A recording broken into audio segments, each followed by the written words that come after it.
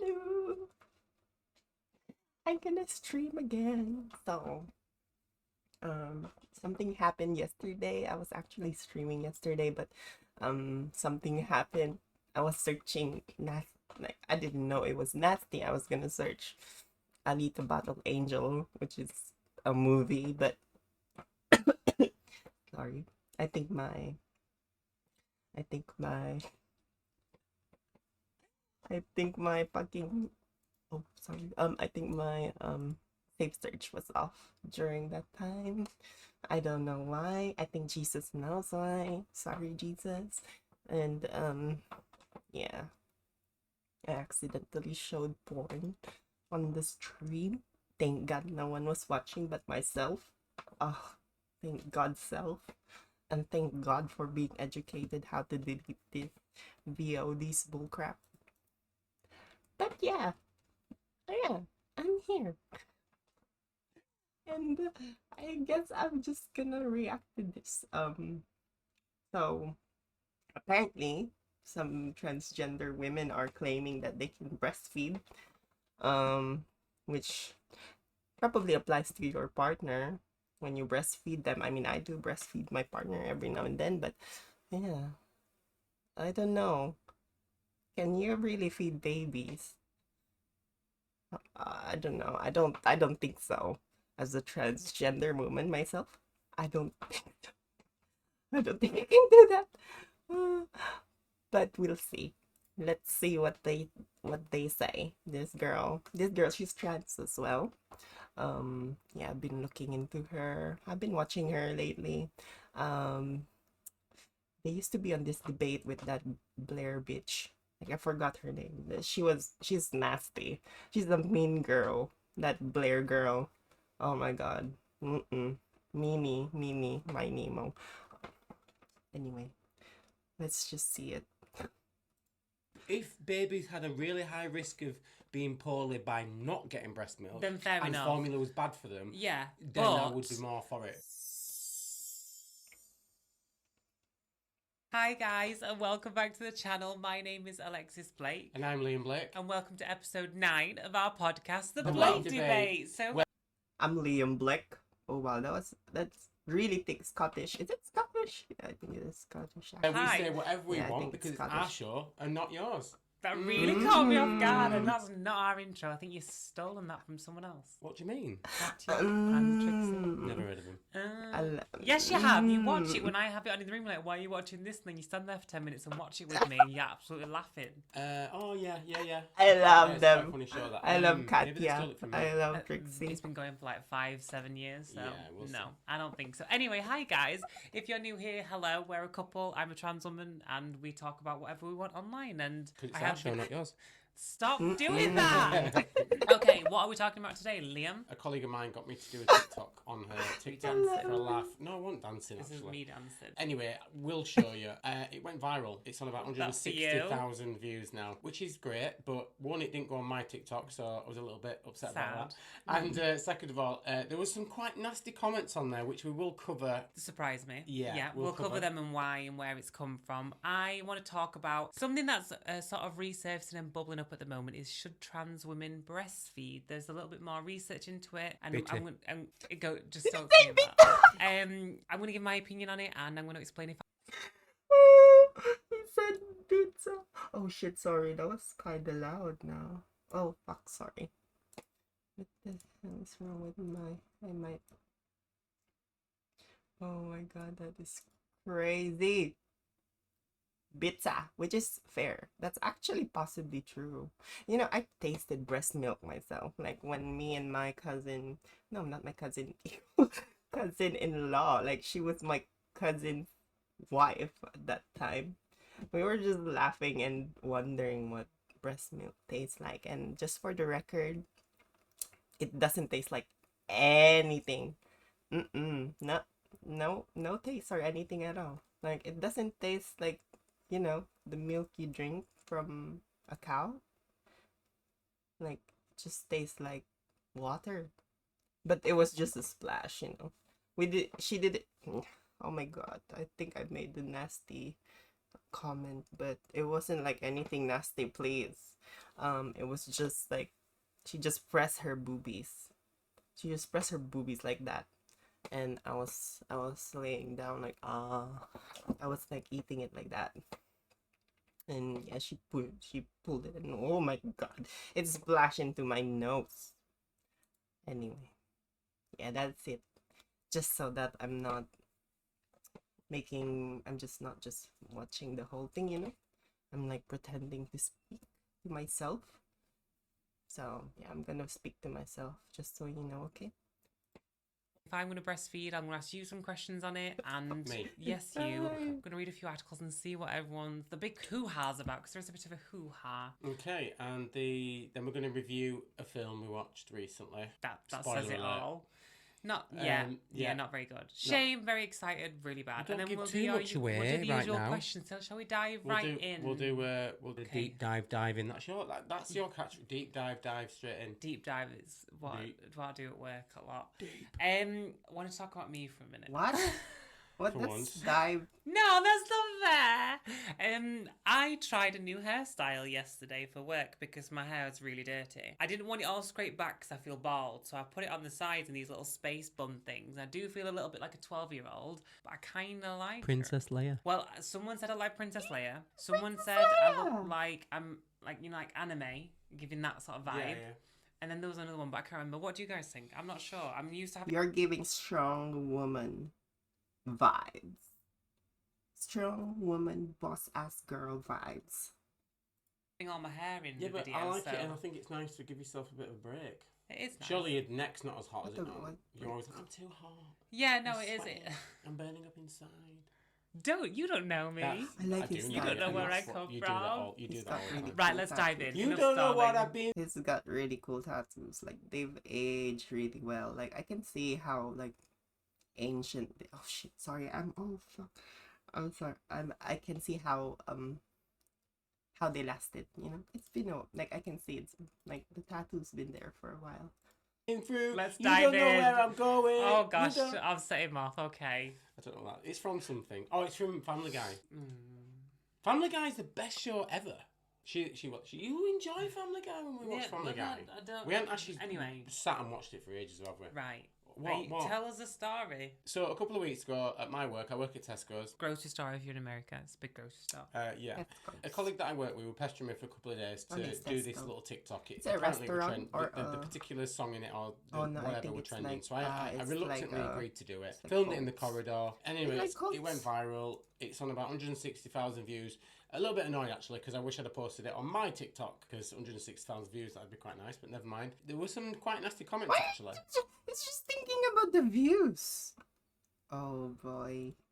And It surprised me a lot. yeah, and Like, people are savage. You're still getting a lot from that. Like, I mean, yeah, that's fair. You know what? That's fair. Never mind. I'm not gonna say anything. I'll just shut up. I'll put them on screen now and read a couple of them out to you. This comment here, I'll pop it on screen. That age working in Tesco says a lot. So Why? I don't know, like at my Tesco, we've got someone that works there that's over 80 years old. They're insinuating that like to work at That is mean. First of all, whoever did that comment, you're a piece of shit, and I think you need to know that.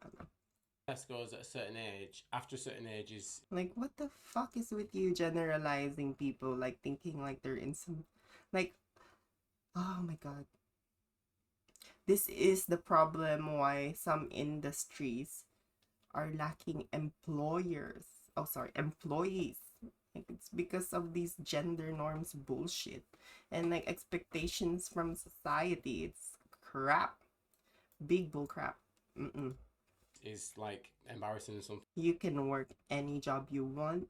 You can fucking clean. You can fucking organize. You can do anything you want for all I care.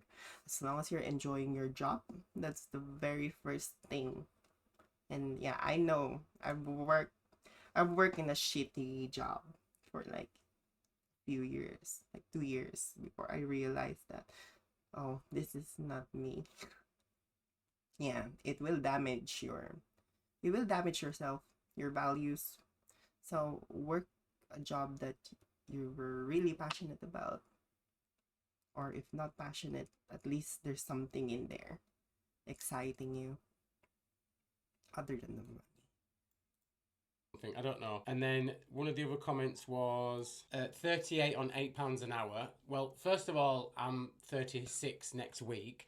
See those things.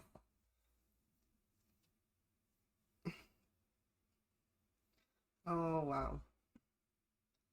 Yeah, that guy is living in 2000. I don't know, because where did you think someone would? I mean, in the U.S. The U.S. does that, but yeah. Oh, stupid children. God. And Damn. £8 That an years hour, on. it's not 2007. Like, minimum wage is like... Jinx. Times infinity, no chatbacks. Minimum wage is like over £11 now, and at Tesco's it's £12 an hour. So, you know, but the thing is... Why does it matter to these people so much what you earn, where you work, and how old you are? Why Yeah, does it exactly. matter? I don't was know. just Do you enjoy your saying job? I don't work for Tesco. was Tesco works for saying me. that. Is the best Yeah, way to yeah. describe it. Because of my ADHD, I love working there because I get to talk to customers every day, all day long. And You I just chats work a on the lot, checkout. I all do. all the time. I chat a lot. And 90% of the customers that I serve, they're retired. So I'm there having a lovely little chat with little old dears and little old men and whatnot, and telling me the life stories, and we have a laugh. And Sorry, I send- I'm figuring out what Tesco is. So it's like, yeah, it's like Kohl's. It's like it's like Walmart. Sorry, that's the American one. Walmart. It's not really like a large discount chain like Costco. Because I live Costco. I wanna live Costco. Mm-mm. send them on the way with a smile on the face, and that's it. And I get paid £12 an hour to do that. I've got friends that work in really hard working jobs, and they're paid less than me. So I think I'm quite lucky to be able to Yeah. enjoy my job and I think do that's that. period though. If you enjoy your job, you've struck gold. Yeah. And I mean, I only work there part time. I've got another part time job, and I also do I do all the full time video editing now for. Yeah, that's another thing. Like, people have things going on in their lives, and you're saying things like, it's dumb, but you know what? It is funny. I'm gonna give them that. Whoever commented that, you're fucking funny, whatever. Uninformed though. You should read more. Like, read the newspaper next time, so you know the current like wages. But then I'm assuming that dude is from the United States because he's like saying $8 an hour, which sounds like very United States at this age. Like I don't know. Like, isn't that saying something about the Americans in a way? Like, if you're not doing something about your country and you just prefer to leave your country, like, that's just like passing the shit, passing the bucket. I mean, I've experienced that. I came from the Philippines. It's a shitty country I don't want to be in. Like, yeah, honestly, sometimes that's how I feel. Like, I love the Philippines and its culture, but leave it because they're discriminatory, even though the LGBTQ community in the Philippines is growing and being recognized. There's still those problems, and my parents gave me the opportunity, something I'm so grateful for.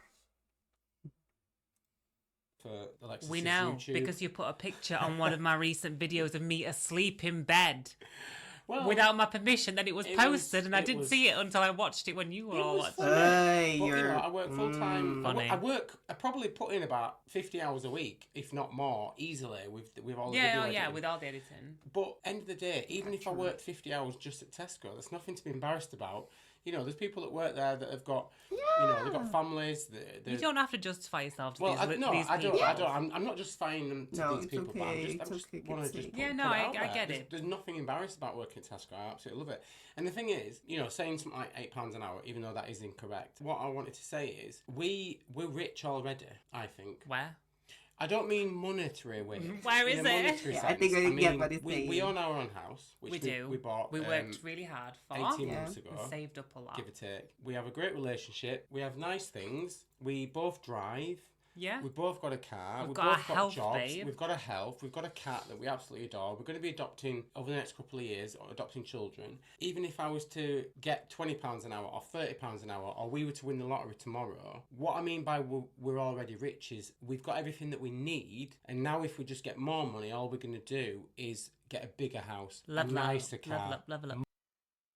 So it's been proven by science, oh well, not science, but scholar research that having a higher job does not mean that the employees morale is gonna improve. Like it stops at a point. It keeps increasing, but at a certain point it stops. Like just like any other thing that you consume. The thing about money is that no matter what, it's something that we made ourselves. Like this wouldn't exist if not for the specializations out there and the skills and the art, the creativity of everyone. Like it's so stupid. Like it's so shallow that someone's thinking like that. But then, like that's the internet for you. You're seeing the opinions of people who think they're funny, but they're really I don't know, kind of funny on the short term, but dumb, still dumb. Dumb and unsensitive is what I'd call those people. That I think this dude is just saying that money isn't everything, which is true. You'll only get a certain amount of money before you start judging, before you start judging yourself and thinking, oh, are they trying to be close for me for the money, or are they being real? Once you get to too much money, you're gonna start thinking of those things. And yeah, I think I heard a quote where wait, let me see this quote.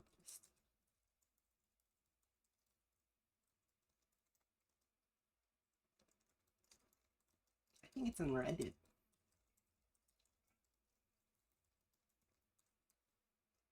Because yeah, like being rich is also a responsibility. It's you don't just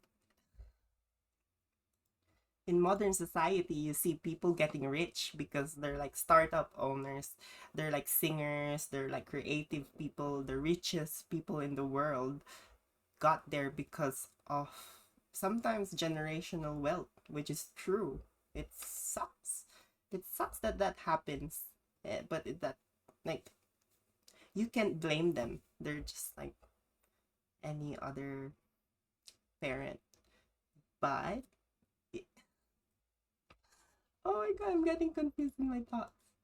But yeah, you can be rich. Being rich does not mean you have $1 billion in your wallet or 1 million. It's being grateful for what you have, is for having a stable family, for not having to worry about the things that third world countries have to worry about.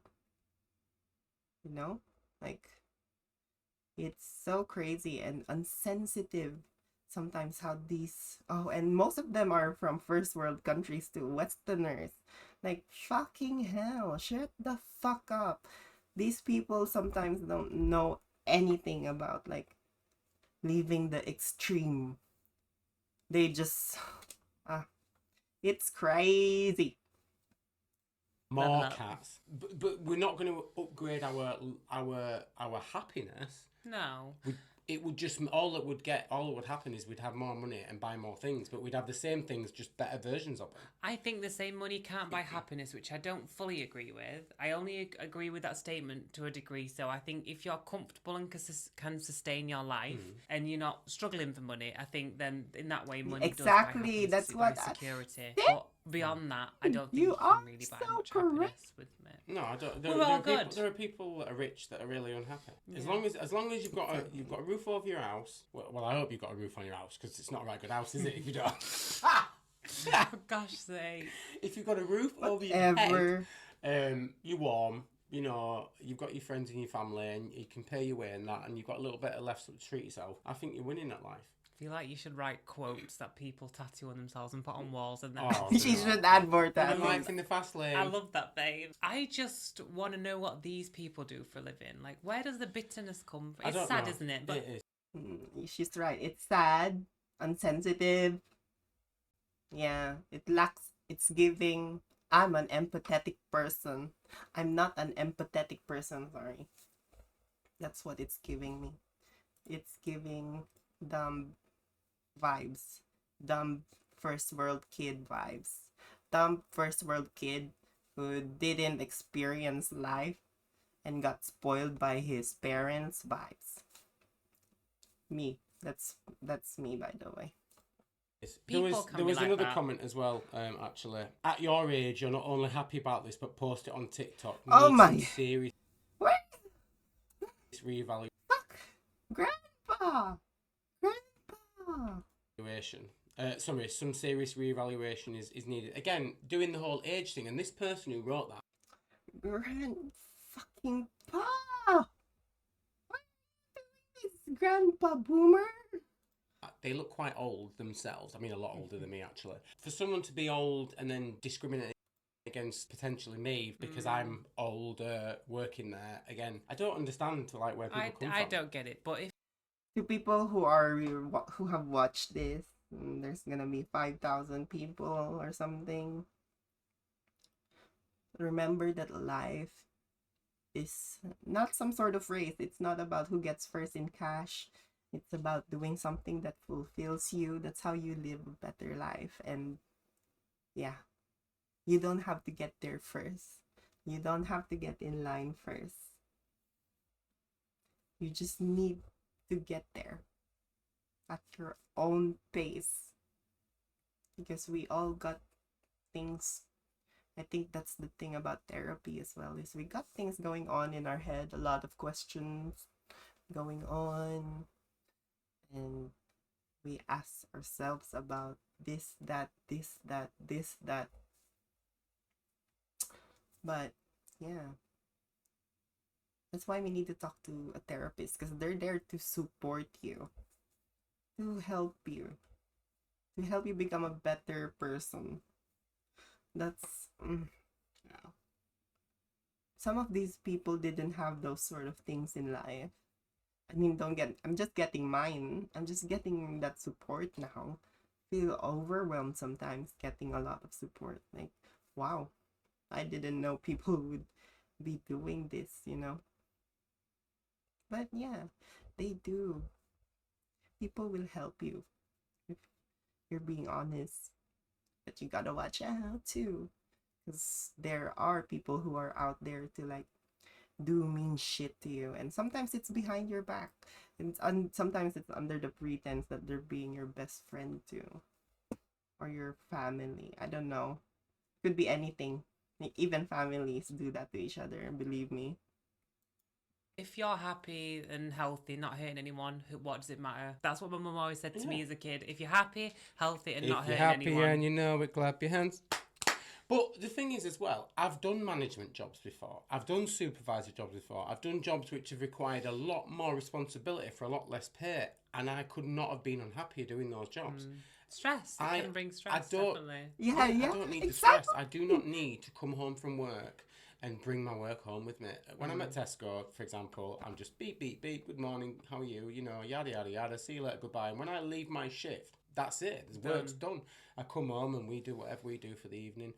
And, I'm happy doing that job. I could happily work there for the rest of my life.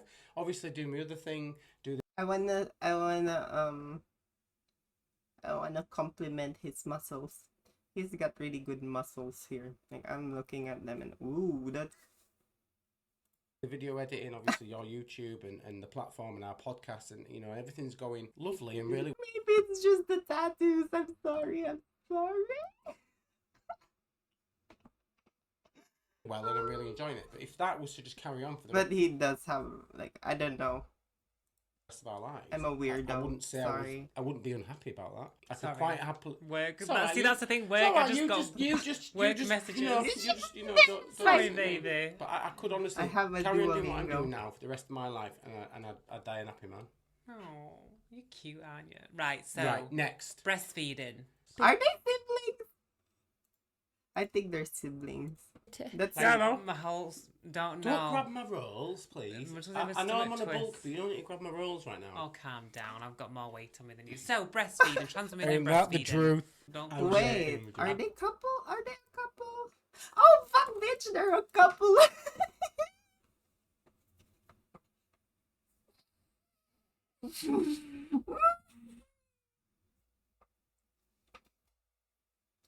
I thought they were siblings.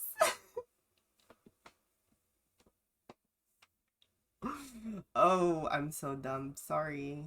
Sorry, everyone. Sorry, Krish. Sorry, I've been Sel. up since I 4 love you. a.m. I love you. What, eating? Oh, I love you so much. I'm only joking, baby. It's just to get a laugh out of people. Don't touch what you can't afford. That's true. Okay, You are the breadwinner in this relationship. Anyway, so breastfeeding, trans women. Now this, I want to say, you're so lucky, bitch. But no, you deserve it. You deserve it. It's not been around forever. I found an article online. Let me double check. The first successful trans woman to breastfeed was only back in 2018. A 30-year-old transgender woman has been able Right. to breastfeed a child. The first ever case of induced lactation in a transgender woman. Inducing lactation. Do you know what? Really? Let me see. Asian gender women. Okay, sorry, I'm searching it at the moment. As you can see, I'm like induced lactation in a transgender woman. So did she say 2018? Lactation in a transgender woman. Inducing lactation. Do you know what it is? Has been able Right. to breastfeed a child. The first ever case of induced lactation in a transgender woman. Inducing lactation was not been around forever. I found an article online. Let me double check. The first successful trans woman to breastfeed was only back in 2018. A 30-year-old transgender woman has been 30-year-old husband for the past 6 years and breastfeed her. What? Okay, so this is an experiment. Like, this is one of the rare cases in which controls were given. As you can see, they gave this woman controls. Domperidone, breast pumping. She was able to achieve sufficient milk volume to the soul source nourishment. Functional. Okay. They could achieve her goal of breastfeeding. She explained that her partner was pregnant and interested in breastfeeding, and she hoped to take on the role of this being the primary food source. Patient medical history was significant. Sewage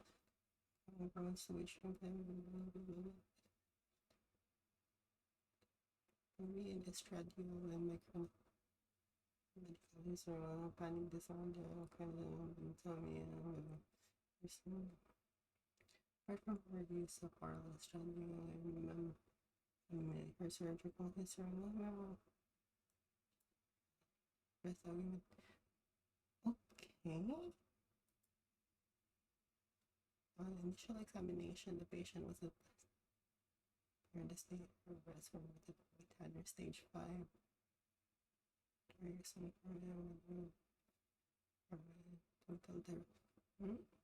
Okay, and increase estradiol transference.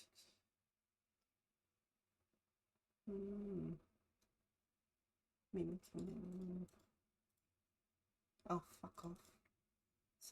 Source.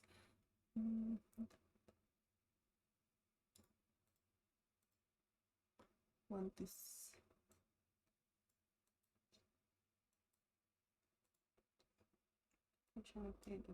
Canada.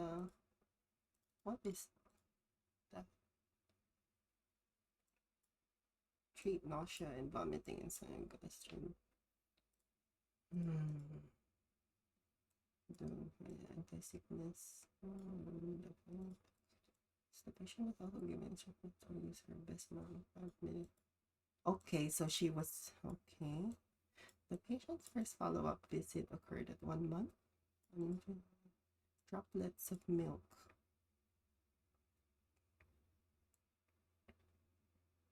Estradiol.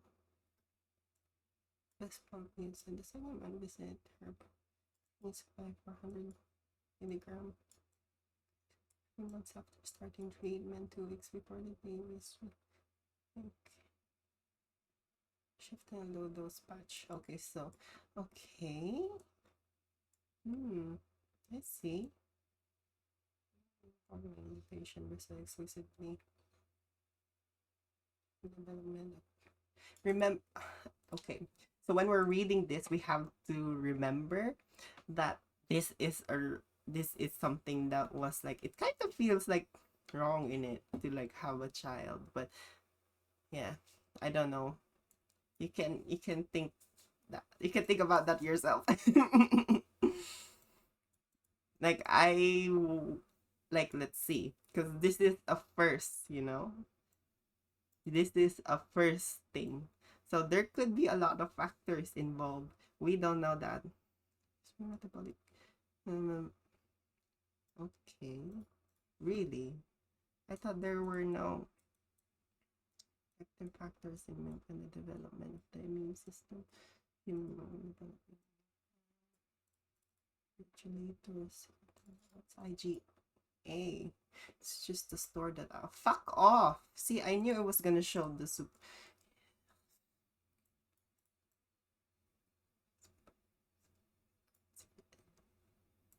In absent between secret and lumen. What's the intestinal lumen? Ah. Okay. Inducing. So inducing is something that I think was forced to you, but let's Being listen able to to breastfeed a Alexis. child, the first ever case of induced lactation in a transgender woman. Inducing lactation, do you know what it is? Well, I know what inducing means when you're Yeah. inducing a baby, so I'm Yeah. assuming it's to bring forward something that isn't happening naturally. Yeah. Whoa, Love I'm that. so clever. So, See? so basically, induced lactation is when you take hormones and you do things to stimulate the area to help produce breast milk for I'm your good at baby. stimulating the area. Yeah, You it's are kind of not similar to not fully similar, but like some women who have ovaries, like let's call them women, because that's what your sister J.K. Rowling wants to call them, and she wants to call us robots for some reason. So yeah, um some women, even there's something stuck, like it's very rare, but I'm not sure, is it rare, stuck,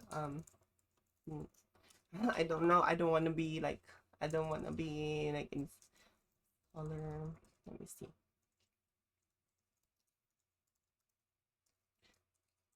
Yeah, because they do that in women as well. Like there's a lot of methods. Some of them have like, I from what I remember when I was younger, I remember someone from our circle of relatives needing to like, I don't know, it's like having to insert something like a needle on, I don't want to, but yeah, they had to do something on the needle, on her needle in the nipple. But yeah, that like, so that the so that's kind of inducing it, like it was already there, they just had to like help her. In this case, it was a transgender woman, it was a first thing. So yeah, the more research that they provide, the more we'll see if this is a good thing or a bad thing, and yeah, think about that for yourself, as it is. That in. What's your initial thoughts before I like look into some of the articles about it? So you think you got a biological man like me, transition, and then when we adopt, if I take a whole bunch of hormones to make my body think I'm pregnant, because that's what it effectively does, to then make milk to then feed the baby. What do I think about it? Okay, so personally, I was fed on formula. I think, and I Yeah, turned that's out the just thing fine. as well. I think Yeah, I have a partner, and he was like a Oh no, he wasn't. I don't think so. But I've met people who have relied on formulas throughout their childhood. Like they couldn't lactate. Like they're actual women.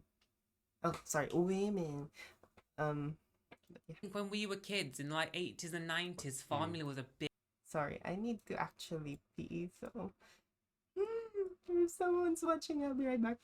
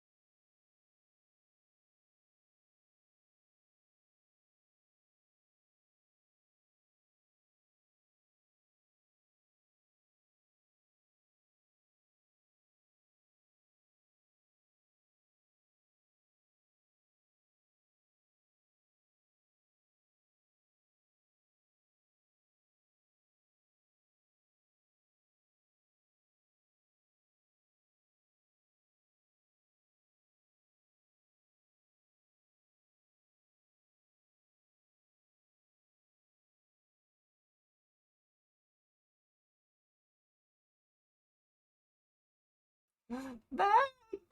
Thank you for watching me back. I miss you. Sorry about not talking a lot. I think something's wrong with me. Yeah, I just lost a lot of, I don't know. Back! I miss you back. Sorry if I couldn't talk to you. Like, on Discord.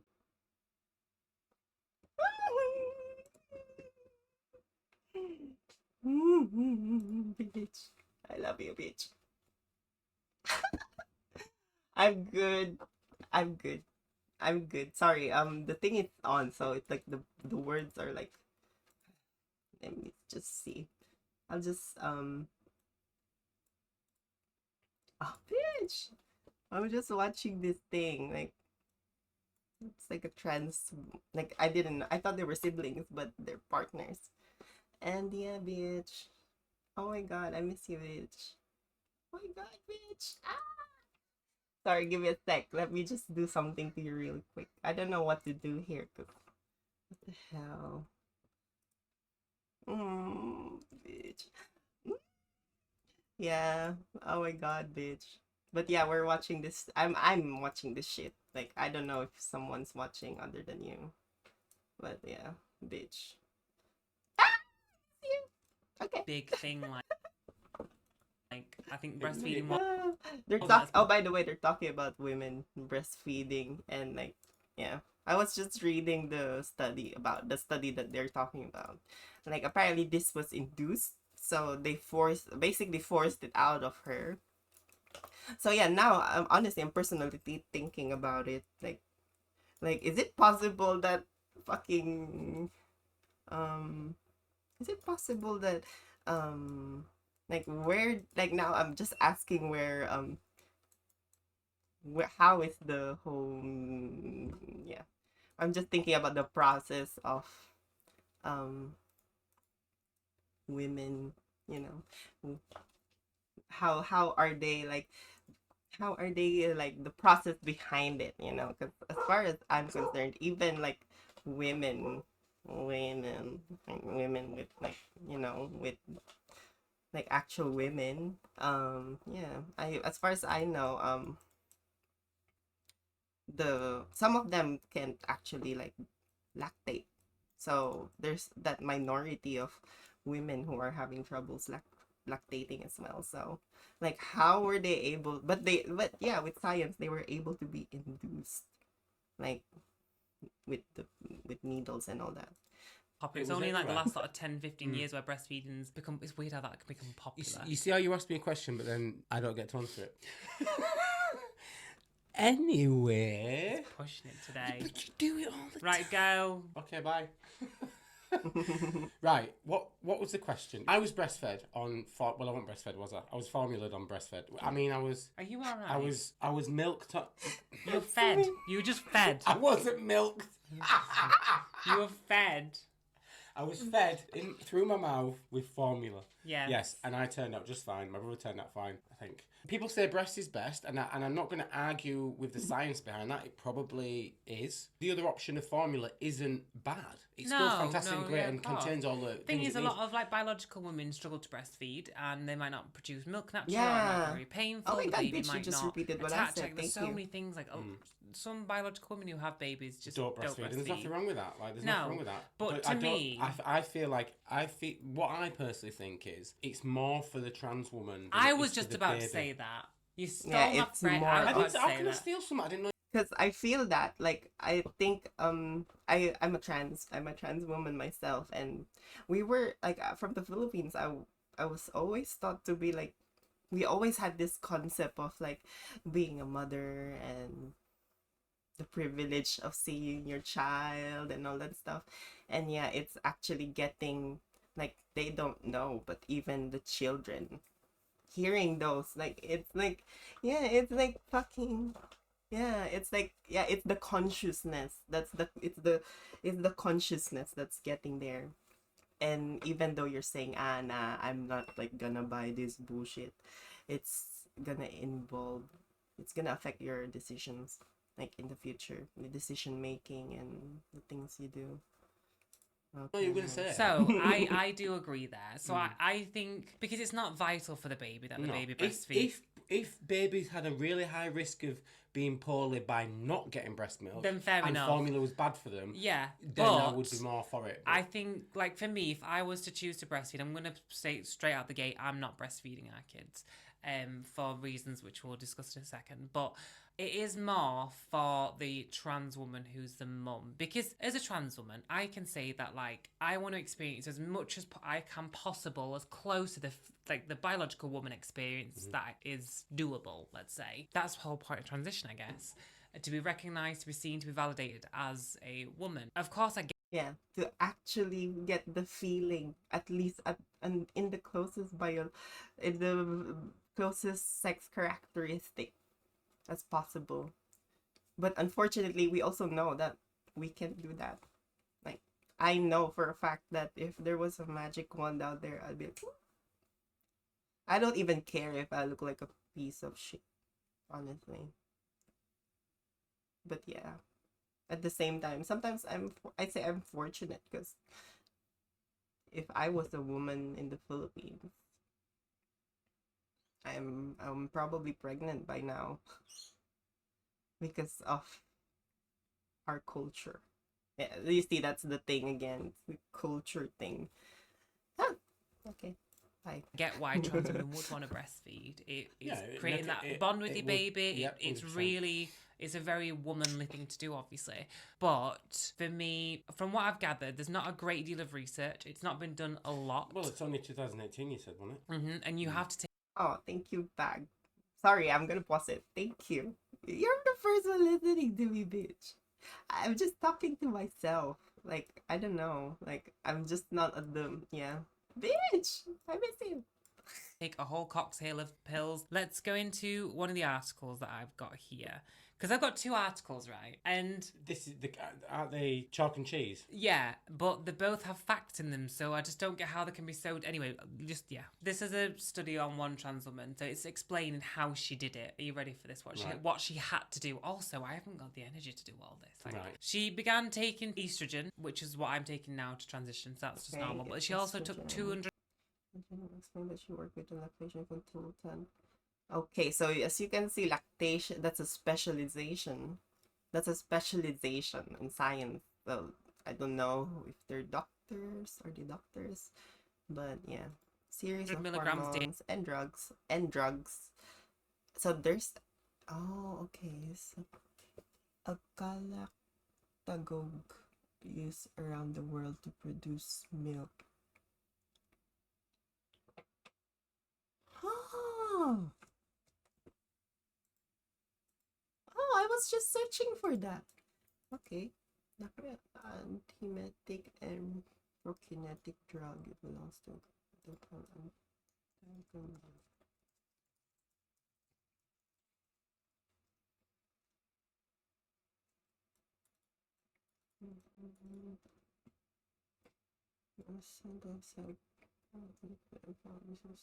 oh my gosh. So it's dope decrease stomach blocking dopamine receptors in the gut increases the movement contractions of cells in your stomach and intestines. Oh, by the way, back, do I sound just fine? Can you hear me? Like from my, like how I'm speaking at the moment? Can you hear me? Hello, hello, hello. Bitch. Oh, sorry.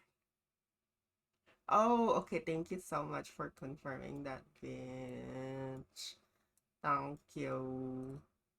Yeah, cause I was checking that. I couldn't check last time. I hate hearing myself. Just so you know. I don't know if you guys, yeah, if that happens to you, but maybe it's the dysphoria talking. Oh yeah. Anyway, okay. Well, I'm reading this shit. Possible brain barrier which minimizes central side effects. Works to breast milk supply by increasing the level of the hormone prolactin.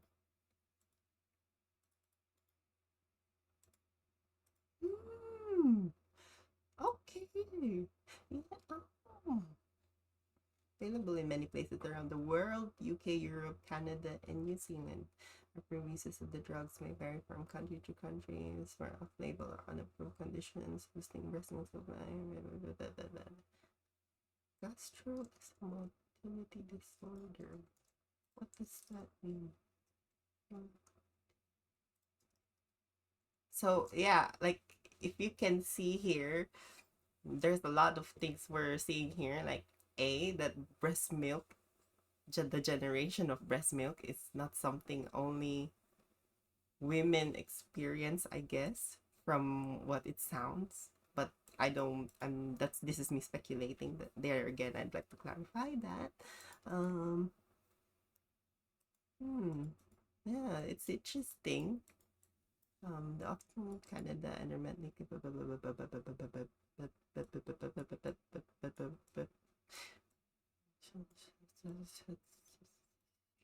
starting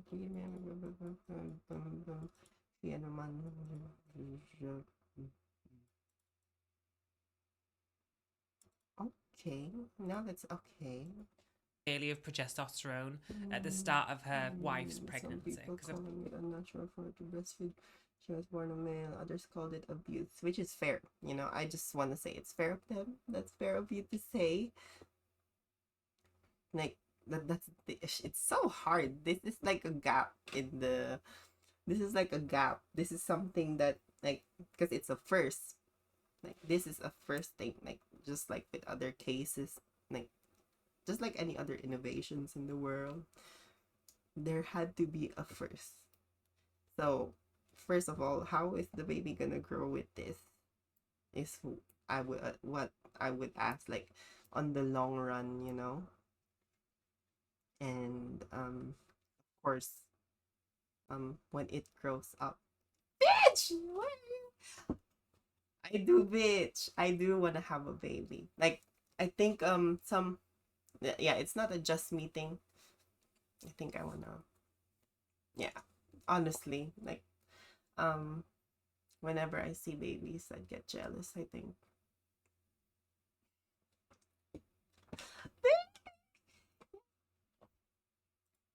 I bitch, fuck you. But yeah, I do wanna have a baby one day, I hope. Wife was carrying a baby. She started a breast pump at week 9 of the pregnancy, 8 to 10 times a day and once overnight to induce it. Also at week 9 of the pregnancy, she started 10 milligrams of domperidone every 8 hours for 7 days. Sounds like a perfume. Then increased it to 20 milligrams every 8 hours. She stopped taking the estrogen 6 weeks from birth. She began taking... Okay, so the protocol I was given is written starting now week 1 and continue for 8. Keep same dose of estrogen and add for insulin 200 milligrams daily. Oh wow. Week 9, initiate pumping for 10 minutes, 8 to 10 times a day, and once overnight. Ooh. Ooh. Ooh. Start Dover, best to use an electric pump. Start Dover, Canada, not approved in US. Dosing 10 milligrams every 8 hours or 7 days. If tolerating well, increase to 20 milligrams every 8 hours. 6 weeks out from estimated due date. Stop estradiol. Oh, okay. 4 weeks out, estimated begin fenugreek. Blessed Tristal. Oh, what is that? Fenu. Let me just see. Fenu.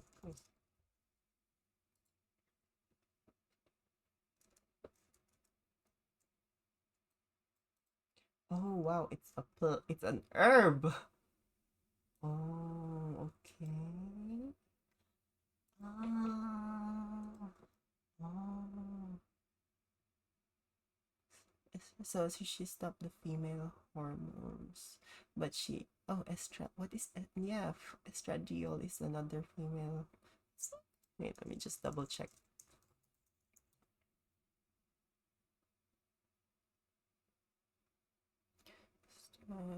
Hormone.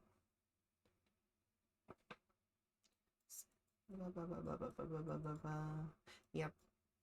I think I'm taking something like this, but I don't know if I'm still taking estradiol. I'm not sure. I don't think so. Fenugreek, I think that's how you say it, and blessed thistle, I think they're like herbs. And then after the baby arrived, she gradually weaned herself Herbal. off the domperidone. Like that, putting your body through a Domperidone. whole lot. You've got a new. You've got a newborn baby, and that's a whole lot to be dealing with. Like, You lost me halfway through. I'm not. You always Well, no, I doing didn't that switch talk. off. I was Oh, did fully you not engaged, switch but I off? No, mean, were I you was fully just like- engaged? We're not going to be fully engaged. That would be fair. That would be fair. It's a lot of jargons and things you need to actually like. Yeah.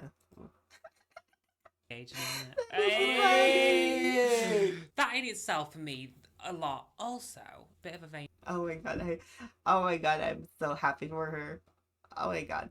Like, got a guy that actually cares, which is really nice. Moment. Not Veiny. gonna lie. Vain. I have had aesthetical help in a certain area. Yeah, you've had big boobies put in. So that would change things as well. It's something Ah. to think about. It's then potentially another surgery that I might want. I don't know. It's just all these things to add up, and I'm just like, it's a lot of thinking. And some of the hormones that you have to take. There has been some research that shows irregular heartbeats in the babies. Only a few cases, but that is some of the negative potential outcomes. Very small though. But that in itself, again, is something worth thinking about. Also, a biological woman grows the baby in her belly. Very basic here right now. How are babies But made? that connection that is made from your tissues, that baby is built up of part of you. So your body knows what's made up that baby. So when you give birth to that baby, your body then knows what nutrients it needs to develop. And then as your baby is developing, your body will continuously recognize the changes in it to continuously make the right sorts of milk. Because breast milk is full of different things, what the baby needs. Yeah, that's If true. you're artificially based creating on that what you with a eat trans as well. woman, with hormones, it's not as tailor-made for the baby, which is one other argument as well. And also, That makes sense. yeah, and also I just wonder though, like, what is sweat made from? Oh my god, that's weird. If I'm just, it's a weird thought, but what is sweat made from?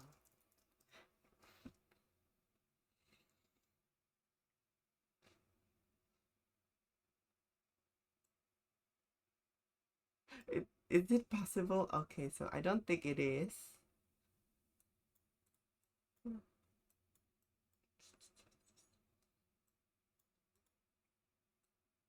Cooling the body. Blah, blah, blah, blah, blah, blah. Oh yeah, I'm having hot flushes. Yeah, I definitely do. I think fucking those. Yeah, it can cause. So hot flushes can be caused by hormones too. Like getting hormone therapy. So and anxiety, depression, which is something I have, unfortunately. like from the studies that I've read, from the few studies that I've read about, the trans women struggled to make as much milk. So one study said that the milk that the trans woman made wasn't enough to sustain normal growth and development. They would have to supplement it with bottle feed as well. Right, okay. Yeah. Okay. But yeah, that's yep, one thing I as well. see. So when we go on to Pink News, which is a more LGBT publication, Yeah, Pink News, sorry. LGBT. LGBT Excuse Pro me, some of the words I'm website. going to say I don't agree with. Quote, most people assume that cisgender women can breastfeed, but a combination of medical research and anecdotal evidence proves that this is not the case, and transgender women can also take part in breastfeeding. In fact, that we know that trans women can successfully breastfeed their children, and that the milk they produce can, at the very least, be just as nutritious as that produced by the birthing parent. Nutritious and delicious. I'm sorry, I can't believe that something that is made from hormones That is going is to be the so same naughty. as a biological woman, what their body produced. I don't believe they He can. tried It's the it. same. It's same. That's I same. get It's that. the same. I get what you're saying. Same, not different. I get what you're saying, but in that same argument, I'm going to throw it back to you and say, go for it. Love but it. but one could say that about formula. How can something that's artificially created? Well, maybe formula's not as good as breastfeeding No, then. it provides the enough nutrition. Yeah. So I don't think formula's bad, and I'm not saying that a trans woman breastfeeding is bad. I don't know. I'm not a scientist. It's not going to be as good as a biological woman who gives birth, whose breasts make the right milk for their baby.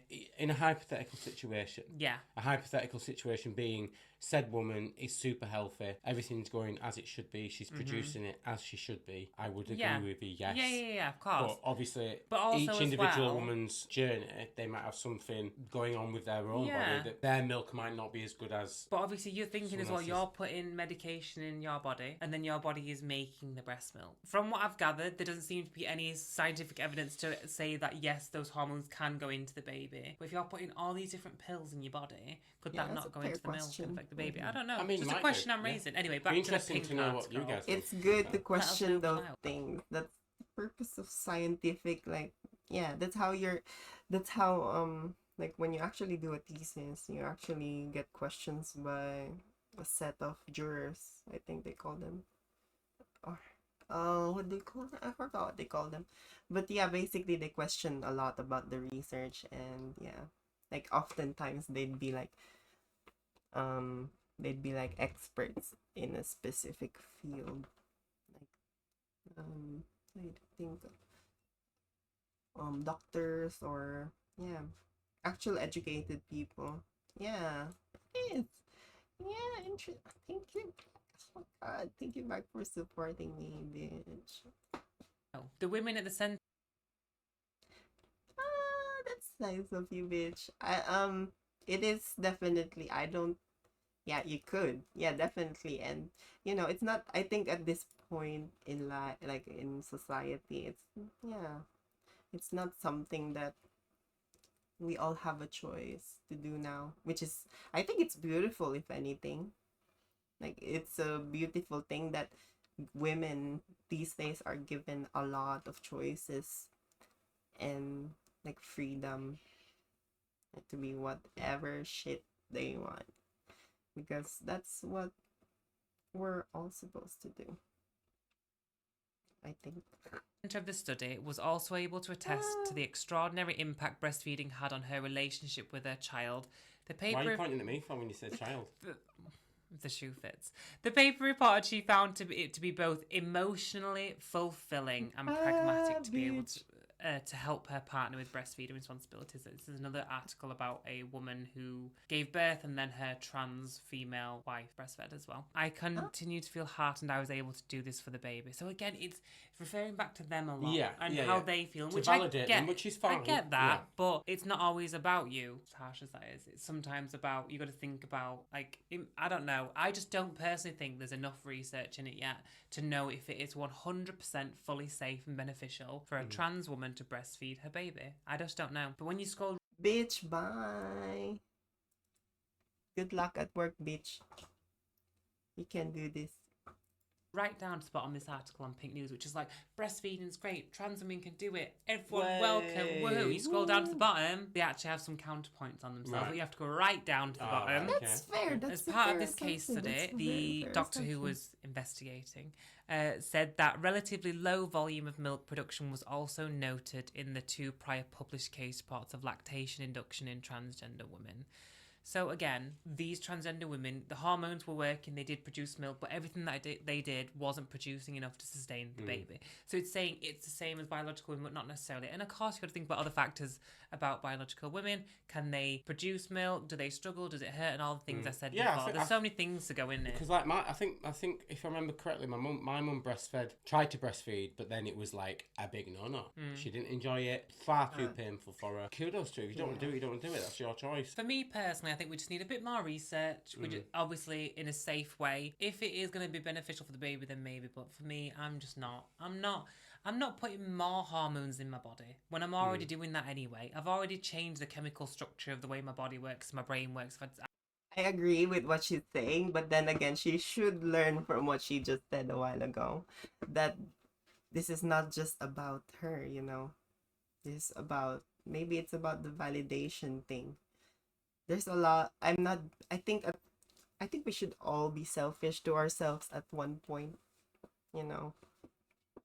That's what I think in life. Like, not very selfish, not to the point that you'd be giving everything to someone, but you know, to know the sign when you're like, oh, am I being taken advantage of, or like, do I think this is this is harming me, or yeah, because after all, we each and every one of us matters.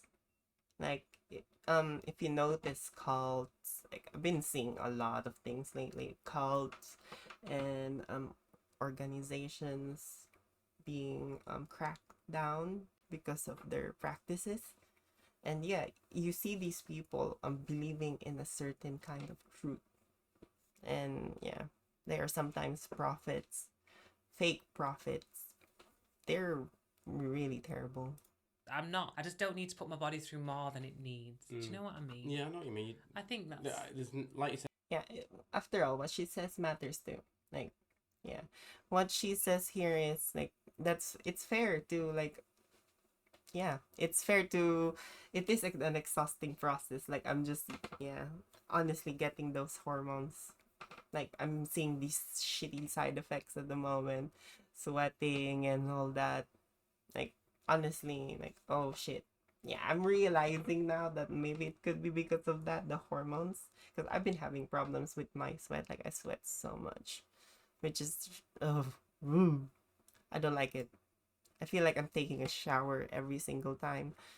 Yeah, and I don't know why I'm in there's not enough. Australia. You don't think there's enough Fucking research. hell. I don't think there's enough research. Well, one of the drugs, You've- Dom Perignon, I think it sounds like a champagne, or a perfume. That's not legal in America. Right. It's not FTC approved. Is it All right. FTC? FDC? FTC. They're medical FDA. Yeah, Yep. something like that, Thank It's not you, approved you're by them, right. so you can't get it legally in America anyway. So you'd have to do it naughtily. Anyway, moving on to the Naughtily. next topic. So, Let's go.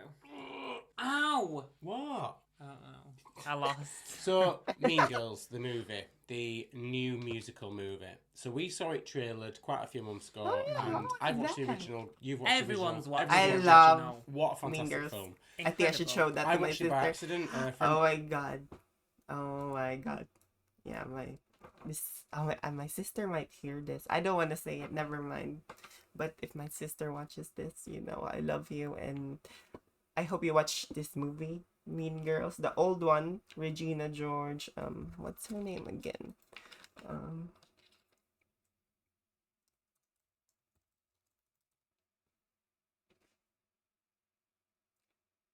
Rachel McAdams. That's it. Like Notebook with Ryan Gosling. Yep, that's her. I just want her to know if she sees this. Like, yeah, you should watch that movie because I think you'll see a lot from your current what you're going through right now. But yeah, Rachel Adams is fucking hot. Don't get me wrong. Although she played the role very well. Like fucking hell, she played that mean bitch. But I don't know about the new one. Let's see what friend they of say. mine stayed over one night. We'd gone through the movies that we'd rented that night, and then Mean Girls were sat on this pile, and I think it was my sister's movie, and we were like, should we watch it for a laugh, just to take mick out of it, because it's a girl film, and we won't like. Heathers. I'm not sure.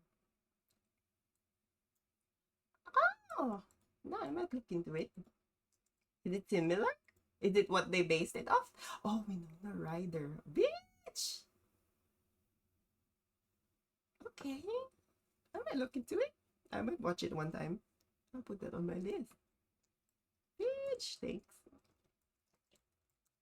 Where could I watch it though? Oh, it's free. Fuck yeah. Yeah, sure. Oh my god, it's this dude, the guy from Mr. Robot. Oh, yeah, I kind of like that dude too. Oh, okay. Oh shit, sorry. Like it, Fucking and we- suck. So Yorkshire. Yeah, Take mick out, take of, mick it. out of it. And we watched it, and I laughed so much. I Oh. woke my Mean mum up at 3 in the Girls. morning. She was not happy. But what a brilliant film. Oh, apparently it's So obviously when they were doing the controversial. remake, very excited. Ooh, Then I found what's out it was a that- musical, that which you told sort me of it was a stuff? musical, Okay. and I was a I little knew more it was a serious. Is it reimagining serious? of. Well, it was a sort less of enthusiastic about it. It's basically the musical brought onto the screen. That's what they did And there. what she called that wrote it, Tina Fey. Is in Tina it. Fey, yeah. Fabulous lover. She's in the original, Love she's Tina in the Fey. new one. Now I'm partial to a musical. He loves the musical. No, I'm partial to a musical. He So loves the Partial. musical. musical. Why are you doing a camp answer? I don't know. Why are you insinuating that you have to be camp to like a musical? Oh, stop calling me out. Oh my gosh, I'm feeling it today. The hatred. So I like a musical if I'm calling you out. I'm interrupting. I'm why interrupting you now. do it for a Do you know change. why? Because you're like, and the musical, and the rewatch the tape, Leave- play back the tape, and leave- see your little camp Leave hand. me alone. Leave Britney alone. Right, sorry, Brittany, Um, go for it. So I like a musical if that musical in between the songs is a film. So like Les Mis, for example, Moulin Rouge. The moments in between are films. It's like a film a musical. I don't like musicals where the whole thing is a musical or they skip between each part. Does that make sense? I know what you mean. No, you've explained it well. Fine. On the musical version of Mean Girls, the new one, it just seemed to be on fast forward the whole time. Like there's no build up to each scene. You know, the way that she gets introduced to the plastics and how she sits with They missed a lot the of the friends, film out. how they start gradually turning into a plastic where she starts it off as a I'm just going to do it to bring them down and then gradually starts to turn into it. There's none of that. It's just every scene is just rushed. Well, it's rushed. all in one song. I believe that bit. The thing is, right, when you're taking a cult classic film like Mean Girls, iconic film, and you remake it in a sense, it's never gonna be as good. It's impossible. Like it is impossible. It can be, I but think yeah, you're wrong. it's Name me kinda one low. right now. A I do- remake that's better than the I original. do believe that you are wrong. The girl who played Regina George, I think, was good. Was Yeah, cast right. she was cast correctly, 100%. The songs, I like the songs to musical, but the girl who played Karen, She was annoying. She was like overacting It was a lot. to show us how annoying she was. But that Damien was was annoying. fab. Loved him. Damien was good. I loved Regina George. I loved Regina George. I like the only song I actually really enjoyed was the one the Regina song. My name is Yeah. Regina. So we're not going to spoil the film, but a certain character does reappear. It needed to be longer, more. Yeah. We needed more of that. It just I mean, didn't it hit. is a and I just- musical it's just one of them after The things. thing is, we Alright. watched it for 20. We watched it for the first 20 minutes until it got to the first scene where she's getting introduced to all the different types of people in the school, and then I was like, "Nah, it's not for me." And then we went back Let's switch to it it, off. didn't we? Yeah, and then like literally about 3 weeks later, I was like, "Should we just persevere? Let's push through. It might get better." But for me, I did not enjoy it at all. No, I was I agree. bored stiff. I agree. So yeah, it wasn't for me. Let us know what you thought. But It's a honestly, shame, I'd innit? sooner watch the original 5 times over than have to watch. Absolutely. have So to we watch watch it that one. tonight. I watch it every Yeah. Let's fucking move on to year. the questions. Sounds fetch. So this part of the podcast is where we answer questions from you guys. I feel like I've been looking at you for a lot of this. I need to turn my head more. Forget. It's normally me that's not. I'm really trying to connect.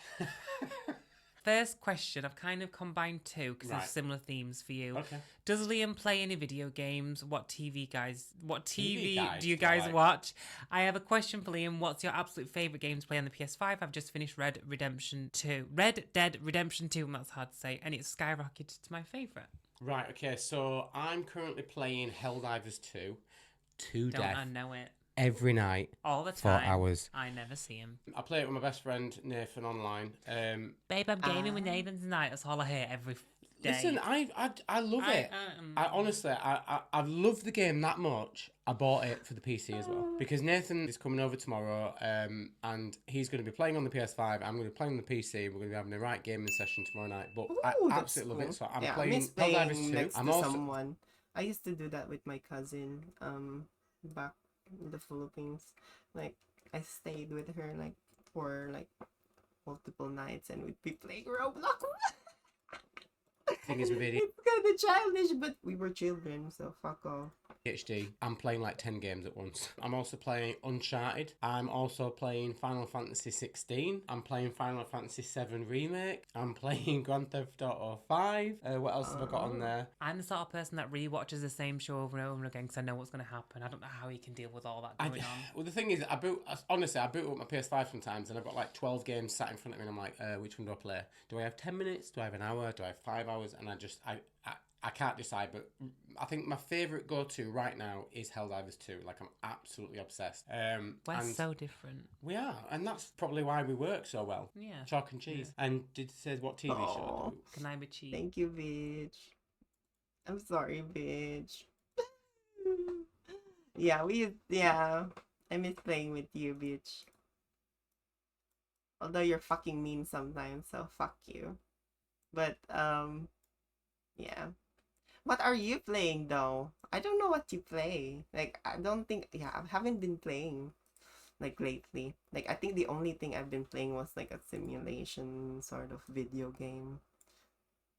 Like yeah. Yeah. The games we used to play were fun. Like what do you call this? Fall Guys and all that. Yeah, I haven't. Yeah, I've been playing single player now. Yeah, that's what they're called. Yeah, single player. Yeah. Like I've been just playing like easy games like that startup game.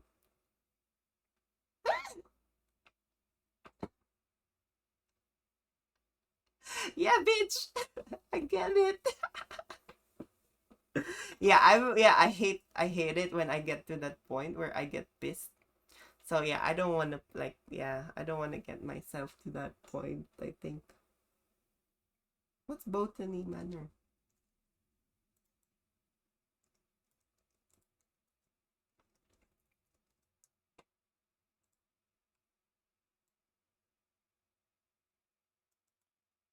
Oh, that's interesting.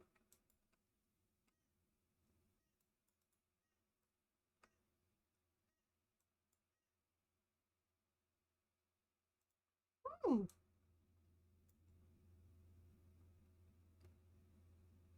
Yeah, that's interesting. Oh fuck, wow. Yeah, you're playing a lot of games. Yeah, I'm not like that. Like I just get attached to a single game, like Civilization 5 or just this game. Like even on Roblox I'm noticing like I'm just playing for a single set of video games.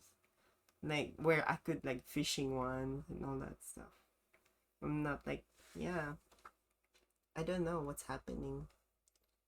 Maybe they should like maybe games should be easy, kind of easy in a way, easy but fun, where you could like I don't know.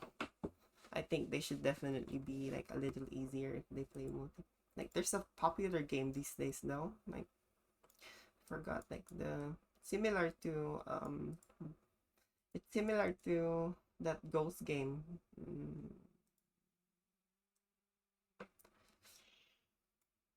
What is- Yeah, I forgot whatever.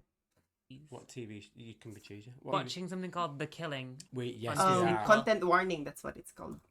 Disney Plus, The Killing. We like actiony, crimey, Yeah. solving mystery. Nothing too scary though for me. No, I have to kind of provisionally see what it's about because there's certain things you like, do you? But we Whodunit. like a whodunit. Yeah. We like a really good whodunit. We only recently watched Broadchurch actually because Amazing. I've been putting it off for years. and Oh, I that like this dude. I like that dude. Yeah. was unbelievable. I don't know if you can get it in America, Broadchurch. Cause There is an American. No, you can. You can get all our channels Oh. over there. Yeah. Next question. And don't forget Yeah, they did an American games, version yeah. of Broadchurch They did. with the they same did, they with did. David Tennant. Yeah. Yeah. My question to you Yeah, I then. think I'm Yeah. over not those. my question to you, but over the video person's games, I question think. to you. So this is I from wanna Penny do Kaysen, something and they say side effects back after in. surgery. Well, My that's what I beloved think. I has might migraines get back regularly into since it, but 1994. So, yeah. so basically, what are you? Have you got I'm any side noticing effects I'm after into like Like management long-term ones. simulation, Like which is initial weird. I'm ones. assuming so because she said. Like swelling yeah. and stuff is very common after different surgeries. Long-term side effects. I know one of your side What? effects. Is it the one when I bend over? Yep. Oh no. You need to give a bit of context to that because you just said Okay, that right. happened So over. I had Oh. a surgery called a lip lift. So being really brief with it, more stereotypical for this distance to be bigger on men and shorter on women. I had the surgery to shorten it to make it more feminine, so I looked more feminine. That was the idea, and I think it did work and help. But what happens is because when my natural resting face, my mouth was shut before, because I've taken skin out from here and pulled everything up. When I rest my face, Your lips don't close anymore. Do they don't naturally close unless I push them shut. So sometimes when I'm at work typing on my desk or whatever, with my mouth naturally parted, I bend over to pick something up or get something. And because my mouth's slightly open, I hate you for this. When it's slightly open, sometimes I'm gonna have to catch it. That's one slight side effect, but nothing bad. Basically, you suck back in your saliva like the scene from Lady and the Tramp. It's Yeah. disgusting. I'm like, I don't think any of the numbness. yeah, you said you had some numbness Numbness. in this area. Other than that, I think I'm all right. Touch wood. I'm very lucky. Fingers crossed. We've got one more. Yeah, one more question. We do 3 every week, Liam. No, I just couldn't remember because you combined those two, didn't you? So this question's from Mia Wall. Favorite music and what do you love together? together, plus your individual songs that remind you of each other. Oh, that's sweet. I love that. I like a lot of musicals.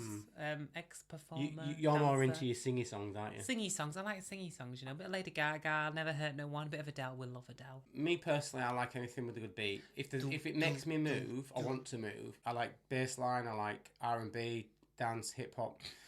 Why are you laughing for? Because I'm trying to think ahead of what song reminds me of you, and you're gonna die when I tell you which song it is. Right. Okay.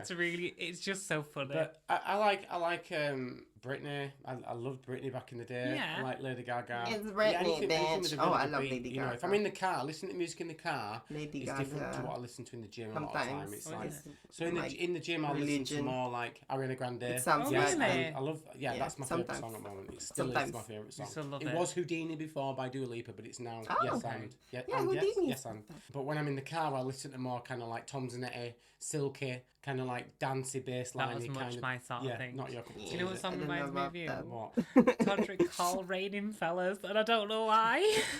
All right, fair enough.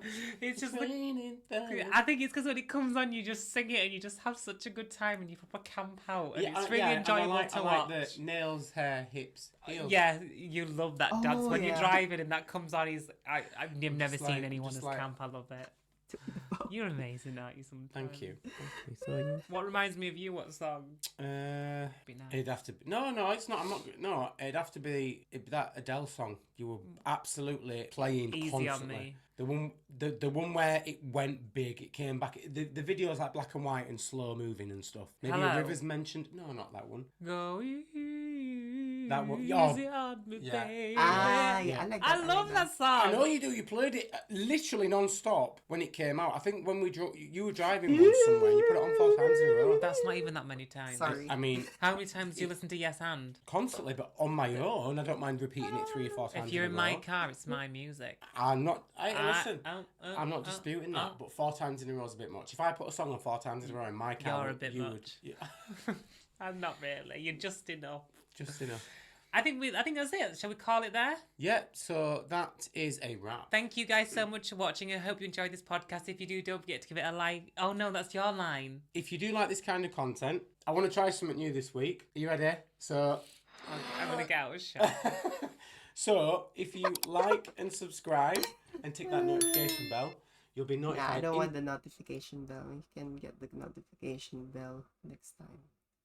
I hate that notification bell. Like, I'm subscribing to this shit. Wait, let me just actually turn that off. I don't. Oh, I like this girl. I like Emily. Hello, my name is Emily Emily, is as you may my or may not vibe. know, and today I we love are going to be Emily. talking about equating physical attractiveness with morality, which is something that I think that we should do towards everybody all the time. But before we get into that, I want to thank Parade for sponsoring today's video. Thank you, So the Parade. association between morality and physical attractiveness can be encapsulated by something we call the halo effect, which I'm sure most of you, if not all of you, have heard of. But if you do not know what that is, basically it is a phenomenon in which people associate being good looking with also having other positive attributes outside of just your physicality. So, you know, pretty people are often presumed to have better work ethic, a better personality, and overall, you know, a better character. But I wanted to specifically talk about how this manifests online, you know, in this seemingly public space that is surprised. also not Not face to face, surprised. so people just say whatever they want. And also this newfound idea of morality, which has basically been boiled down to problematic or unproblematic. In the online space, especially on Twitter and TikTok, you know, the idea of being a problematic person or an unproblematic person has been really popularized and used as a way to keep people accountable for their actions. However, I have also noticed that these terms can be thrown around a bit loosely, you know, problematic more so than unproblematic. You know, if someone is problematic, that could mean that they are, you know, a racist piece of shit who, you know, Yeah, hit who someone with a harms baseball people, bat yeah. unwarranted. But it could also mean that, you know, they said something a bit iffy in 2011 and people just like haven't let it go. And in these spaces, there has been a trend of attributing somebody's unproblematicness or problematicness with the way that they look, especially in regards to aging. many times in regards to aging. They're like, I don't even have to hold you accountable for your actions because nature is doing it for me. For example, here are some tweets demonstrating what I mean. So someone tweeted a photo of Jennifer Aniston, which I don't know if this is, edited or not, but they tweeted it with the caption, "What's happening to Jennifer Aniston? The world wants to know, we must know." And then someone quote tweeted it saying, "I saw somebody say she's starting to look like Homelander and I've been screaming ever since LMFAO." And then somebody else replied, "Racism ages." Her ass showing Victoria scenes without tagging her is a nasty move. Victoria was never the problem. That's why she aged fine, unlike her. She's just as beautiful at 47 as she was when she was like 20. See how kind and unproblematic people age. Paul Rudd in 1997 versus 2020. ... And this is how you age when you're unproblematic. Happy birthday, Paul Rudd. Zayn is the only bitch serving country. I'm crying. Why does Liam look like a grandfather? This is how you age when you're racist. Prince Harry reveals he was physically attacked and knocked to the floor by his brother Prince William during a confrontation in 2019. The confrontation escalated because William called Meghan Markle difficult, rude, and abrasive. And then someone quote tweeted that and said, "And that's why he's balding." See how you age when you're unproblematic. That's how you age when you're unproblematic. Oh, that's mean. That's mean with the balding. Oh my god. And while I understand that these tweets are just supposed to be jokes and not at all be taken as some, serious commentary or a dissertation, I do think that the implications, especially with aging, cannot be denied. Trying to hold somebody accountable for their bad actions by making comments about how they look is not really accomplishing anything because those two things Exactly. simply do not correlate. The halo effect is so ingrained into society that people might think that those things do correlate, but they don't. That's like if I saw a tweet that said, "The Queen of England just died," and then I quote tweet it and say, "That's why I don't eat dairy," It's like, what? It has nothing to do with each other. And at the end of the day, for these people who are making these comments, I don't think that they are constructively trying to accomplish or achieve anything of substance. I think that they just want to get a laugh and want to get a few likes. But when people make these comments about the way someone ages or the way someone looks and they try to make it some sort of reflection of their character, even as a joke, there is so much tangible negativity in society around ugliness, I have a feeling I've done that before. I'm sorry.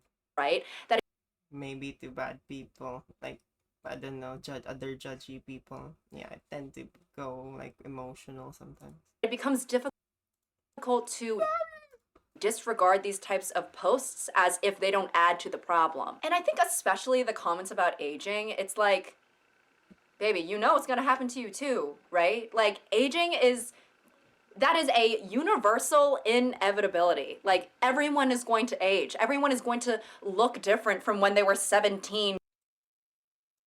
Bitch. Oh, wait, with the mean. Bitch, why aren't you asleep? You should go to bed, bitch. Why are you like, oh my god. To when they're 50.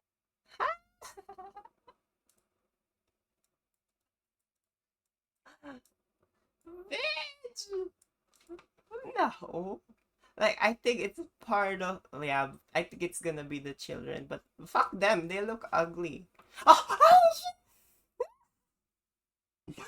Sorry, bye bitch, love you. You should go to bed, bitch. Sorry, I'm not kicking you out, just so you know. I'm just like, bitch.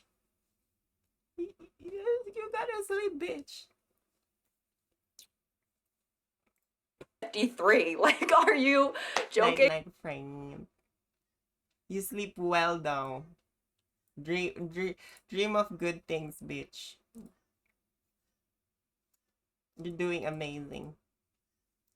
It's like death. We're all gonna die. Not to bring things to a place of death. Oof, sorry. But aging well or looking good for your age is not an indicator that somebody lived their life as a saint, I don't see somebody who, barely has a wrinkle on their face and I'm like, oh, I just know you donate to charity. And then there's the reverse, aging poorly doesn't mean that you lived your life with malice and inflicting pain on others. Aging doesn't discriminate between good people and bad people. That's just not how aging works. Thanks for watching my stuff. Oh yeah, of course. Gotta respect the elders, Oh. Yeah, thanks. I mean, I kind of thought we were around the same age, but all right. Wait, how old are you? I'm in my 20s. Oh! What did you do? What are you talking about? How many racist comments could you have possibly made? Huh? You know what? I am not falling for that nice girl act. I know that there must have been something heinous in your past because you have aged atrociously.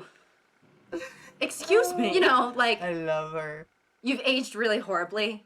Like, you look awful for your age. so I know that you must have done something really bad, like a hit and run. Apparently this is apparent on TikTok. Something, thankfully. Like, I'm not fucking using that app, first of all. I just want to clarify that.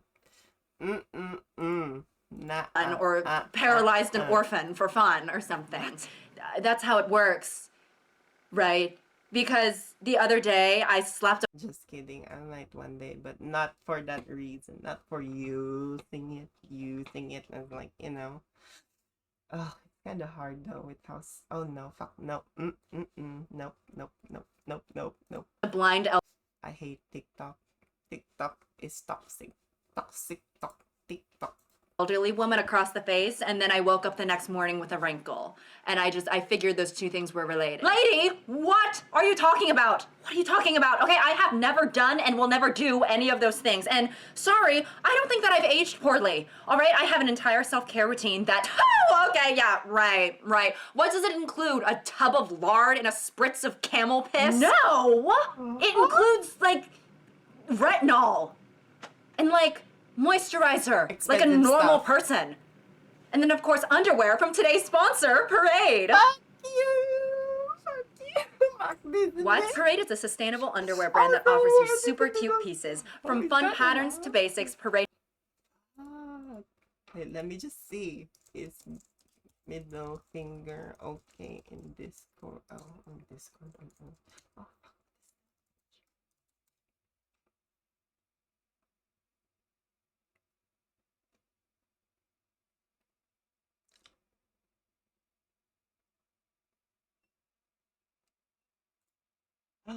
Oh no.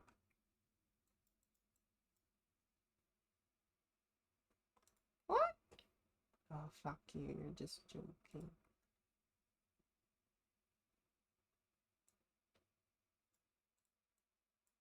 If you have to add, no. God, I'm sorry. I wasn't being hateful towards her. I was just hateful because she was gonna place the ad. First off, somebody used to be and then they should stray away from being offensive. Oh, okay, private. I don't see any issue. What?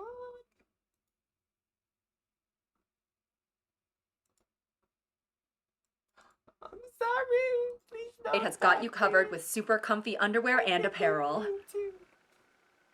I should do that Really? next time. You have nothing to add? Okay, whatever. Guess I'm doing this by myself. My first product from Parade was the Betsy Johnson Free Comfort Box. Matches my work. Okay, that's not even. 40 for That's 40% the code. If we guys wanna- off site-wide. And thank you, Parade, for You know what? Because I like her. Let's look. I want to see what this shit is. I really like her ads too. She's really creative with how she makes ads. Yes, yes, yes. Oh, fuck. I like that. I like that.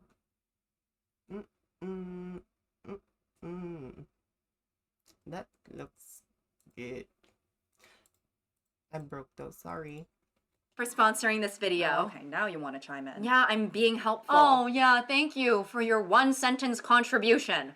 When we describe talking to specific physical herself. attributes as a punishment for somebody's behavior, a very good, kind-hearted person with those features could see that as well. And I know some people might think, oh, the internet is a battlefield. It is a cruel place, and if you are sensitive, then you just gotta log off. How is cyberbullying real? Just close the laptop. And I feel like it's very easy to just say, That's when you get the green light to give something back to them, like that's when you start judging them back, because they gotta hear it for themselves, because they gotta hear their bullshit from someone, they gotta hear like, if you're fucking young and you're watching me, if you're like, if you think I'm old,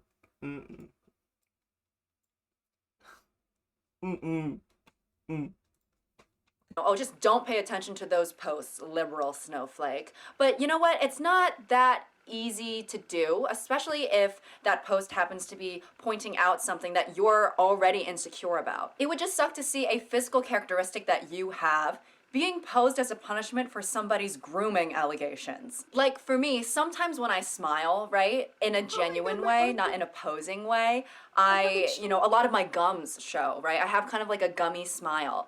And I saw this tweet that was calling out this one girl because I think that I don't know the specifics. This girl wasn't like a public figure or anything. She just had a one-on-one beef with someone that just happened to go viral. I think this girl was DMing the boyfriend of another girl, and then that girl screenshotted a picture of her and said something like, yeah, bitch, and that's why when you smile, there's like 2 miles of gum showing. And I was like, oh, when I smile, my smile kind of looks like that girl's smile. So I guess I'll just try not to internalize that. And also, I'm sorry about your boyfriend DMing another woman. So when people try to use this method to drag down celebrities or just, whatever target they happen to have on the internet that day, public enemy number 1 or whatnot, in the process of doing so, you could inadvertently be dragging other people down too who did not even do anything and can't help that they happen to have the physical quality that you and the rest of the internet for some reason has deemed as ugly and reflective of some sort of tarnished morality. Did you see that video of Angela Valentine from like 5 years ago when she said a slur in her live stream? Who's Angela Valentine? I don't know. Just pretend it's some famous person. Oh, okay. Yeah, but the video resurfaced and yeah, things Okay. are not looking good for her. Well, it was 5 years ago. How old is she? 30. Okay. So she was only like a 25-year-old kid when she said it. That's basically like a toddler who pays taxes. Yeah. Right. I am. Let me see what she looks like again. I forget. Here. And lo and behold, she's flat-chested as fuck, no tits and no ass, Mrs. Beanpole Jones. Okay, calling Mrs. Beanpole Jones. I guess, that's what you get when you say slurs, I'm giving her I a guess. pass because she's just joking, but it's kind of mean.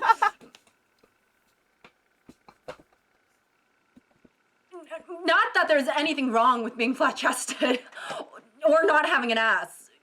Yeah, I'm not gonna lie, you kind of just hurt my feelings just then. No, on you it's like chopstick chic. You know what I mean? I say that because you're flat and scrawny, not because you're Chinese. Fuck. It looks great on you. Does it? Yeah. I didn't mean to. It's different on you because you don't say slurs. So well, you don't know what I do in my free time. Wait, what? So, the whole reason other people feel comfortable making negative comments about the way other people look online is, of course, the anonymity of the internet, but also because the target in question is supposedly a bad person.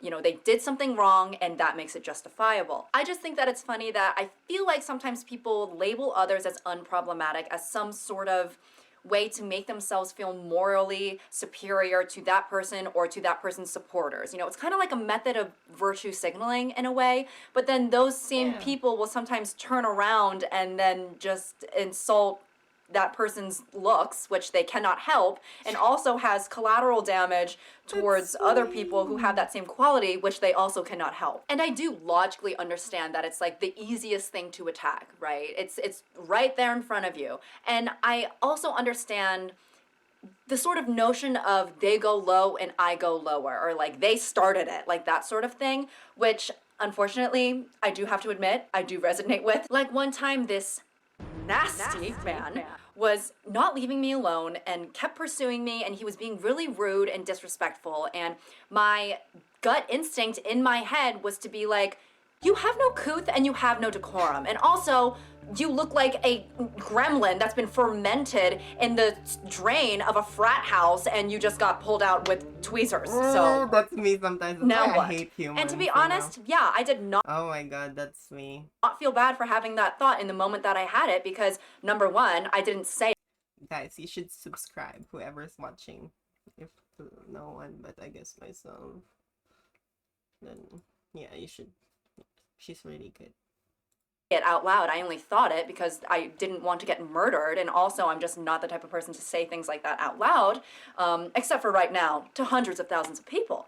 And secondly, he was being so disgusting and his behavior was so reprehensible that I'm I sorry. just didn't care. You know, I didn't feel bad for having that knee-jerk reaction. That knee-jerk reaction of, you know, nature's composer did not give a fuck when writing your facial harmony. And when someone is a bad person or has demonstrated bad behavior, it is very hard to sympathize with them sometimes. At least I find that to be the case. Because honestly, I'm not quite as concerned with hurting the feelings of the person who is a racist or a transphobe or assaulted someone.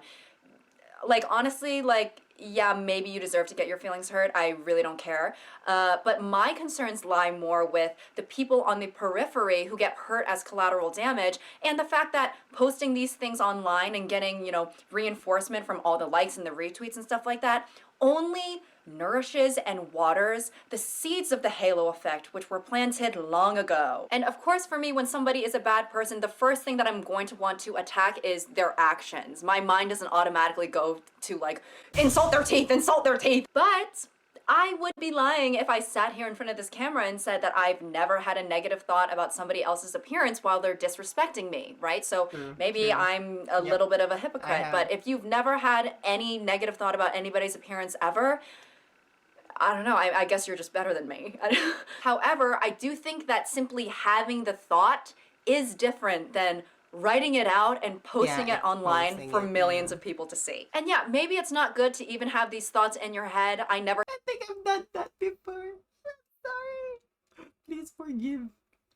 claimed to be a saint, but I do But yeah, sometimes people are just too hateful. Like I just, yeah, they're too hateful to the point where they're starting to judge other people, and I think they need to hear it, you know? Like, that's what I think. I don't know. do think that the problems become a lot more tangible when you're posting these things online, especially in regards to specific features. And I do think generally, you know, people try to stray away from making comments about people's appearance because I think it is widely regarded as somewhat of a low blow, right? But there are people who also just don't really care and, you know, have the sentiment of, you know, well, they deserve it. And I guess I'm just wondering, you know, how bad does a person's actions have to be to make it okay to make fun of their looks? Theoretically, okay? Is there some sort of metric that people use, or, you know, just because that seems to be the main justification for why making those types of posts is deemed okay? Oh! Honey, will you come up for dinner? I made mac and cheese. Shut up, Mom! I'm in the middle of a Twitter beef! What? You want me to make beef? Shut up, bitch! Okay, honey, I love you. Is that how mothers treat their children these days? Wow, that is terrible. Where is she reading? It's probably from TikTok. I'm not even gonna fucking TikTok. I hate TikTok. Fuck TikTok. Oh, you sour chunk of pig slop! Have you ever even considered that the patriarchal ubiquity of the social landscape dictating the capitalistic ideologies of the sovereignty of the globally systemic governaplicity? Oh, please. I was having the same thing on Facebook one time. Yeah, I was providing information. Like it's like a group of us. Like we're like a group of people. So first of all, I'm an indigenous person in the Philippines. So I'm from the Northern Islands, like Luzon so I'm Southeast Asian. So I'm one of the Austronesian languages that existed in the planet way before colonizers started taking claim but yeah and yeah, this dude was trying to gatekeep like the information I was providing, but I was just collecting them from the internet as well. And yeah, I just like, excuse me, do you think I'm that cheap to be like, yeah. Okay, bye. That's it. I majored in feminist anarchism and minored in the neurodivergence of the Senate, in which the constituents of the filibuster are historically utilized in a communist, democratic, velocitaremic society. Inflation. Oh my god, is this anything that you Fatty. Whoa. Stop right there. Who are you? Lieutenant, we got a code fatty. Oh no. I'm with morality enforcement, okay? That's a blank piece of paper. Our institution determines whether or not it's warranted to insult another person's appearance. Oh, so I can't even call a stranger online a fatty anymore? God, this country has gone to The shit. severity of your opponent's actions have not met the threshold at which you can insult their appearance. So, I'm afraid you're gonna have to find some other way to insult this person, or you're just gonna have to put the phone down. Here, she made homophobic remarks. Her saying that she doesn't enjoy the show Glee isn't a homophobic remark. It's not even a little bit borderline.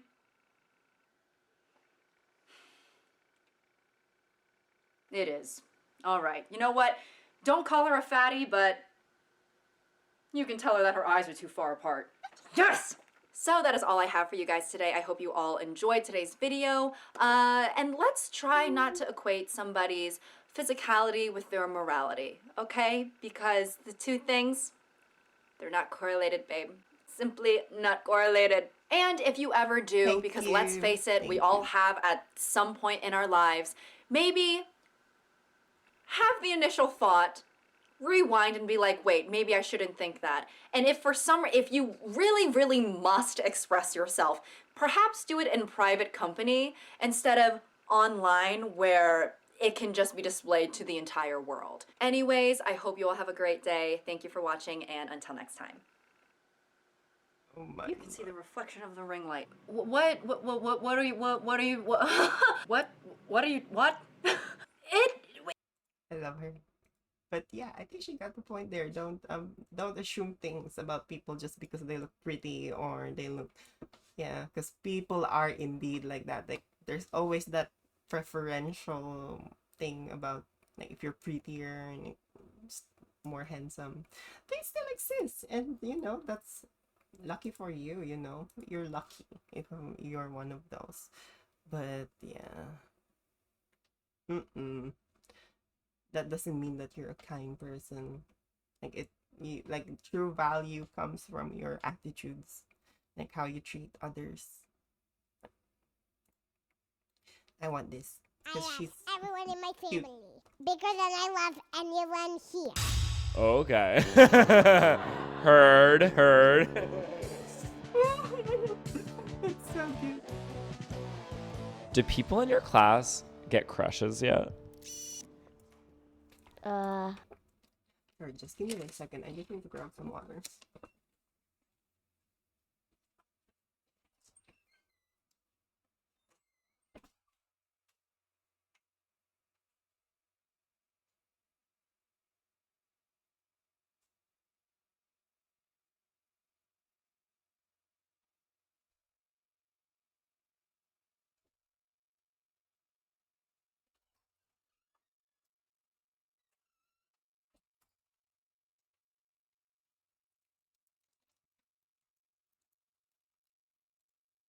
Yeah, a lot. Really? We'll have fun someday, but I'm not giving you anything. Only until the rest of you, you'll be a good boy. You have chocolate all over. I am a I'm a messy person. Do you think you're ever gonna fall in love? No. I mean, I did, but I don't want to. I'm only in first grade and I'm 6 years old. Do your friends get crushes? A lot of them in my classroom. Oh, yeah, I have a crush on them. Oh, yeah, that's true. Is it stressful? Yes.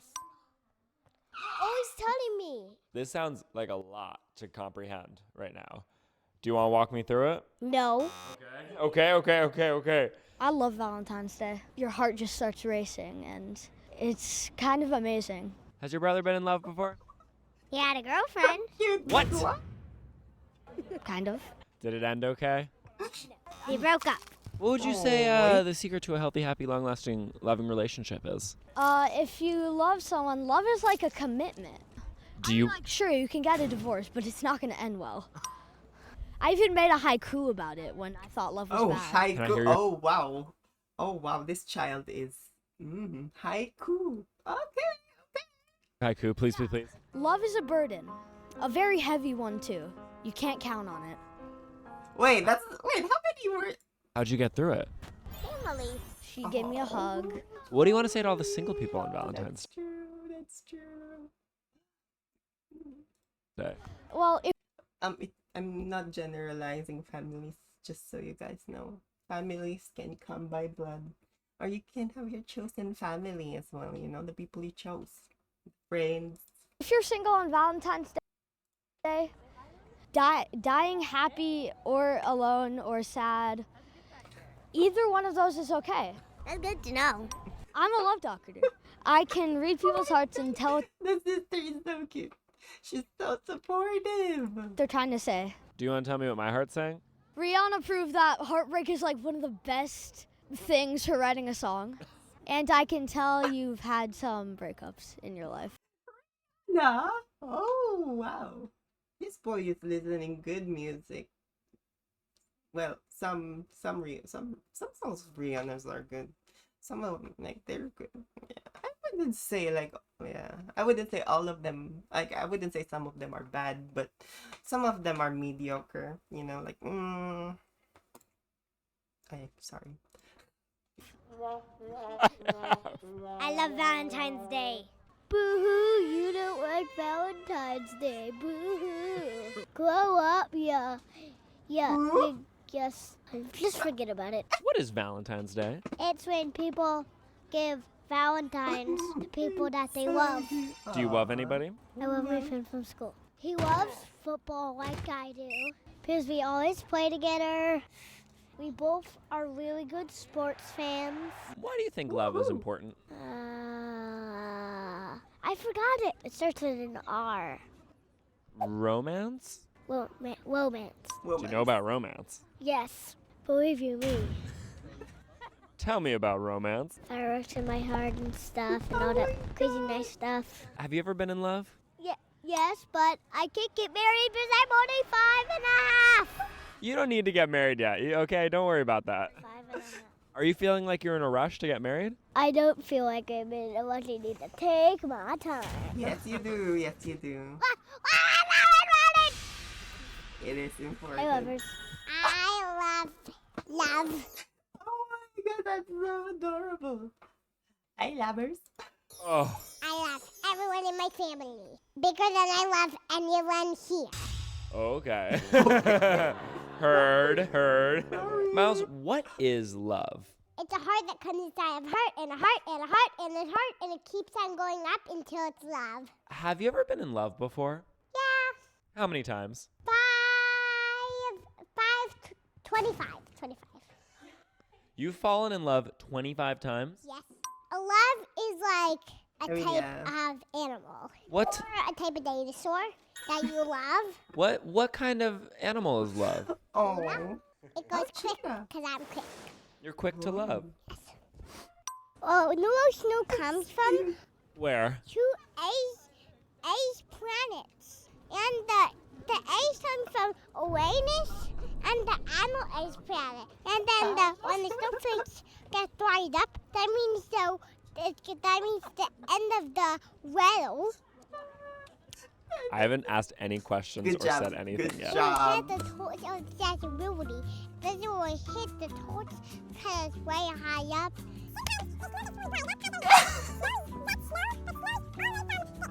The pokey things can touch the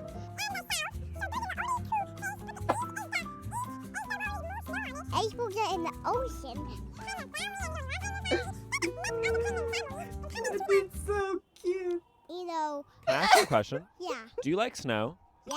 I mean, yeah. Can I ask you another question? Yeah. Could you tell me about love? You have your friend or your mommy or your daddy. Your heart is this pumps all the blood everywhere. Like, Do you want to give some advice to people? What should they do if somebody has a crush on them? if they're annoying, break up with them. Even though they're just so annoying, you still have a crush on them, break up. When do you not break up with them? Somebody else has a crush on them, but they don't. They probably do, but I don't know. But then they probably don't. But their mom and dad said no. That makes sense to me.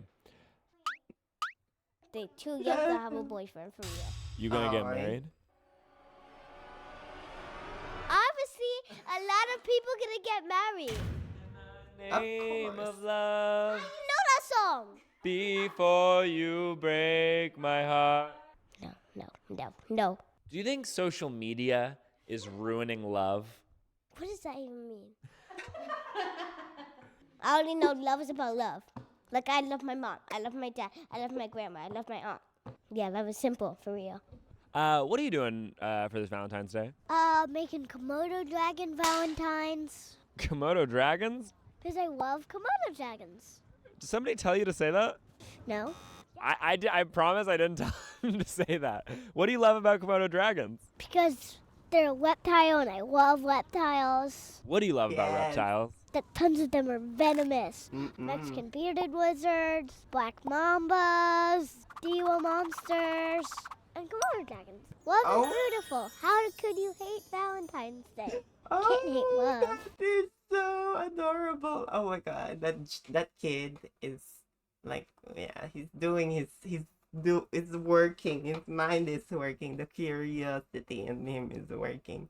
It's so Do you hate love? No.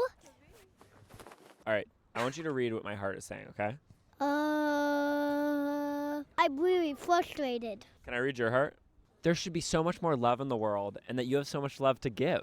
There's something else, and that's true. What do you? What about cheeseburgers? Is your heart saying you want a cheeseburger? Yes. Yeah, that's what I'm hearing right now. Ow! Whoa, that hurts. Happy Valentine's Day. I love you. Thanks, friend. If you could give Oh, a I Valentine love to you. anything, what would you give it to? Well, I smell flowers. You seem like you love the world. I do love the world, even though if there's a big building, I watch the building that's so big, but they're still walking on the top of the building. Steam comes up. Can you talk to me more about love?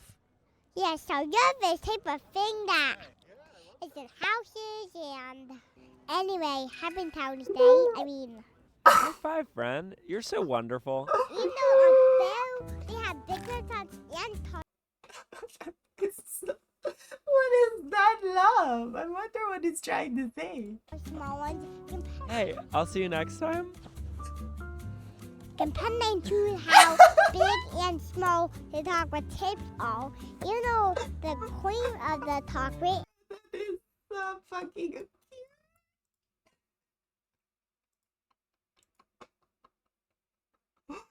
I just wouldn't stop talking. Oh my god, I think that was me when I was a child. So I gotta go talk to other kids. Okay. Do you know how some adults on Charismatic Valentine's Day child. they go on a date I together? love him. I didn't know that. Do you want to Well, recommend? I Do love you have a his, favorite restaurant or innocence. place to eat? Don't, Then if I'm don't with- turn that into something, please. Bye. Bob at Valentine's Day, I might go to Fiorello's. You like Fiorello's, Miles? What is Yes. Fiorello's? They have ice cream.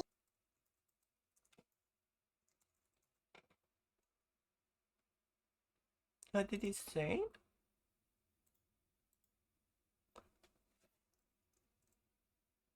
What is that? Oh, Fiorello Italiano. Yeah, I think this is based in New York, so. Yes, they have ice cream. Do you think that love has been on Earth since the beginning? Only a few in the beginning, but in the end, there's gonna be like a lot. The whole world is filled with love. How do Yes, you it is. show somebody that you love them? It's if I do a smile. Can you show me the love smile?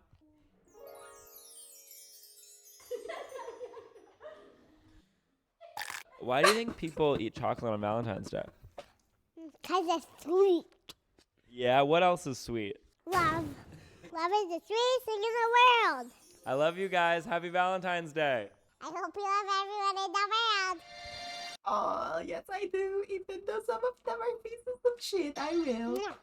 How do you know when you're in love, Miles? Like a few comments. Yeah.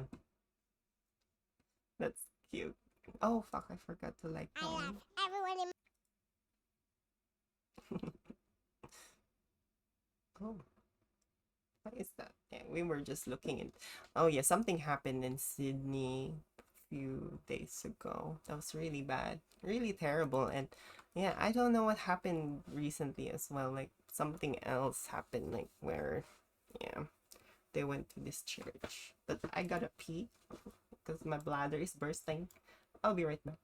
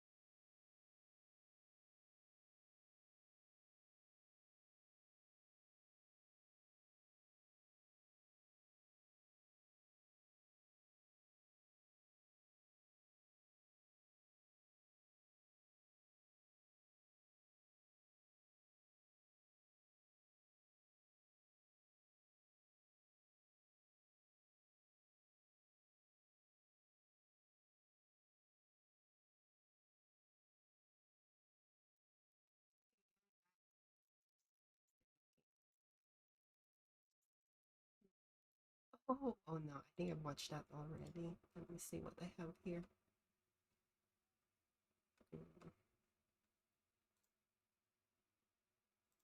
I guess I'll be watching. We've this come to video. a point in media, social media environment where it's very prime. Dude, I know. Dude, that one was so not good. Prime attack. The fastest growing sports drink in history. It doesn't feel great. We've gotten to a point in social media culture where it's very difficult to tell if something is satirical or not. Sometimes it could Yeah, just it be is. some weird ass cringe. Other times it can be a parody that's done so well where it's indistinguishable. So what I have done is I've collected 7 TikToks that could ride this line. Now I know whether they are satire or real or not. Andy does not. Oh, so I'm playing the game here. You're playing the game. You need to get 4 out of the 7. So we got 7 TikToks. Some are real, some aren't. Andy's gonna guess. If he gets it wrong, he has to drink. If he gets it right, I have to drink. And to win, he needs to win best of 7. Well, you know me. I'm probably gonna be pretty good at this. I'm the TikTok hero. I don't know if you know. None of yours was satirical at all. No, it teetered the line though, for sure. You know, I was the TikTok hero. You know, 0 people. You know, shouldn't have. Oh, 0 people. Lesson. Don't use TikTok. People should have a hero. Yeah. You know? I've always said that. 0 people shouldn't have a hero. You should, from now on your streams, add a big banner across the top of the screen that says 0 people What shouldn't the have a hero. fuck? Bro, that might be actually huge. So basically, I'll show you one. You also have 1 lifeline. There's 1 lifeline. All right, baby. All right, it's time to focus. Is it satire or is it real? Here are some boundaries my husband and I have in our marriage It's the loudest as a we go. married couple still in college. Rule number 1 is we're not allowed to sit beside the opposite sex in any of our classes. Rule number 2 is on discussion boards, you are only allowed to reply to the same sex. Last night, I already have an Tucker answer. saw this really Really? good Okay. discussion. No, let me let the Ugh. whole thing play. I mean, give me your honest reaction. This is not satire. Okay. All right, here we go. Rule number 3, this one's kind of hard to stick to, Oh, wait. but we try our very best to only have professors of the same gender as us. I do have one male psychology professor, but Tucker usually sits in that class with me. Finally, at the beginning of every semester or during the introductions, It's giving insecurity vibes, but the question is it satire? Yes or no? So kind of hard. I don't we think both so. are as well. sure to mention that we're married just so that no one, tries to cross any boundaries. Okay. I hesitate to say this publicly, but there is a reason that I believe I know for a fact that this is not satire. Why is that? I've been in a position similar to this where I think it's real. I don't think it's satire. I wish we could hear your justification, but I just all right. can't. I just can't. I can't. You were wrong, I Poor believe, guy. actually. I believe that's satirical. Really? Yeah, I gotta pull up my other tab, but I believe that one Wow. is The actually one that- satire. The thing that sold me was the crucifix chain. Oh, yeah. Well, I think she does go, if my memory's correct, I believe she does actually go to a Christian school. Let me see. It's right here. You gotta look away, kind of, actually. Hold on. Look away, look away, look away. Okay, here, I'll pull up her other video that proves it's satire. Here we go. Yes, that video was a complete joke. I wasn't trying to make a big deal. I literally was just making a joke because a lot of people will ask us, why did you guys get married so young? Is it because Liberty is so strict and like da-da-da-da? And that's not why we got married. So the whole thing is that it's a school that's Christian, so she makes those jokes all the time with her friends. I wouldn't be surprised if like some of that had to be true. Some of that had to be Yeah. true in like a low key. Yeah, way. it's like It's a clear as half- day. I mean, she's half- telling you okay. it's satire. I Anyway, agree with that, dude. Like it kind of looks like she was like maybe she was trying to make it sound satire-ish, but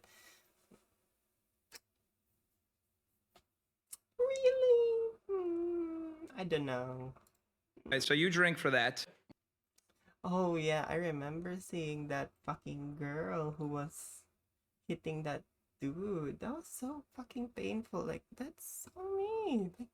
Like the Where guy you going? was tiny. Like he was tinier than her. She was a fucking oh yeah. I hope she went to jail. I forgot she's a famous TikTok kind of girl. Like she was on the live stream. It's on a scoreboard. Oh shit. Here's the thing though, is like that's not fair. Okay? Someone like that cannot be going on TikTok and being like, oh, I'm gonna make satirical videos. You know what I mean? right there. Oh my god. All right, let me go get another one of these bad boys. All right, go get your fucking seltzer punishment, bro. Friday night, we're getting crazy, bro. I got a fucking happy dad. I'm off my fucking rockers, boys. Holy shit. I'm losing it. Never sit across from her. All right, round 2. Let's make it happen. Get to your seats. Never sit across from her from the table. Don't let each of you just casually walk to your table either. When walking to your table, lead her to where she's gonna sit and then casually sit next to her. Always be a gentleman and pour her drink before pouring your own. That's facts. That's facts. If there's a napkin on the table, make sure you unravel it and put it on her lap for her. Do this for her before doing your own napkin. Always put food on her plate before putting any food on yours. Those are like the driest. It's like treating a child. Like, this is how you treat a child. Like, some guys or some girls don't do want that. Like literally. When your date tells you what she wants, take the initiative and order for her.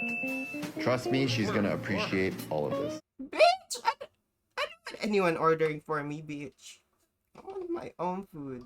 I mean, if I told you in advance what you're having or something like that, then I guess that makes sense, but no way.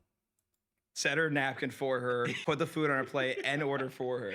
Like a child. He had me at the pouring the water, but it's the that's what I ordering the just food said. for her is crazy. yeah. That one's pretty easy. I don't think that was satire. You don't think that was satire? No, I don't think so. We should make this more interactive. I will put in chat. I did this last time. I don't know why I forgot. We'll do a vote in chat for each one as well before we go to the answer. If that one's satire, then it's really good. And one reason that leads me to believe that it's not satire is the name of the account is Date on Company. I'm assuming it's a dating-based account. All right, poll is live. Can you guys see that? You can. It's right over my face. You can see that. No means it's real. Okay, yeah. So you think no for this one? I think this is real. He didn't do anything absurd in that video. I mean, there was a couple absurdities, but there wasn't anything to the point of it being like insane. That's fair. You know what I mean? One more thing, change from last time that I have to clarify. If it is the case that it happens where it is a video that's bombastic, it's not satire. It's a bombastic version of whatever they are. Okay. We're gonna consider that real. So think of like an Andrew Tate kind of style video. Oh, you wouldn't consider Andrew Tate satire? It's still that, right? Yeah, right. Okay, so if that happens at all, we're considering that real. That one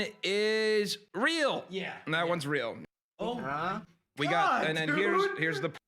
well, that dude isn't satire at the first place. That dude was being real. Like, he was treating women like objects. Proof. The proof is in the pudding. Here we go. It's got a course. It's a $500 course. Oh, great. You can do a coupon code. Hey, my name is Kevin Lau, and for the past 10 years, I want to let you know that I've been working with guys like yourself, making their dating life 10 times better. Is this guy single? We don't have to go through it, but obviously it's real, yeah. All right, anyways, that is 1-1. Wait, module 1 is preparing your mindset in dating. Number 2 is understanding the woman's perspective. Okay, and establishing rapport. Number 3. Yeah, I would make a claim. Like, if my boyfriend bought that, I'd be fucking doing a chargeback. Like, bitch, no way, that 500. Fucking 500. And where did that go? Where did that 500 go? Like did it go straight to his pocket, or did he have to, like, I don't know. I think it's so crazy to make videos these days. You can just make a video off your phone and make it a fucking whole course. So I don't no. The step-by-step dating process. Everything is about getting the date. They can't even see I took it off. Oh, wait. He said, I didn't go from a computer gaming nerd to dating hundreds of beautiful women by waiting for things to come to me. You can be a nerd and be attractive, you fucking dumb. That's sick. Wow. All right, anyways, done with that one. We are going to add in a new consequence after this. Kiwi, $3. Just want to say I'm loving the Gunnar Gargantuan and Twink Clark Kent comedy hour so far. Dude, are you fucking kidding me? I can't beat the Twink allegations. I can't beat the Tobey Maguire allegations. All right, so new punishment.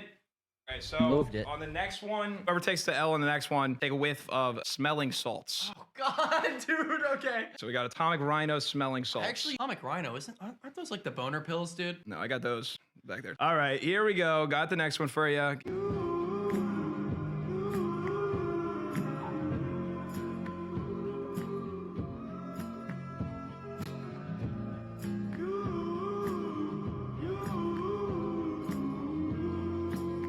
a tough one, right? I But knew I feel like here's what happens when you It watch looks this one. real. You go to the He looks like one of those he looks like one of those. I forgot what they're called, but they dress really nice and they share the word of the Lord. Hallelujah, hallelujah. I forgot what are they called. Let me just confirm. Yeah, Mormons. That's it. Latter-day Saints. Yep, that's what they're called. Yep. Yeah, and they're everywhere, you know, they're everywhere. And they have the same fucking style of building, which is, I don't know, it's sus. That's sus. That's sus. comments immediately to like see what they're saying, to see if you can get an idea. He makes that cringy face in the beginning, but like you could be putting that on for sure. Well, the big part is the gay part, right? Like, same-sex attraction is just snuck in there. Yeah, I struggle with gay tattoos cause like same-sex attraction is snuck in there. Because LDS, you're not supposed to be gay. Yeah. So it's like, oh, I struggle with all these things. Oh, going to both hours of church is so hard. Also, I'm gay. And I'm also gay. They don't like that. I'm also gay, so I struggle with that too. This one is... Keep it on this you? image. This is satire. Okay, lock it in. Oh, but he's got the Under Armour and the shorts. What about that? It's so, like, church boy. All right, we're going to need a decision from you, Andy. I'm going satire. All right, we will put chat to vote. You said yes, and chat agrees with you. We have 63% to 35%. I will go to my evidence board, but from my memory, I believe it's real. No way. It's real. You gotta be kidding me, man. Look away real fast. Oh, you gotta be kidding me. Let's see. See, I told you, it's one of those dudes. You're emotional and how much he's blessed you with. Why did I use this as proof? Why did I use this as proof? Oh, church pics. There's so many church pics. So it's not satire. It's not satire. He absolutely is a Mormon. Definitely there's not. There's no chance that he's not a Mormon. I mean, he's in front of a church right here, at another church. I mean, those are real pictures. I'll go to his account. Yeah, they're not sold by it. Mormon. I love Jesus. I love like Jesus. Love like Jesus, healing plus humor. Yeah. Yeah. You know what? I've been a Christian. I'm technically which denomination? Anglican. That's what I'm at. I'm technically Anglican. In the Christian world because I was baptized when I was a baby, but it's not something that I really practice as a whole. And like from what I noticed growing up at church, like not growing up at an actual church, but going to church, you know, like I've seen my church adapt to changes in the modern world and embrace things. But like, yeah, sometimes I don't wanna. Yeah, I'm not judging them or anything, but like they're definitely in uniform. That's what I'm noticing. And yeah, I don't know. I feel like it's not something I'm used to, you know, in my generation. Definitely not. Come home early from his 2-year Mormon mission. I mean, this is real. Like these aren't jokes. Like for those of you unaware of Mormon mission, that's since 2 years. Yeah, oh, okay. So they actually, yeah, that's how they do it. Service. I mean, this is him with other Mormons. I mean, what proof do you need, people? When you see Mormons in real life, it's so jarring. I mean, I think this is enough proof. Does that mean I have to smell the smelling salts? That means you gotta smell the salts. Okay. Okay, well, first, I'll cheers you for... Drink real quick. Okay. No, they're real. It's comic Rhino. And I bust the... Salts. Him with other Mormons. I mean, I what? don't get it. Oh, church pics. There's so many. Emotional and how much... You gotta be kidding. Evidence board, but from my memory, I believe it's real. No way. It's real. Okay, so it's real. So Next time, I'll do it next time. Yeah. Come on, you man. You should have put Come on, them man. together. Solidarity. I'll do it at the next one. I'll lose one. I mean, there's no way you get the next 2 wrong, right? There's no way. Woo! You need 4. There's 7. Okay, let me cow. pull up the next Let's round go. 4. Here we go.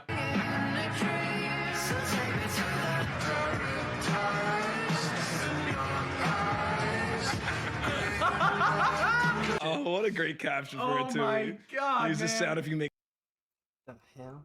a shit ton of money.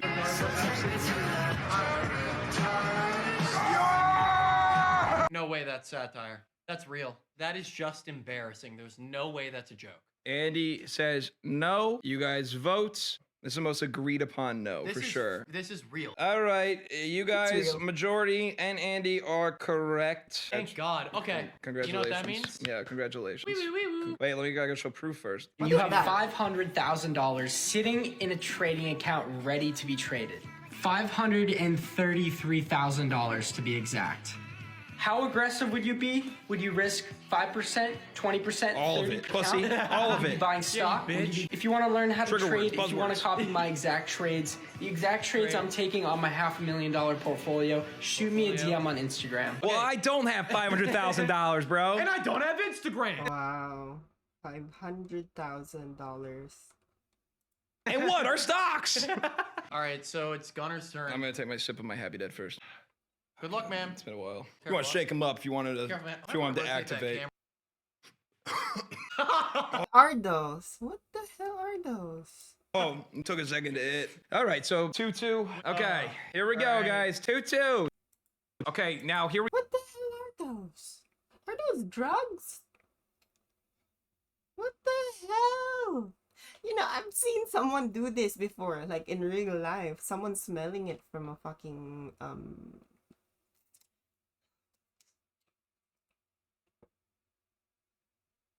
like the bubblegum thing. The bubblegum container, the circular one. That's I don't like key. Me not like key. Ugh. Here we go. So now we're kind of in the end game here. So new punishment. What's the new punishment? Please, dear God, man. I got a tear stick, baby. What is a tear It's stick? menthols, what actors use. I've been in acting school for the past 8 years. I don't need a tear stick. I can do it on command. You're fucked up, man. Yeah, I mean, It burns your eyes. Actors use it. They can't cry on demand. It makes you cry. I never had tears come, but like it gets your eyes a little I watery. can't wait to try it. Okay, here we go. And our parents got divorced, so technically she's no longer my stepsis. I'm gonna say this is satire. I believe this one, you are correct, baby. Oh, thank fucking You are God. correct. Well, you know what that means for you. Yeah, I know what it means for me. Dude, they're really leaning into this shit. I My mean, God. yeah. What the In fuck? he said, in my villain era, for real, for real. Another one about fucking being. Saying Oh, okay, goodbye, yeah. but- So this in this scenario, she has parents that aren't Dude. his. Yeah, they're just boyfriend and girlfriend. I got it right. All right, I'm tear sticking now. Oh wow, yeah, that kicked in really fast. Dude, look at me. Are you crying? The water's up fast for sure. Dude, let me just try it with you. Fuck it. Oh, it's literally just, yeah. Yeah, it's just like wax. If I, oh god, it's been a while. I'm gonna If- put on like a ton. Ready? oh, Oh, the idea is that you have Why to is keep this your guy eyes making open for it himself to work. suffer? Oh, oh, oh. all right, let's try to watch the next one. Oh fuck. I went back and forth with it. Oh my God, I can't keep my eyes open. Oh God, man. Oh wow, you're really crying. Yo, get closer. Actually, you're actually crying. Oh. Oh. All right, last one. Is it satire? You want to do it about once a week. They should do a drama where they're like together, like some sort of like bromance kind of love story, and they'll be like, yeah, breaking up or something. Kind of average, okay, if you start doing it a bunch more than that, the girl's gonna catch feelings. You'll catch feelings. You can enter into the what are we? Do you want to be my boyfriend? That kind of stuff. This is not If you satire. Make it less This is than a not week. satire. It can happen that Why are the you girl saying will that? fall off. It's just not.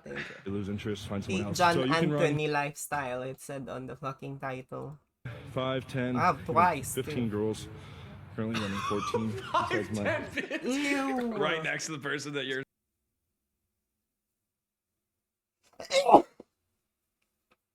Ew. Why would you? Ooh. Ooh. I'm just thinking of the saliva and the fucking like what they ate for like the day before, or I don't know if they didn't brush, and you'd be passing it to multiple people. You know what?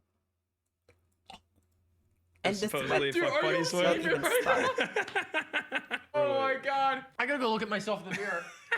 That's satire. Ask the chat what they think. Wait, it is satire now or it's not? Oh no, it's not. It's not satire. Chat, give it to you. Oh my lord. Not satire. How much did you put on? Like a good amount. I did one layer back and forth. I did like 2, 3 bags. Oh no, you're only supposed to do one layer, man. Oh, man, I gotta wash my- There's the poll, guys. Yeah, the polls that's there. what he And gets. yeah, if you're a fan of my That's channel what and he you've seen my videos, then you would know that that's John Anthony, and that is not satire. It's not satire, he's a Andy. It's famous not satire. All right, Andy, you won. Oh God, can you come out here and entertain them so I can wash mine off? That is it satire? And there you go. Big dogs. I need you to look at my eyes. Oh,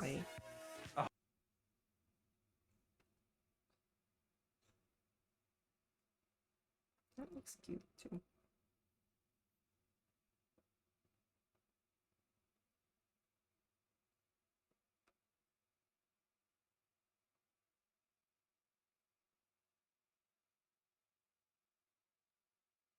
What?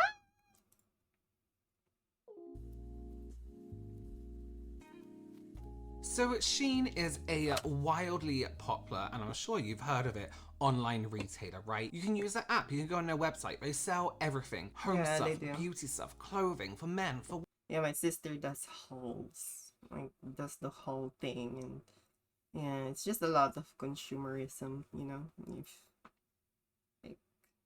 women, for children, I think. I don't know. I've never used it. And it's known for its incredibly low prices, super fast delivery, and super fast turnaround.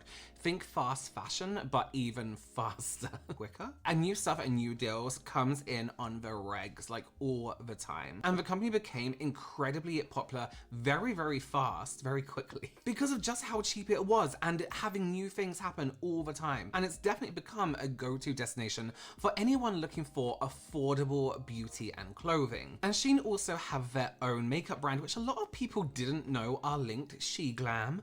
Also, I call it Shein. Some people call it Shein, but I don't. I call it Shein. Yes, SheGlam, which is their own makeup. shine.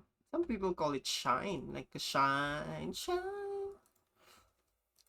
Company. It's incredibly affordable, and from what I remember from doing the Very secretive company that uses a lot of, I don't know, marketing.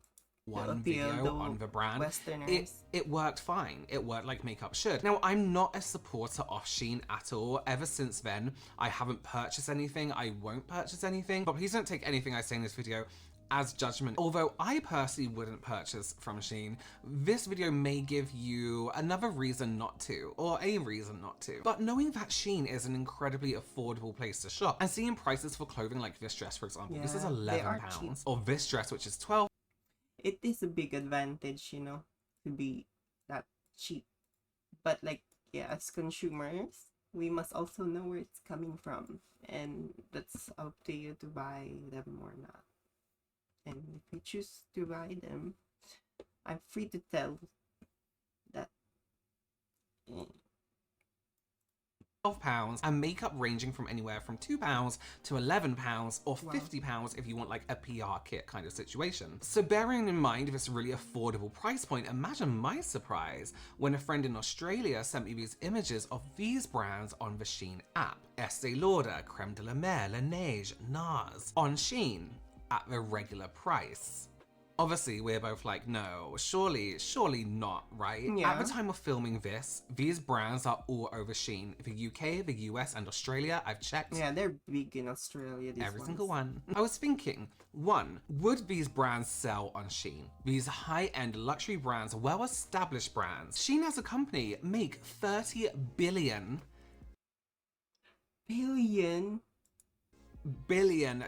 a year, right? And it's a huge platform who obviously have a big audience and are able to sell products like frequently. They make $30 billion a year and have millions and millions and millions of people view their web. I'm guessing billions.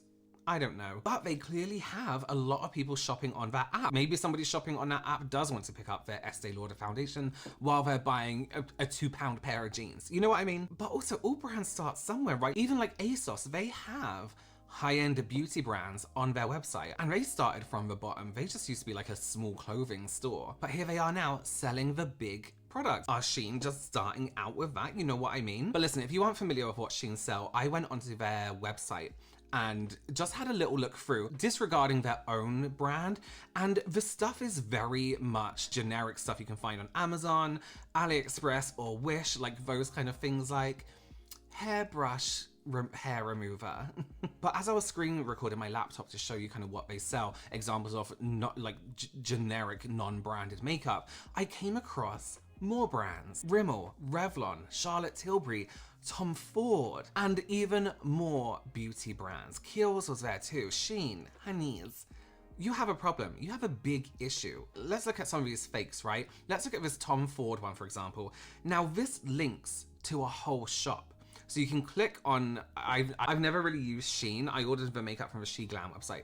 So sellers can open a shop on Shein and sell from there. But when you click on the shop, it's a UK store, but it's actually, it is a UK retailer called Strawberry Net UK Flagship Store. They have so many items in this shop, like big name brands, it's crazy. As I said, this store does exist online in the UK. They sell discontinued high-end beauty brands. So say there's like a foundation that's been discontinued and you want it, you can just try and find it in this store, or they can even source it for you. I don't know how safe that is. So their shop also, according to Shein, has a storefront almost on a Shein, right? Let me just say this as well, right? I did contact Estee Lauder to ask them if they do sell their products on Shein. And they said basically, please don't buy from Shein. It's not guaranteed that the products are real. They're not an authorized seller, and we can't guarantee the safety of these products. Should something go wrong, there's nothing we can do about it. Anyway, back to the strawberry, whatever it was. So there's no link on the Shein storefront to their website, so I just googled it, right? And I came across the website, same logo, the strawberry with a very distinctive like bits, square diamond bits on the side. And maybe it's also owned by them. It's also possible. Anyway, I'll be right back. I'm just gonna peek and eat.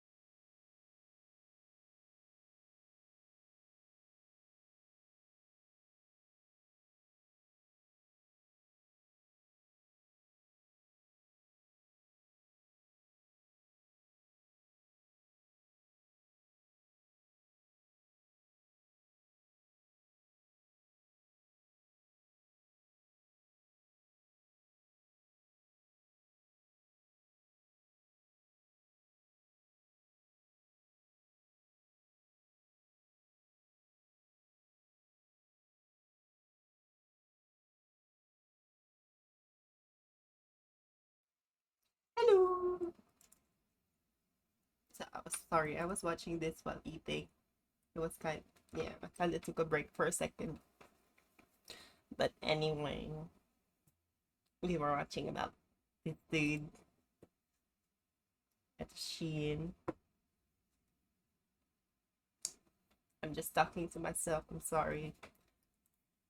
Okay, maybe they do have a UK shop on Shein. So I went to the chat. There was like a live chat. I think it was very much automated. But this is how that went. So you can see that I ask if they, you know, sell these products on Shein. And they basically said, no, they don't. Please don't buy from Shein. It's not recommended. And then I thought, that's really, really strange. Then I found another store. And then I thought, that's... However, we do have an official partnership. They should recommend shopping our official website. That's Strawberry Net. really, really strange.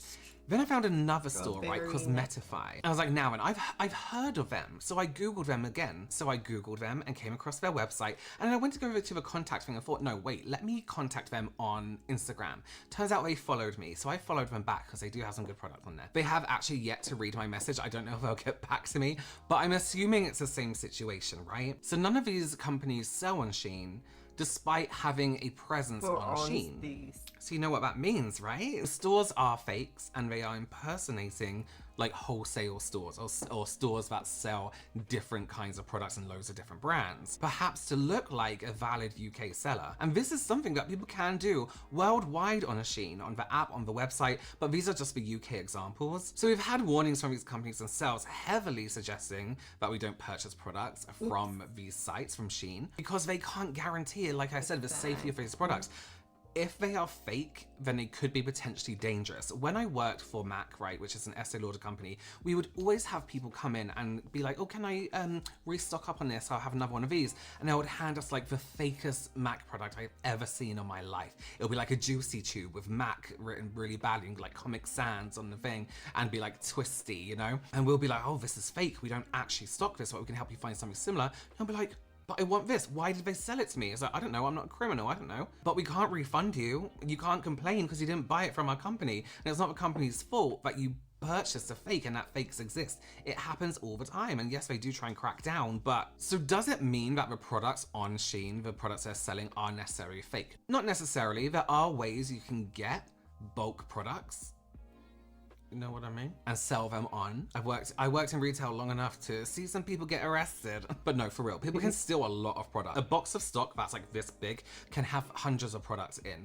Lipsticks, eyeshadows, foundations, whatever it is. They stack them up and fit loads in. That's a good profit considering you got it for free. But they can sell these products on eBay, Amazon, I think. And you know, you can buy them, but you are funding theft and you don't know what else you're funding. Or you may be going to order these products from Shein, which completely defeats the purpose of Shein because these products are at full price and something completely fake is going to turn up. Anyone can sign up to Shein. They just need a few pieces of information, right? It's not hard. So we can look at the website, right? This is the US version of how to sign up to be a seller on Shein. And it's very much, it's advertising. It taps into the generation of customers loved by Gen Z and millennials, trendy female shoppers. Okay, so here's what you do. 1, you apply. 2, list, start listing and selling. 3, ship. 4, get paid. Kind of eBay-like. Shein Marketplace seller requirements. Minimum 2 million annual revenue. So I don't know what that means. I don't know if you already have to have a 2 million annual revenue or you can only stay on Shein if you make 2 million. Yeah, that's not, the scope of the thing is not really annually. specific. Domestic US-based operations, ship direct to customer from the US, professional sellers. And here's what you need, right? You can set up a business very easily. Yes, you do. Very easily. All it has to do is be approved. You can say, I'm going to be a business now. This is my business name. And if you are genuinely I don't know how other places like I don't know. United States does it, but in Australia you just register a fucking ABN online. That's the same. I think it's the same with British United Kingdom, because like a lot of scam call centers are linked to Indian companies. Oh, Indian companies. Sorry. To a lot of scam companies are linked to UK company, like shell company. I'm sorry, I'm really out of it now. So selling cosmetics, no matter where they come from, and you're making money from it, then you are a business. You have a business. Correct. And that could be something as easy as maybe they apply with kind of a drop shipping method. Maybe they're drop shipping cosmetics from AliExpress to their customers, and they can apply with that. But when it comes to being able to upload a product onto Shein, it looks as though they can upload whatever the hell they want. So it's really not that difficult for somebody who is like, this is their job to sell fake products, to be able to make a storefront on Shein. I just realized I got smudged mascara on my eyelid and my lashes. no, your makeup is amazing. Just so you know, I wish I could do makeup as you do, because I can't. Because I sweat a lot. Falling off as usual. Great. Anyway, this isn't about my lashes, this is about Shein. Let me finish this off by saying, I like to say this, cheap makeup isn't bad, fake makeup is. So you can buy, you know, affordable makeup that does a great job. We see that in a lot of drugstore products. They're incredible. They do a really amazing job. Fake versions of makeup is bad. It's not checked for anything. It doesn't go through testing, nothing like that. It's literally fake makeup to make money. It is a criminal underworld of cosmetics. Yep. The cosmetics industry is $1 billion industry, the If I beauty know. industry. Why would criminals not want to get in on that? So do watch what you're buying on Shein. I do know that sometimes some of these people use children because of how poverty works in countries that couldn't develop as fast as other countries grow. Like, that's the truth in all of this. Like, it's so crazy. Like, money, that's the thing, we'll go back to money. Money makes the world go shit. Like, sure, it can be good to some. Like, there's the billionaires, the millionaires, the multi-millionaires. But that is destroying that fair line. Like, do you want to be really, really rich, or do you just want to be, or do you want to starve? Or do you want to have, do you want everyone to have the same things? The same opportunities, the same roadblocks, the same,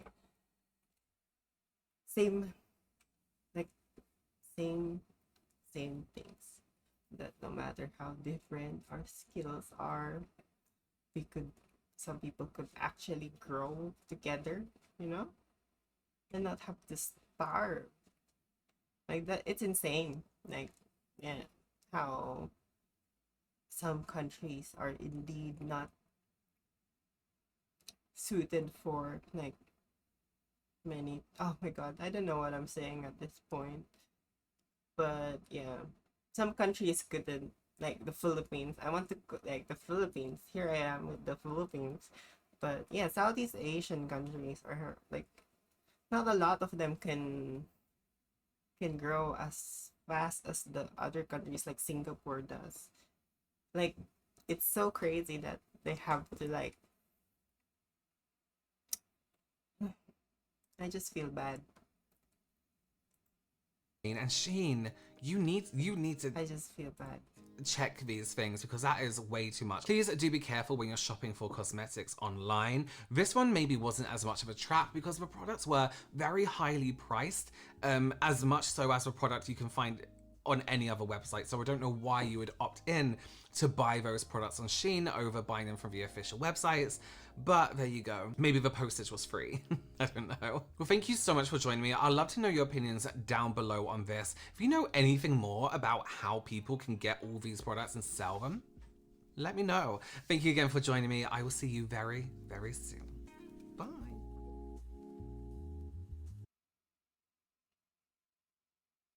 Oh my god, yeah.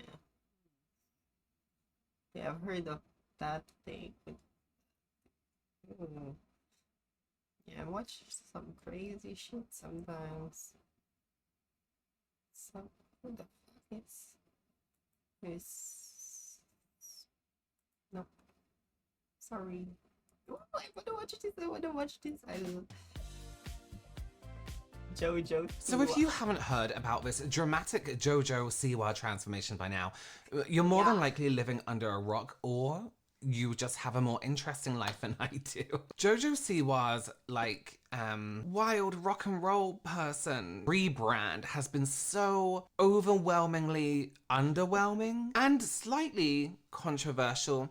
Let's talk about it. Do subscribe to this channel. This is my reaction channel where we talk about anything and everything, and I fall really far behind. Okay, so if you don't know who JoJo Siwa is, get ready to be slightly irritated as I introduce this child star for children to you. So JoJo Siwa is a popular, we could say, amongst a certain group of people. JoJo Siwa is a popular American singer, dancer. Apparently she's also an actress, and she also has a YouTube presence, right? So she gained fame through Dance Moms, which was a show all about this woman who was like a dance teacher verbally abusing young children, and she was in this at some point, but she basically went on to have a very successful music career. We can hate it and say it was successful at the same time. Now she has a very, very particular style when it comes to her own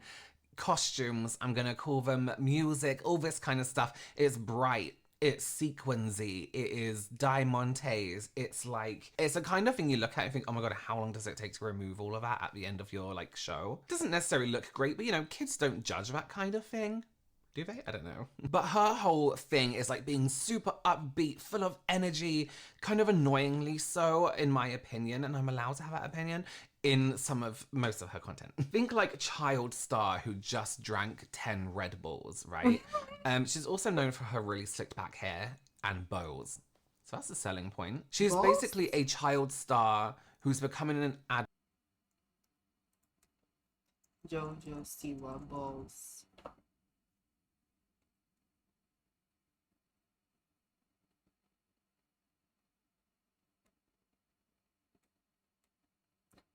Let's search the image. Okay, thank God the safe search was on. The adult, but is still for children. Now, she has been in a lot of controversies, right? But today I want to focus just on, that can be a whole other video, just on this rebrand, because it is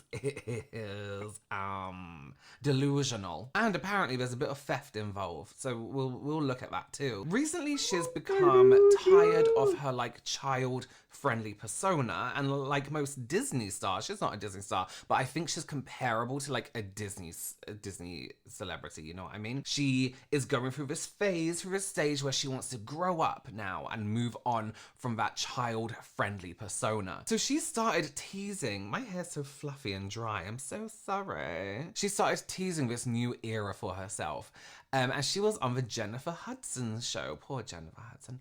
And she basically had to say this. JoJo, you coming out with some new music. What? Yes. Girl, tell us about it. I can say, look, I got this really cool tattoo on my hand, and actually yesterday I gave the heads up, hey, it's not for kids anymore. Oh, you let them know. I think there's a reason why people who have come before me have had this moment. Take with that what you will. This child is making me cringe. What you'll assume. You're a child. I'm a child. I want to be a child. And I'm really excited to have this moment. It's something I've been looking forward to for 3 years, 4 years now, really heavily. So she's showing this tattoo on her hand. I feel like hand and neck tattoos, I think they're beautiful, but I know a lot of people see it as, this rebellious move. And she's like, hey, it's not for kids, it's not for kids, while sitting there wearing everything sparkly, Not that sparkles are just for children, adults like sparkles too. Yeah, I also have to add in this clip because it looks like she's wearing the same thing she wore on the show. And she's using this sound on TikTok that's warning, this content isn't for kids, and she's like, Warning, the following content is not made for children and may be disturbing or offensive to some viewers. Yeah, cringy. May contain sexual themes, violence, strong language. What is with this shit? Why is she trying to do this? Sorry, I gotta check my Duolingo. Thank you. Someone sent me an XP. I'll open it later when I'm playing. Like, what is with this shit? What is with that Dramatic shit? scenarios, and flashing lights. Viewer discretion is advised. You see, it's like warning, violence, blood. Oh my god. This is the... Sorry, I'm a bit too loud. Sorry. This is the exact reaction of how a child will, like, react to this sort of shit. Like, oh, I'm spooky. It's Halloween. Blood, death. It reminds me of the kiss. I think that's what they're called. This one. And she's pretending like, oh, in some I'm not sure, but in some cases they've been showing her like so fucking cringe. I don't want to talk about it. Let's just listen. Eating babies. So here we are, expecting JoJo to take us, you know, back. Commentate everything. Backwards, sideways, down to hell with her. And you know what? I can see the need of a want to escape that child-friendly persona. I mean, she's been doing it for years and years and years and years. She can't be doing the same thing her whole life. People like to change things up a little bit, but she has been doing this since being a child, like same costume, same everything. My thing here is that she thinks it's a bigger deal than it is. What I truly enjoy about this comment is absolutely no one does. No one knows what's happening. No one knows what's going on. I do. I know what's happening. Nobody else. It's so fun to watch. And I think she feels she's making this huge life-changing change, and it might be for her on the inside. I'm going to tell you why it's not. But she also posted this clip. It was like, this is it. Officially my last day being a child star. It's cut off. Cut off on the Monday.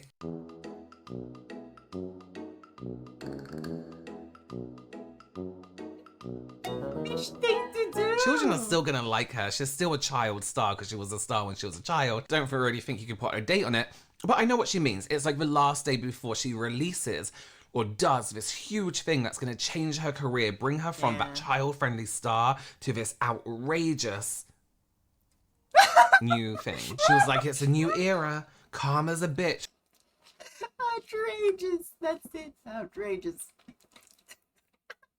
Which is the name of the song. There's no going back now. So you're like, oh shit. Something really serious is going to happen. There's no going back now. Tomorrow we'll be into the world of karma.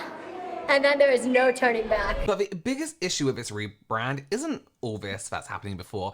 It's the rebrand itself, or lack of rebrand. We are here on launch day of Karma's a Bitch, her new song, and what has changed is she now wears black. It's fucking out. It's out. Karma's a bitch. Karma's out. Go watch it. Links in my bio. She wears black now. Change one. So crazy, so spooky. But her rebrand, actually, she doesn't call it a rebrand. Her and her team call it a launch because it's not a rebrand, which I would have to agree with. It's not a rebrand. So this is it. Let's look at it. She has another off the face, hair up, dance appropriate hairstyle, which I guess she'll need because she does a lot of dancing. Still covered in diamonds, right? Diamantes. And this horrendous face paint deal situation. I love Rover. He's too honest, you know. He's too honest. But yeah, you know what? So be it. You showed it to everyone anyway, so might as well be honest at what's going on. Oh my god, this is so cringe. Style, design. This is terrible. Listen, for those who know me, I am a professional makeup artist. I have been for many, many years. So when I saw this, I couldn't help but pick it apart. I couldn't help but pick this image apart. Let's look at it, right? I made some notes. I've made notes over a few days because every time I see it, I have some advice for her team about this. Because because I was like, oh wow, they really let her take the reins, do her own makeup, you know, do whatever. Someone is doing this for her. Someone is producing this face for her. She's paying someone to do it, to make this thing. right? Let's take a look at this. I don't even know what it's meant to be, but I tell you what, if I was a makeup artist being paid for that, I'd be like, oh, fuck it, I can do this for 10 years and get good money. It's minimal effort. So sometimes we get these two, what I'm describing as like stars, even though they're not. Sometimes we get the black star, sometimes we get like this white design, which I think is like the white, her pure innocence transitioning into her like rebellious side. I don't really know what to say about this because I don't get it. I've seen people be like, oh, it's like Kiss makeup, but Kiss, right? It's not like Kiss. Kiss's makeup is symmetrical, one, and it's actually very well done. And it's although it's visually quite shocking, it's easy to look at because it's symmetrical and it looks well, it looks uniform each time. This, it's like these irregular stars with like random spikes. Is it a star? Are her eyes meant to be falling out? I don't understand what's happening. My suggestion to her team also, because the texture is terrible, is airbrush. Airbrush this on. It will save you time. You can get a latex stencil, a thin stencil you can just hold against her face. If she's allergic to latex, use something else. Airbrush it on. Done. It's going to be regular every single time. Even the airbrush look around the edges, if you wanted to do that, would look more like graffiti, perhaps giving her more of a realistic rebellion look. You know what I mean? Because people are like, oh no, graffiti, so crazy, so rebellious. But it would look a little bit more, I don't know. I don't even know what I'm saying. It wouldn't look like a 3-year-old had done it. It'd be like, draw some stars on JoJo's face, you know? I have two big issues with this also. One is the lips. I cannot stress enough the importance of using a liner, whether that's an eyeliner or just a black, or just a black, I don't know why I went American, or just a black pencil around the lip to even out the shape of the lip. You are using black, a solid, strong, bold color. If you're going to use it on a thinner lip, the lips are going to look thinner. All you have to do is connect the lip one into the other. Make the lip a shape, like a uniform shape, right? This goes for everyone who wears black lipstick on Halloween as well. I know it's just a costume, but please line it. And this, thank you. I don't know what this is. It's not so much the idea, it's the theming. This... Is that supposed to be a thing? I mean, it looks like something growing from up here and growing into like a little flower here, right? And her soul, it's almost too pure in terms of like your body's, you know, your body is rising up for your body and then growing on your chin. It's not like menacing in any way. You know what I mean? It's also just terrible design. It's just so sparkly and glittery and all, and it's not like I don't know. It could have been nice if she did something like, I'm gonna go Taylor, but yeah, she could have done something similar to Baby Girl, thank you. You know, like, oh my god, that would have slayed with that. Or, I don't know. Look what you made me do. Rising up for your body and then growing on your chin. It's not like menacing in any way. You know what I mean? It's also just terrible design. It's giving me PG vibes. It's just so sparkly and glittery and all, and it's not like I don't know what this is. And there's this moment of her on this like carpet doing something, and she's like, wow, rock and roll. She looks like she's in a Disney parade. She's like, wow, it's all gonna... What the heck is with that? Like, is he trying to scare people? Because obviously, I'm sorry, JoJo, but it's not working. Oh. Change. JoJo, you look like you, but like Disney has made you a descendant. You're a Disney descendant now, which isn't a bad thing, but it's not what you want it to be. My whole issue with this thing is I feel like her whole crowd, her people, have really hyped her up and almost lied to her and been like, yeah, this is rebellion, this is changing for you, this is everything. And it's like, no, it's really not. You're you wearing black. A new era of life, we're becoming an adult.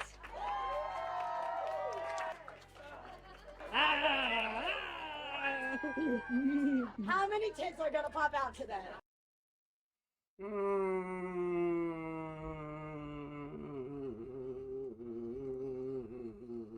That is so cringe. Definitely working on 2. It's just, I just don't think it is what she thought it was going to be. People have been hyping her up in a way where someone should have took control and be like, okay, this idea isn't being executed very well. Let's take a look at it and redo some ideas, redo everything. But instead, everyone's been like, yeah, no, you look great. This looks amazing. Those stars in your eyes don't look like an evil crow has taken a shit on your face. All JoJo Siwa knows is this, like, you know, ooh, pop, ooh, Claire's Accessories-esque. You know, if Claire's Accessories was a celebrity, it would be her. So her version of like rebellion and growing up is still quite immature. She's still incredibly child-friendly. So I'm in another mind about this. I'm like, is this really JoJo being like, you know what, I need a change, or is this a good business move? Let's think about growing with her audience, right? Her audience now are probably what, like 11, 12? It's been a long time. They're at that age where it's like self-discovery, you know? A little bit rebellious, almost. They want to do things that are a little bit rebellious. To their early teens, you know, they're not quite at that smoking phase yet, but they're on their way. Is JoJo's rebrand a move that moves with her audience in terms of age? She's growing up with her audience also, to a point where it's like, yeah, I'm growing up, but I'm not too grown up. Grown up enough to use the word bitch, but, you know, not be too threatening. It is a good business move, and let's face it, JoJo is a business person. She's made a lot of money, a lot of money. Is this just a business move she's doing? And you know what? Maybe we'll see her in another 5-6 years make another rebrand and grow up a little bit more. Maybe she'll be a country singer. We do need to touch on the fact that she said she wrote this song and in fact completely didn't at all. I'm gonna be 100% real with you. It is a very catchy song. So just know there is a version available that JoJo Siwa doesn't sing. So she said that she wrote it when in fact she purchased the song, which is fine. It's fine, you don't need to lie about it. It's fine, you don't have to be a songwriter. So it was originally sung by an artist named Britt Smith. She recorded this and made a whole video a little while ago now. There's also a claim that Miley Cyrus recorded a demo of this, which I can actually hear this song in her voice. I think she would have done that really well. So TMZ asked JoJo, they were like, okay, everyone's saying, you said you wrote this song. Everyone's saying you stole it. What's the deal here? And she said, I need to read this quote, there's no such thing as stealing. Oh my God, someone let the prisons know. Let those people free. What happens is people write songs and then they don't do anything with them. Yeah. Then a few years later, it makes sense for another artist. Yes, but you still claimed you wrote it, JoJo. Why lie? You don't have to say you wrote it. We all know a lot of. Aren't you supposed to still request for a copyright or something like that? Like, I don't know what it's called, but yeah, something like that. Like copyright shit. Like the composition of the artwork, which is the song. Not really sure. Of our favorite artists don't write their own songs. So that's JoJo's transformation from child star to child star who wears black and has terrible face paint. As always, I would love to know your opinions down below. We do have to bear in mind that, of course, I am not JoJo's, you know, ideal audience, target audience, but I am allowed to have opinions on this whole situation. Let me know yours down below in the comments, and I will see you down there, and I will see you in the next one. Bye.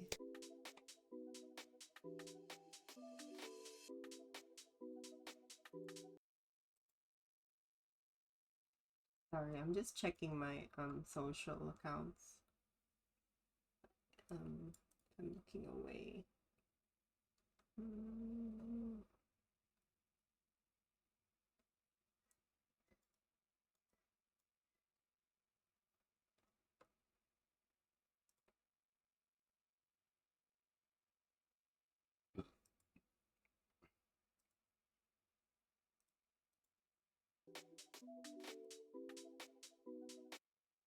Yeah, you should follow Robert.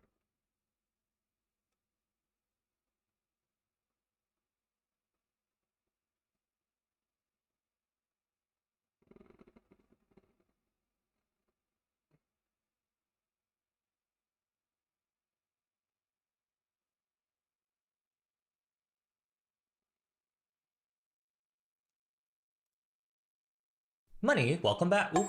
Morning, welcome back. Sorry, I was hoping some of the money I gave to the government for taxes came back to me. They keep asking for more like I didn't pay them last month. What are they trying to be here? Netflix? So, when was the last time you showed people you were doing okay in life? And we're not talking about your mental well-being or your cholesterol levels from your health checkup. Boo, that's boring talk. What are the vibes you give off based on your material possessions? Cause that's all we care about as ravenous, short-form content addicts. The thing is, when Emily Blunt asks if you're wearing the Chanel boots? Yeah, I am. a lot of us are probably saying, no, I'm wearing Chantel's boots. When we're successful, earning a livable wage to afford basic necessities and some nice things, flaunting your wealth from time to time isn't a huge cause for concern. That's literally what we've been conditioned to do. Work, buy things, and show it off to people we find annoying. We want to show everyone we're Mr. Krabs. But in this economy, we relate more to Squidward. I'm all out of money! Well, you could just lie and make something up. The deception and charisma build for influencers is a pretty popular one. Once you start scrolling on any social media app, you're bound to come across an influencer that seemingly has a better life than you. I've already accepted the fact we all live different lives. You wake up at the crack of dawn to work out with your green juice, spin class, rise and grind, property owner mindset. I'm waking up at 5 a.m. to use the bathroom in the dark and then going back to sleep. And there is a shortage of fact checkers for the never-ending supply of online content. We're all playing the game of, is this thing I saw on the internet real or fake? Put a finger down if you've ever been a Facebook mom that accidentally spread misinformation. Well, can't really blame you. There's a funny thing influencers are doing where they like to show off their wealth online. But is that really all there is to it? I was shocked when I saw a TikTok about the sport pickleball that made me go, oh. And it wasn't from the unsettling Ellen jump scare back in 2023. I'm not sure what the concept is for this look, but this is randomized Sims behavior. Pickleball is like a form of ping pong tennis badminton that went through a transmutation circle. And who knew that such a normal sounding sport could be so expensive? By far the most expensive and consuming hobby I've picked up recently is pickleball. I have probably spent more than $15,000, $25,000 on this hobby, and I just started playing 10 months ago. Sorry, I just had to check my bank account to make sure I wasn't robbed. I played pickleball before, and I swear it was only like 1/1000th of what this lady spent. Are we paying for pickleball using Monopoly? What the fuck? Pickleball.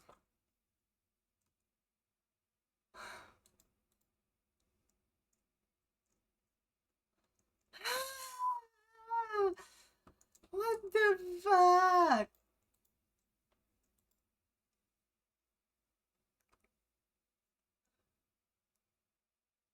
So,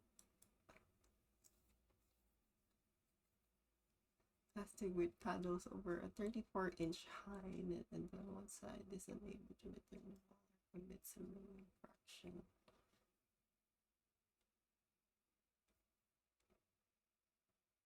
It's okay. Monopoly money? I didn't know you could do that. Maybe I should bring a stack to the grocery store because I'm trying to keep me and my dog fed. You know that feeling of wanting more pets to take care of, except conventional restrictions makes it so you can't? Well, you could have your very own legion of mythical creatures thanks to our sponsor, Dragon City. In real life, you can realistically only have a handful of pets. In Dragon City, you can collect get you started. So this TikToker is claiming she spent 5 figures over the span of 10 months picking up a new sport. Not to be a professional or anything, but a simple hobby you do for fun, like opening and closing the fridge door, or dissociating in public. Correct me if I'm wrong, but I don't think pickleball was ever considered the golf of racket sports. Before it became mainstream, it was a toned down version of tennis that people in their retirement age would play. Even on the higher end of starting pickleball, lessons, membership fees, your equipment, it would only cost you like 4 digits tops. Not a down payment on a house. Where's the money going? Is she eating the ball after every game? You don't have to eat those, girl. We have pickles at home. There's the overpriced aloe outfits, the $250 paddles, the private lessons with pros, the club membership fees, and most importantly, there's the loss of income because I most recently took off a month. What the fuck? From work just to move to California and improve my pickleball game, as if I was a retired snowbird at 36. But it really did pay off. I won my first singles tournament in San Diego, and I probably have amassed 50 new friends from the sport. I have 0 regrets, but I may be broke soon. Oh, that makes a lot of sense. Wait. Huh? Unless you're living in Antarctica, was there not affordable pickleball where you lived? As a fun game, let's reevaluate our choices. It's a rich people sport. Like it's only for those who can. Oh wow, that's like wait. Is golf the same?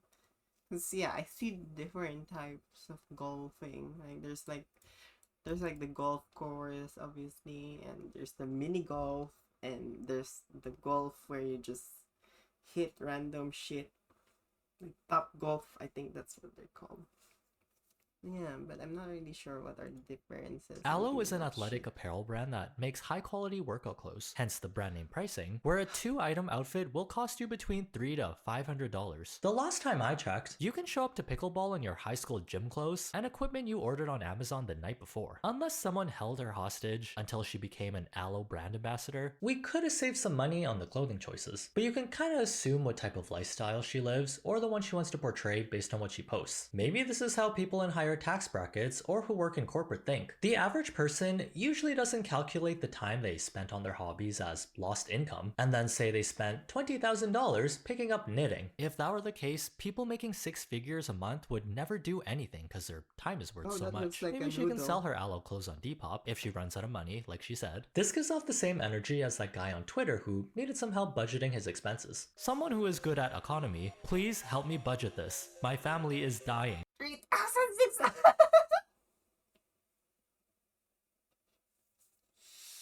How is that? What the fuck? My mother-in-law pays like $1 or $2 for like discounted candles. Spend less on candles. Is pickleball actually ruining your life? If you ask me, seems like a very preventable problem. Little misleading of a title, but it did get people talking to drive up her engagement. Hey, if I could take a month off work to get really good at tennis that it causes a dinosaur extinction, I quit my job too. When your online brand is based on your image and how you appear to others, of course you're gonna sprinkle some seasoning on your content to make it spicy. Not straight up lie, but maybe exaggerate a little and only show the good parts. Flex culture in Asia, unsurprisingly, is really common. It's not unusual to see people spending their Yep, I agree. I think some YouTubers are really good. Like Asian YouTubers are talking a lot about Asian culture. How we're like ever since from the beginning of time we've been like accustomed to like social capital and how connections can get you to. So yeah, and in in terms of socialization, dressing rich is everything, you know, like it's a whole thing. And yeah, now people, not just girls, not just boys, everyone, almost some people, they spend a lot of money, like unnecessary amounts of income just to buy just to buy designer goods just to look rich. And oh, it's dumb. Like I find it dumb personally. I don't know about others, and no judgment to the people who could actually do it, but like yeah, it's crazy how they're like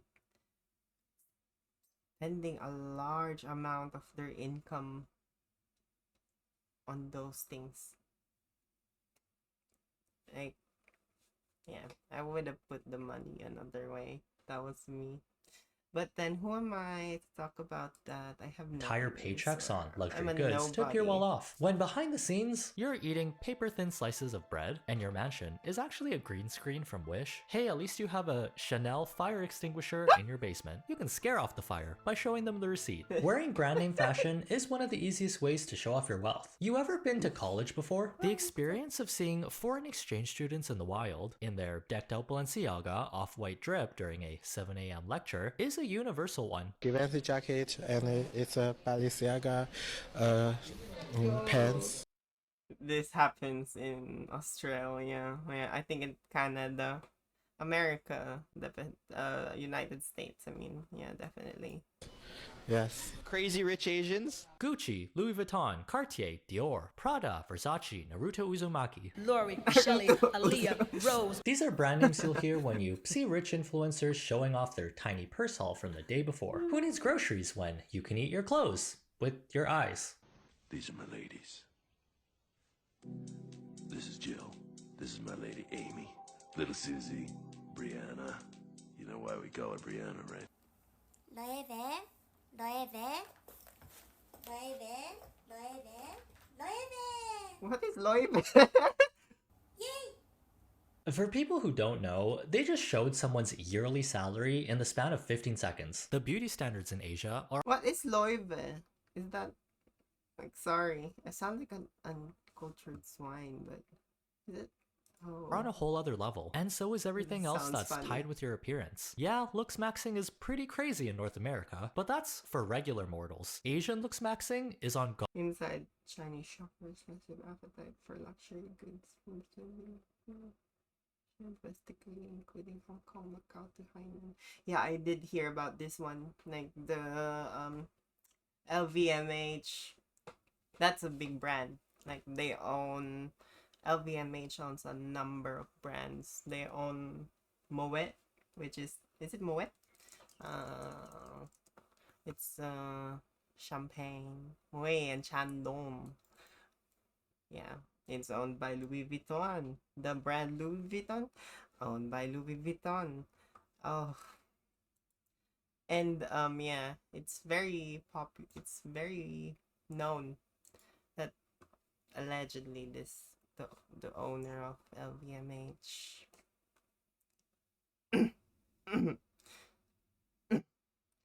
is yeah,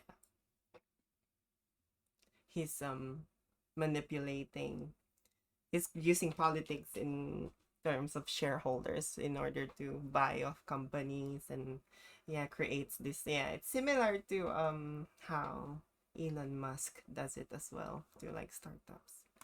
God mode. In East Asia, your financial success and your attractiveness are like this. It's a very homogenous society where you're expected to fit in. When everyone's got the latest luxury water bottle from Hermes and you show up with your Dasani, you become a target and face getting ostracized. Lots of young millennials, Gen Z, even middle schoolers are familiar with expensive brands. I'm not gonna lie, I love the iPhones. Like, I don't know when did that turn into some sort of social status or something, but yeah, I just like Apple products because of how they are smoother, I find, than Androids. But yeah, even the Apples are turning into, I think it's the way they marketed themselves. They marketed themselves as some sort of like something expensive. And yeah, no. And what wearing them implies. There was even a case a few months ago when Stanley cups were flying off the shelves like toilet paper. A kid got bullied at school for having a Walmart brand cup instead of a Stanley cup. This is the cup that we got our daughter for Christmas. This is not a Stanley. This is a $9.98 Walmart cup that she said she thought was cute. She is 9 years old. On the second day back to school after Christmas break, she comes home. She's not crying. She's just upset. The girls, all the other girls in her grade, I'm not saying all, maybe she said 9, 10 of them, all got Stanleys for Christmas. And they made sure to let her know that this is not a real Stanley, that this is fake and it's not as cool. So she comes home, she's upset. She asks if she can have a real Stanley. Do I think that a 9-year-old needs a Stanley? No. Do I have one? Yes, I have one. If you're a mom, if you're a parent, and you can do something to keep your child from getting made fun of, to help fit in, you're gonna do it. So we went and bought her a 30-ounce Stanley. Because of this peer pressure to fit in and be successful in all aspects of your life, paired with everyone's addiction to social media, we're now turning to faking a desirable lifestyle. The beautiful, rich influencers, known for their expensive taste. Oh my god, this is what, oh, so, and now it makes sense why some people don't want to make children or have children, because people are like, Might what just the be cosplaying hell? to build an audience. They're not showing all What the the hell are you turning your child into? Like, oh, this is mean girl behavior, mean girl behavior. beauty procedures they've gotten, or the loan shark. Look, don't get me wrong. You can do what you fucking want. Like, you can buy whatever shit you want. Just be responsible, I guess. I gotta drink some water. I'll be right back. Oops.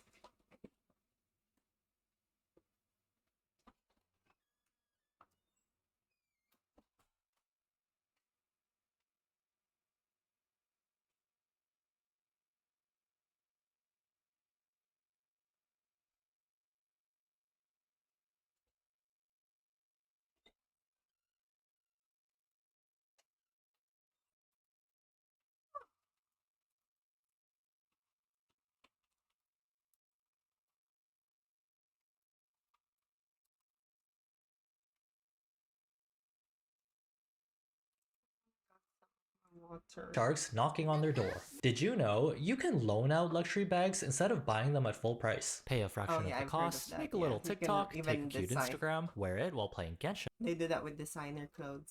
on Twitch, then return it the next day. It's actually a pretty good business model. The only problem is, how often are you seeing influencers who built their audience by being rich say, Yeah, I rented this bag like a movie from Blockbusters. Here's a little tea on what some influencers don't want to tell you.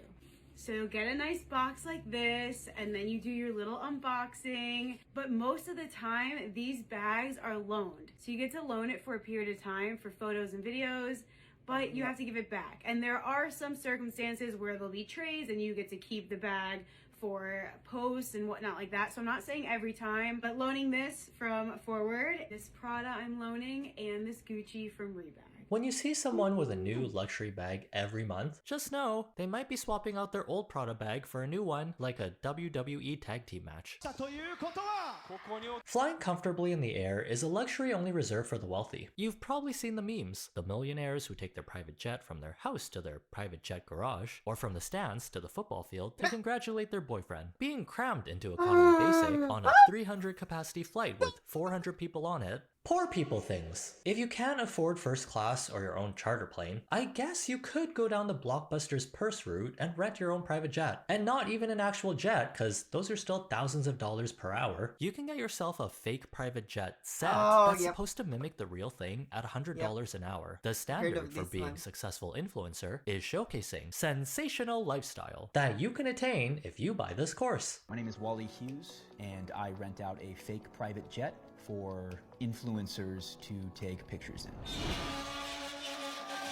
Yo, what's up, IG Live fam? We're having our business meetings 30,000 feet up today. Do you want your followers to think that you're successful? When you hustle, this is what you or get. do you want them to think that you're with the peasants in economy? I'm on the phone with my Bitcoin advisor here, but I'm also in a Zoom meeting for my advisory business for kids that want to learn how to trade baseball cards. Thanks to Wally and the entire team, my followers will never know that I actually get a direct deposit from my father the first of every month. It's a lot of work to build an audience. Was the 16 live viewers and 18 likes worth it? Not to view shame, but internet users are so savvy, they can smell when authenticity is faked. This is gonna be my home for the next Yeah, they 12 can. hours. You're right. Cockpit selfie. So I wanted my followers to think that I only fly private. Thanks to Wally and the team, Spirit Airlines is a thing of the past. Paris, here we come. Oh wait.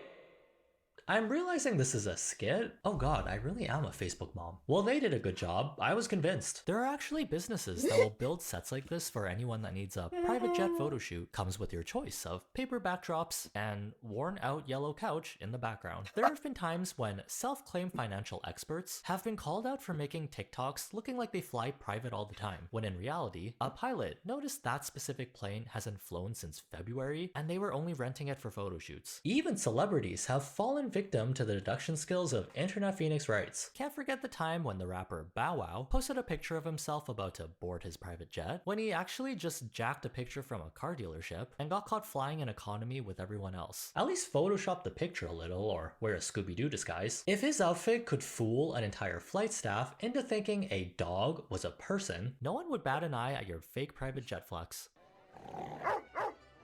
Even events that are known to be celebrity and influencer hotspots like Coachella, there's a lot of catfishing going on. I didn't know this, but apparently a lot of them don't even attend the concert. Looking at the logistics, it's a very expensive event to attend. The tickets, flights, hotel, and food, you're spending at least a couple grand for the weekend.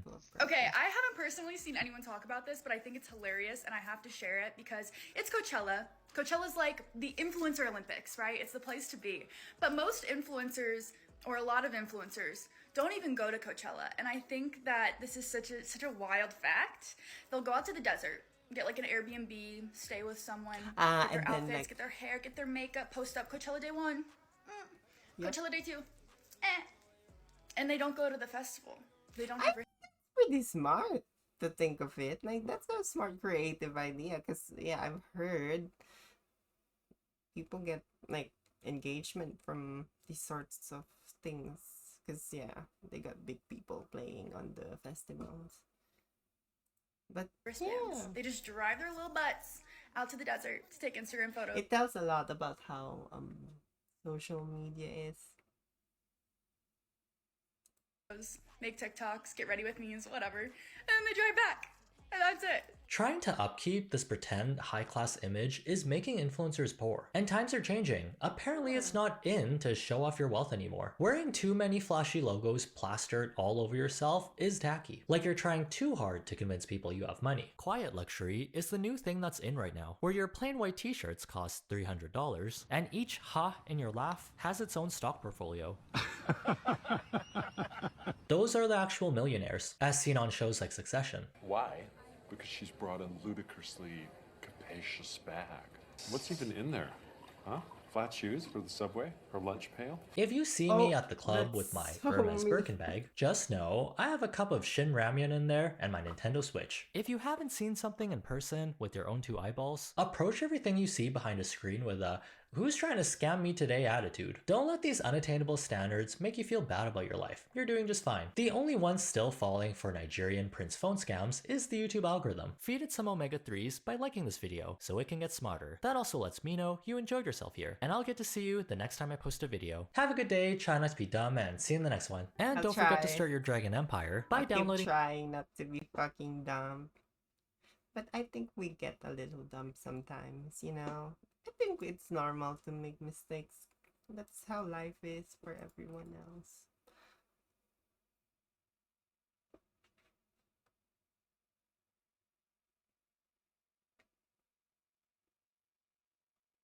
Hmm.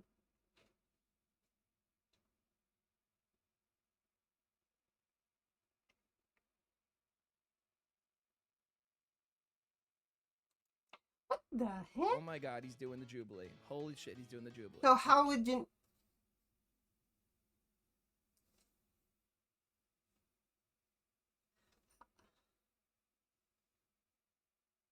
That's crazy. That's really... It's subtle. But it's fucking...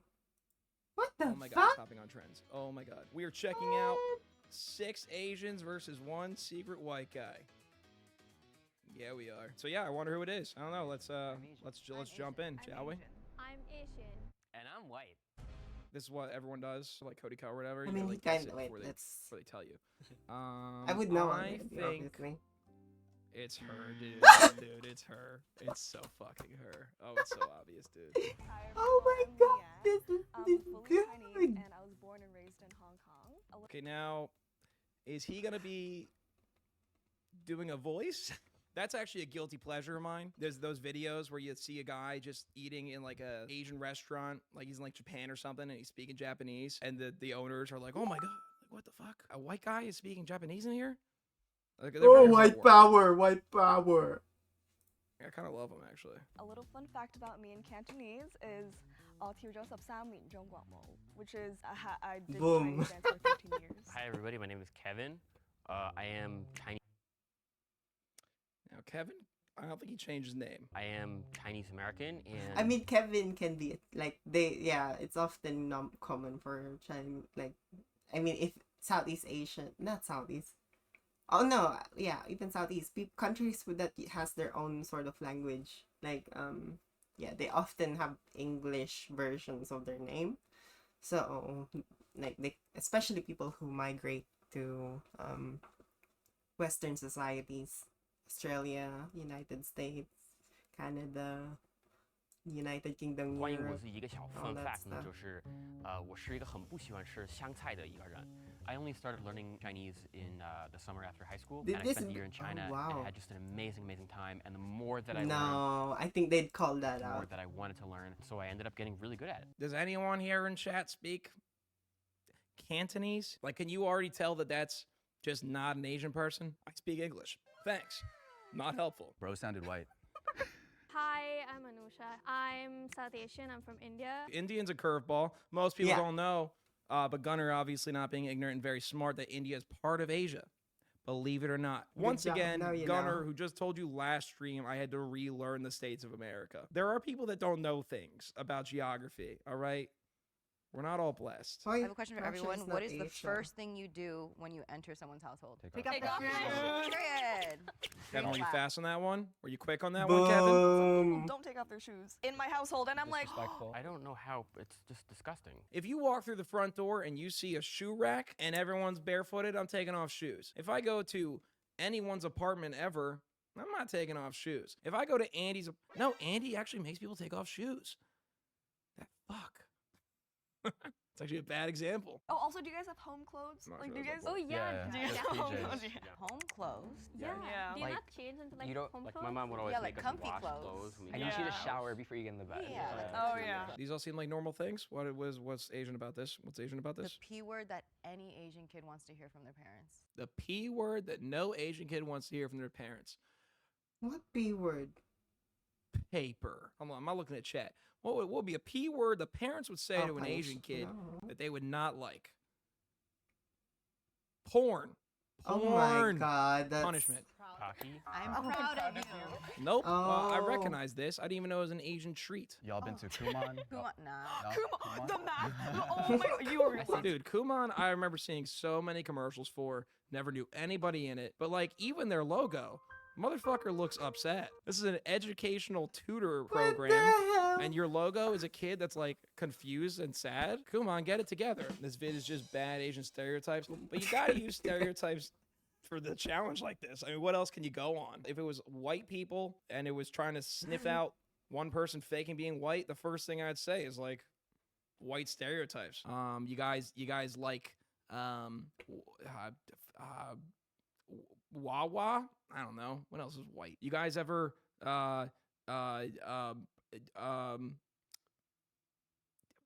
do a turkey trot? Hit me with some like extracurriculars because I did like Tahitian dance, I did cheer, Wow. gymnastics. I did fencing, Chinese dance, swimming, saxophone, piano. Oh wow. How do you got See, stereotypes work. Definitely. You list those 5 things without a stutter, I believe you. Yep. She's literally Definitely Barbie. not tomorrow. As a Filipina, obviously I Barbie sing. do that Do you stuff? tinikling too? Huh? Tinikling. Oh yeah, tinikling. Ano yan? What is that? With Oh the yes, sticks. with the sticks, and you Red like flag. Yeah, no. red flag. That's the mole right No, there. You know She's what like- I would she's say? like, If I was there, ah. I'll tell you what I would say. Beiteoshi. You guys know what that is? Of course you don't. You're not Asian like me. I'm doing this, Oh man. my gosh.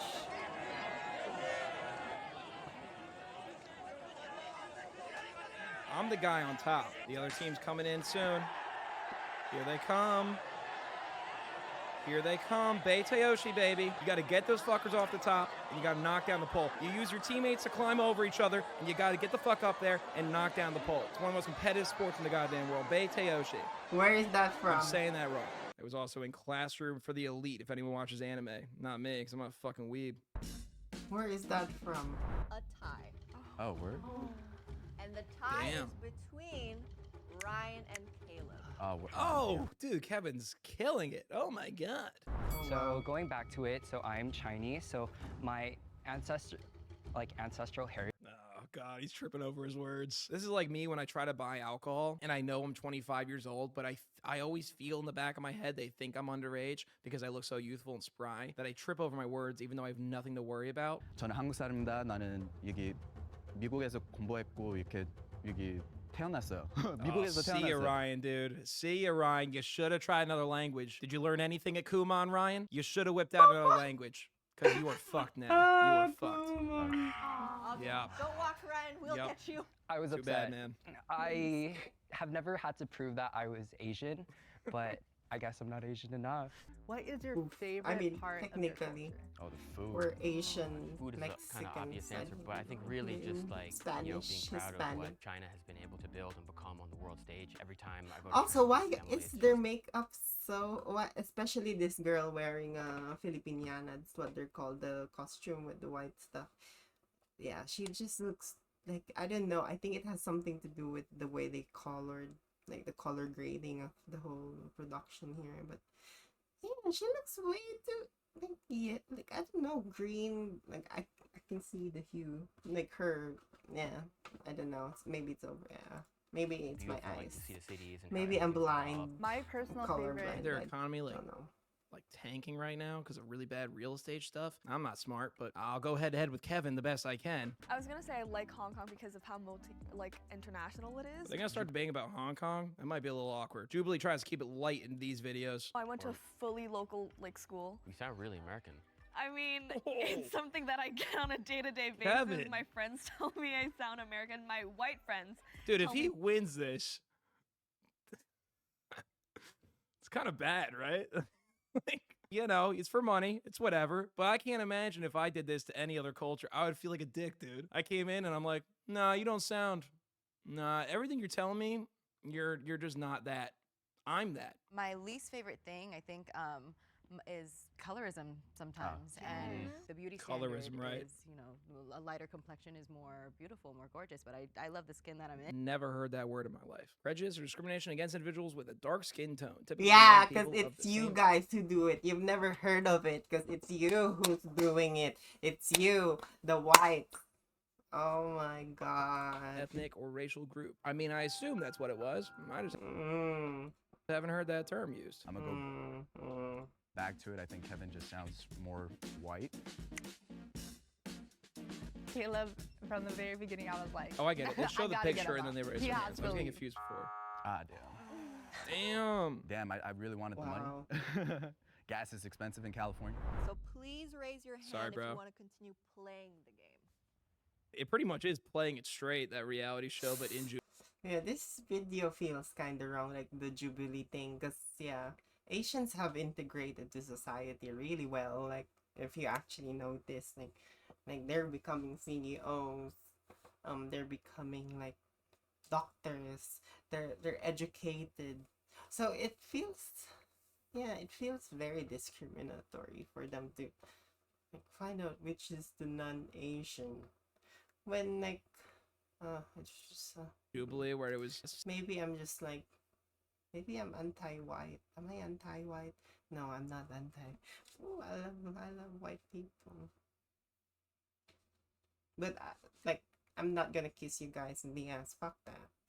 6 No gay way. guys, but one guy is straight and he's pretending to be gay. And at the end, he's just like, I've been in character for weeks. I talked to all my gay friends. They dressed me up. I had a dude on my lock screen. And he lost like first round. I was thinking maybe the only other person who people could be suspicious of was Leanne. Leanne, do you speak Mandarin? So I attack. do speak Mandarin. He is Well, yeah. aggressive, dude. He is so aggressive. Because Leanne was the one he called out before, so now he's like, all right, let's lay it in. Wouldn't you call that out, even if you learned like? Let's lay the heel in on Leanne. Do you even speak Mandarin? Leanne? Leanne. All I know from Mandarin is, Whoa, Wu Jiao. Wu Jiao. See, I forgot. Do you speak Mandarin? Because I speak Cantonese, Mandarin, other languages that Gunnar doesn't know. What do you call your parents? Like, how do you refer to them? It's a very personal name, but I call my mom Mimi and my dad Bobby, which That's is my like, Chinese name. Mimi, like kitty. Sometimes Yeah, I'll call Mimi. him Chinese, ba ma. To be honest, like a lot of times in English, my dad actually doesn't speak great Chinese. Why am I getting pissed at this sort of people? I don't know why I'm getting pissed. My mom, Ma. And I call my dad, Pops. Hey, Pops. And yes, Oh, Pops is, I think, oh wait, it's, nah. I grew up I in think the world is very diverse at this point, like in terms of what we're all consuming and with how the internet is. Like, the internet can connect us anywhere, so which is pretty awesome. Japan. At one point, I was actually suspicious of Cammy. I don't think she was that fluent in her own language, which I understand. It's like you don't have to be fluent in your like native language. I'm So barely fluent in who English. do we think is the hottest Asian, like Asian race? Wait, I thought we were talking about the hottest Asian person. We're talking about the hottest Asian race? That's a God. weird question. Were you guys just talking about colorism? Now we're talking about the hottest Asian race? Am I crazy or is that fucked up. All right, what's Kevin's answer? Kind Kevin's of, quick yeah, on that yeah. one. We think is the hottest Asian, like I think that's Asian some race. I would say Chinese. Filipina. But you know, when I ever see Bollywood movies and like the It's Indian like actors in Chinese. those, I mean, some very good. I mean, yeah, looking that's men fair. and This women. this is a weird question. They were just talking about colorism's fucked up. You know, Yeah. people It are is kind fat of weird. shaming in certain countries and stuff. So, you guys think certain races are ugly? Yeah, which is very bad of society. I'm probably a victim of that. Oh no, not a victim. I probably encountered that one point in my life. There's microaggressions, and yeah, there are definitely, yeah, we definitely find ourselves comparing ourselves to each other. That's something that you notice in Asian societies, like even like smaller communities. There's something called crab mentality in the Philippines. I don't know if some people have heard of that sort of thing, but yeah, people often it's like that insecurity again, like it's about like, and instead of working on that insecurity, it's more on like the idea of crabs pulling each other from, like if one crab is trying to escape in a bucket, is that what they called it? Yeah, bucket, and yeah, the other crabs would be trying to like pull them down. So that's the idea of crab mentality, and yeah, unfortunately, it does exist in some places. It's wrong. I want to clarify. I think like that's one of the things I'm trying to eradicate that sort of thinking, because there's a lot of space for everyone to grow. You don't have to, you don't have to take all of it yourself in terms of economic mobility and social growth, everyone grows together. Becoming a politician, what the hell? Korean men are so attractive. Filipinos. Yeah, They are okay, all technically Chinese, yeah. speaking, Miss Universe, we have 4 winners from the Philippines, and I hope to be kidding. Miss Universe one day. Yeah, She's dressed like she's on it right now. Yes, she does. She does. Yeah, oh my god. Yeah, Filipinos are really into like beauty pageants and all that stuff. Oh, they're I voting can for see it Kevin. in Thailand as well. Kevin's out. Kevin, we love you. Kevin, you're A little so Chinese sexist. and I can Get all the feel it. guys out. I can feel it. I can appreciate literally your feel the entire China photos. behind you. China.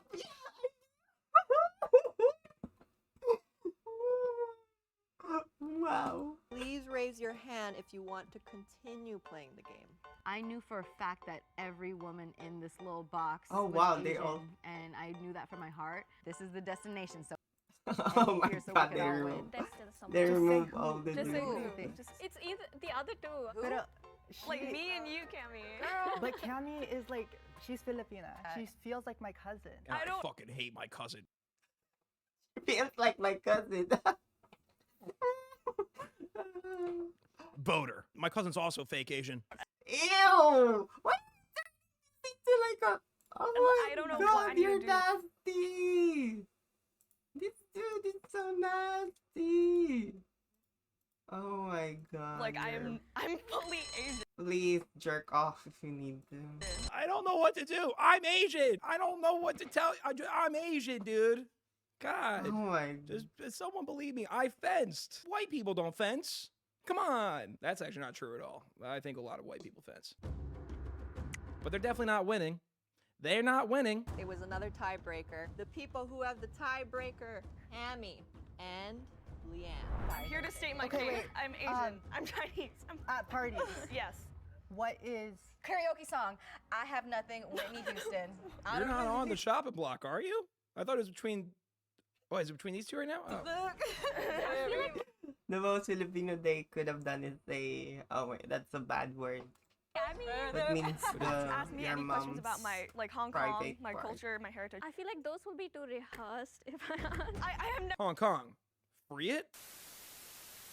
I know this is a bit traumatizing. What? If this becomes Ask me any questions about my Hong Kong, my culture, my heritage. I feel like those will be too rehearsed if I have no. Hong Kong. Free it? I know will be too rehearsed if I have no. Hong Kong. Free it? What did he say? I don't know what he said. I know this is a bit Sorry. traumatizing. If this becomes another tiebreaker, we eliminate 2 people. Save your money. 2 people eliminated. Oh, you fucking idiots. I was like, girls, like, what? I mean, I was a little offended because I never had to prove that I was Asian. Yeah, it Alright, does she got make too you desperate. question your. Yeah, it's a way of like, yeah. The end there. She got way too desperate. That means you have. Sorry, gotta skip You know? it. Mwah, mwah. No, fuck Jubilee. I hate Jubilee. They sound like Jollibee. Jubilee of Jollibee. Jubilee. Jollibee. Jubilee. Jubilee. Jubilee. Jubilee. Jubilee. Jubilee. Jollibee. Jubilee.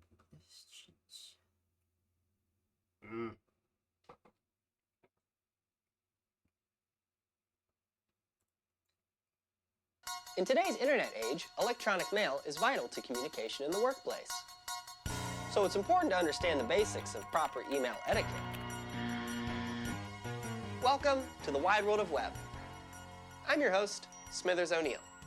And on today's episode, I'll be teaching you how to write an email like a true professional. Let's get started, shall we?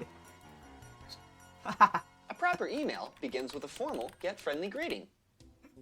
Remember, this is your boss or coworker, not your buddy you met on a hentai forum. So as you communicate, make sure to keep your tone direct and formal, while making it sound like you actually give a darn. When providing attachments, always make sure to mention it. You don't want your boss to miss the work that's gone through 39 painstaking revisions. And now it's time to wrap it up. It's basic etiquette to welcome your recipient's ideas. Oh, I don't do that actually. I just say, if you have any questions, please send me an email. I hope to hear from you Even if soon. just one more makes you want to deep throat the barrel of a shotgun. Now we're ready to send it off. I've never felt the touch of a woman, but I imagine it's just as pleasurable as sending off a well-composed email. Oh, he responded already. Must be a job well done. Huh. My boss claims I'm incorrect in my use of effect. Although, it seems like he's the one who's incorrect here. Even when disagreements arise, it's imperative to respond with proper email etiquette. Now we can either... I gotta pause for a second. I need to pee.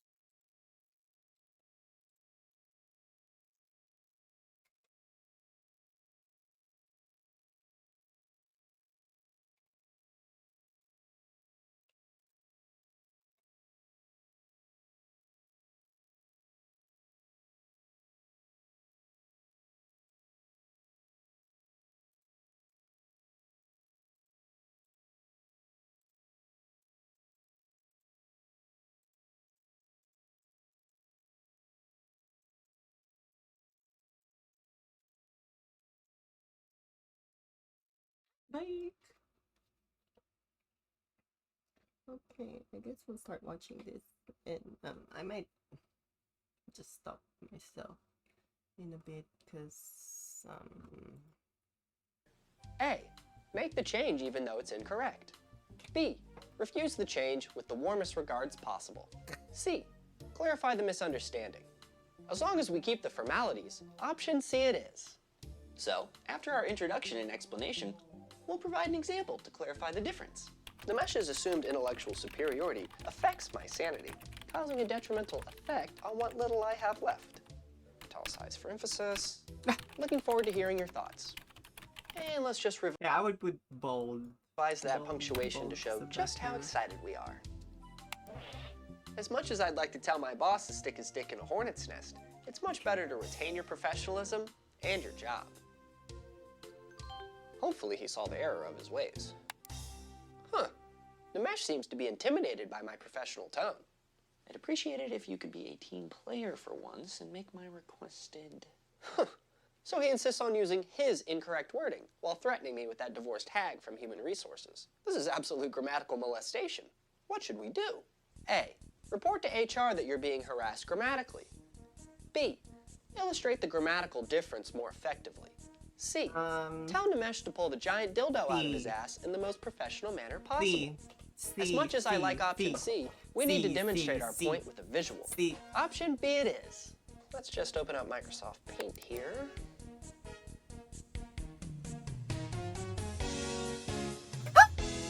In this image, we see how the giant dildo affects or produces a change in Nimesh's attitude. That's one heck of an anal boss if I've ever seen one. And here we see me suffering the effects or results of said attitude. Boy, those sure are some dark thoughts. Perhaps I'll be promoted to creative director once he sees how well I illustrated my You'll point. be fired, my boy. And we'll just attach that in our response. Great. In about 42 minutes, it'll be good to go. In the meantime, let's surf the web with today's sponsor, Opera GX, the web browser of the future that has me exploring the wide world of web in style. It's got a plethora of customizable themes to choose from, including a Windows 95 theme. Whoa! Now I No can get... way. I'm not gonna show them that. Well, after Nimesh received our illustration, that coward ran off and tattled to the discarded wench over in Human Resources. Oh boy, Janice's email sure could use some proofreading. Try completely warranted. Grounds for promotion. Come into the office and have a... Sorry, Janice. I don't speak the language of expired trolls. How should we respond? A. Formally explain this is why her husband left her. B. Head into the office, but bring a firearm for defense.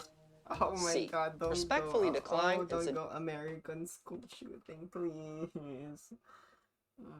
That's... You're a meanie. Sorry, I'm talking to myself. You're a meanie. Just an alternative solution. As much as I'd get a Well, that's a job for your police, right? Like for the government. kick out of A and B, option C is the appropriate choice. Dear Janice, I'm afraid I'm unable to discuss as I am not well versed in communicating with divorcees whose private areas have dried up and decayed. I suggest we have the entire company, who I've CC'd, weigh in on the affect first effect debate between Nimesh and I. Who is correct? I am certainly looking forward to hearing everyone's thoughts.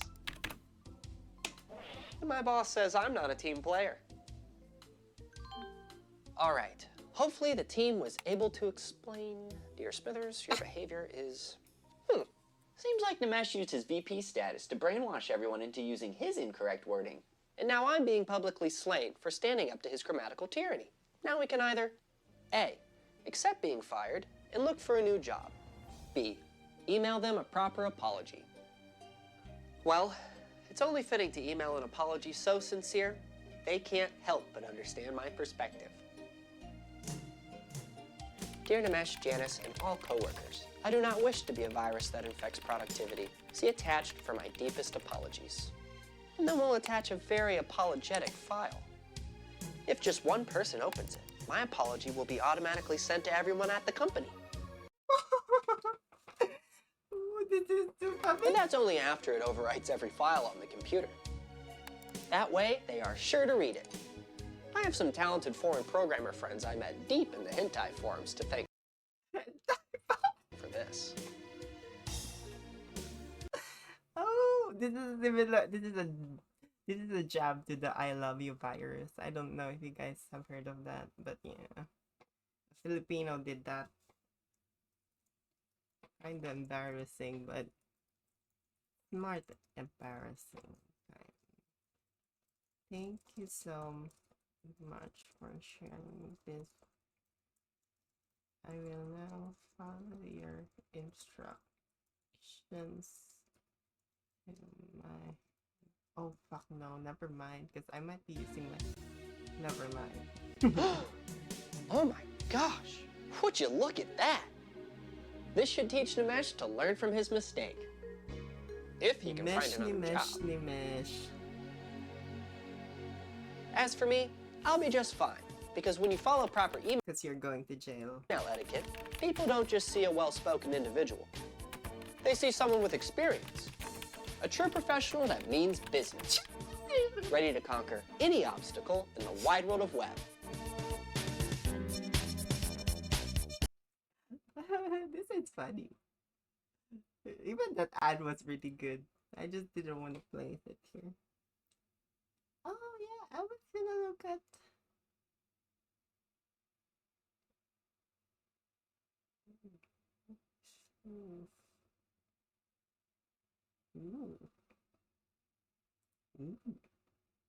Commercial flight. It's one of the safest ways to get around. In fact, the current fatality risk is so low that if you wanted to be in a fatal accident, you'd need to take a flight every day for over 25,000 years to give yourself a fair shot, and by the time you were finished, you'd probably have died of something else already, like heart disease or boredom.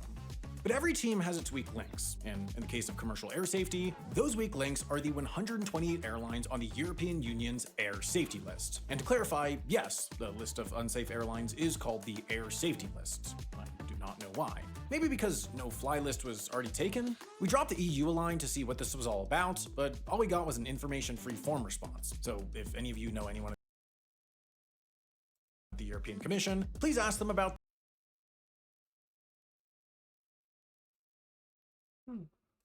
this. Sorry, I think someone's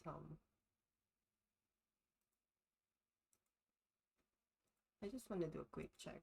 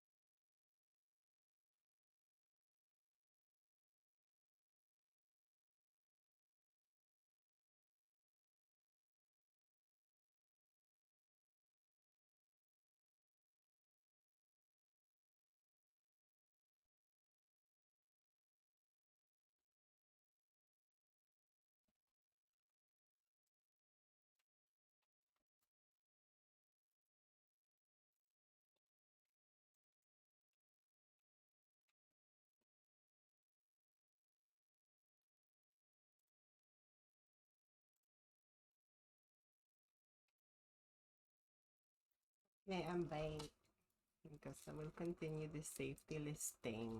And leave a comment. Semantics aside, getting on the air safety list is very, very bad. You immediately get banned from flying to, from, or over any EU member state, i.e. you have to cancel any flights you have planned, even if you've already sold tickets, and can't add service back until you get off the list. Surprisingly, most bans have more to do with an airline's home country than the airline itself. There are international standards for government oversight set by the International Civil Aviation Authority, or ICAO, a part of the UN that was having not one, but two week-long aviation safety meetings as we were writing this video, which would have cost almost $2,500 to attend as a civilian because, wow, turns out aviation safety is a gate-kept hobby for the bourgeoisie elite.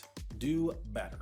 ICAO has identified these 8 critical elements, which encompass everything from having some kind of civil aviation authority, to a qualified staff of inspectors, to pilot licensing systems, to a way for the government to identify and address safety issues at individual airlines. You can actually take a whole online course about these standards, but for a civilian it costs $800, and I gambled away my last $800 trying to get enough money for that week-long aviation safety meeting in Canada. Do better.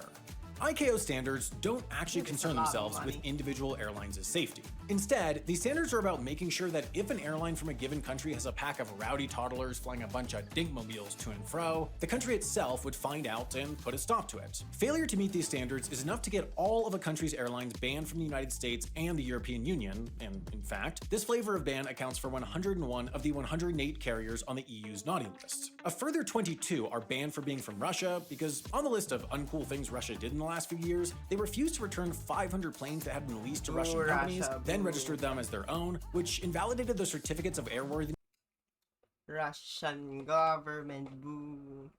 Oh shit. I'm sorry, please don't. No, I'm kidding.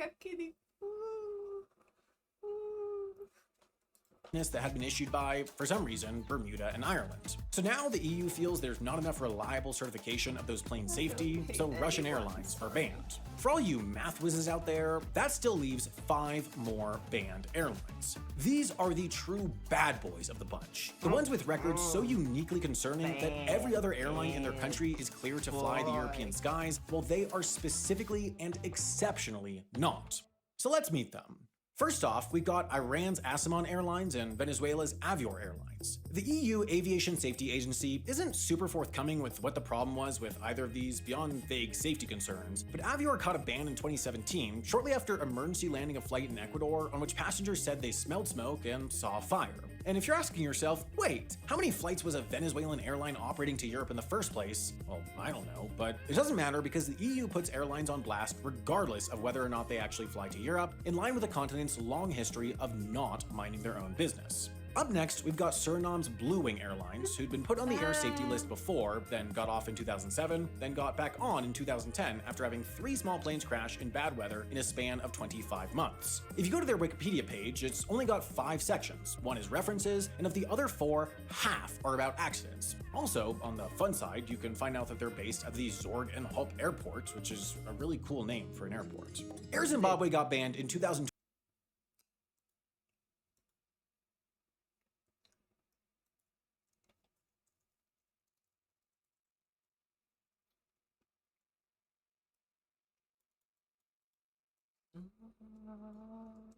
Where is that? Suriname. Suriname? Is it Suriname or Suriname?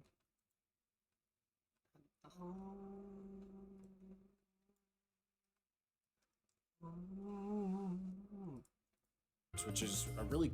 Air Zimbabwe got banned in 2022, having grounded a bunch of planes for engine failures and malfunctions, and also having been in over $300 million worth of debt in April of that year. They used to fly a route from Zim to Gatwick, and they really want it back, so they've been paying their debts and getting new planes, which they're hoping is enough to convince the EU to reverse the ban.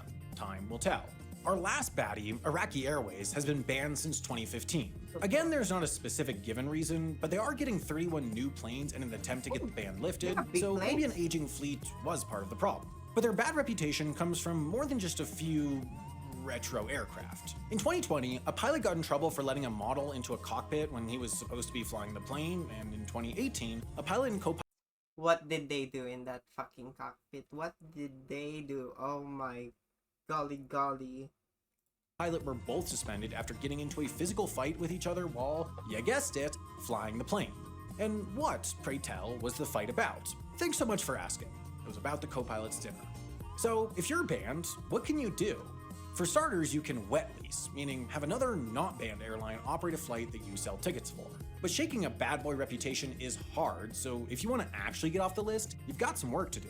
First, of course, you gotta fix whatever issue got you banned in the first place. Then, for individual airlines, both they and their state have to send written explanations of how good they are now, then meet with both the EU Air Safety Commission and representatives from the member states, then have an on-site visit, and do a bunch of hearings. And if all that goes well, the Commission might reconsider. So yes, the EU bans 128 airlines from their skies, and no, they're not also disastrously unsafe that buying a ticket is a death sentence. But they are, for various reasons, riskier than they need to be, so the EU would rather their people not chance it. Most of us are pretty risk averse when it comes to shooting around the world in a steel tube, but when it comes to our safety online, we play pretty fast and loose, agreeing to terms and conditions without reading them, because this is an ad.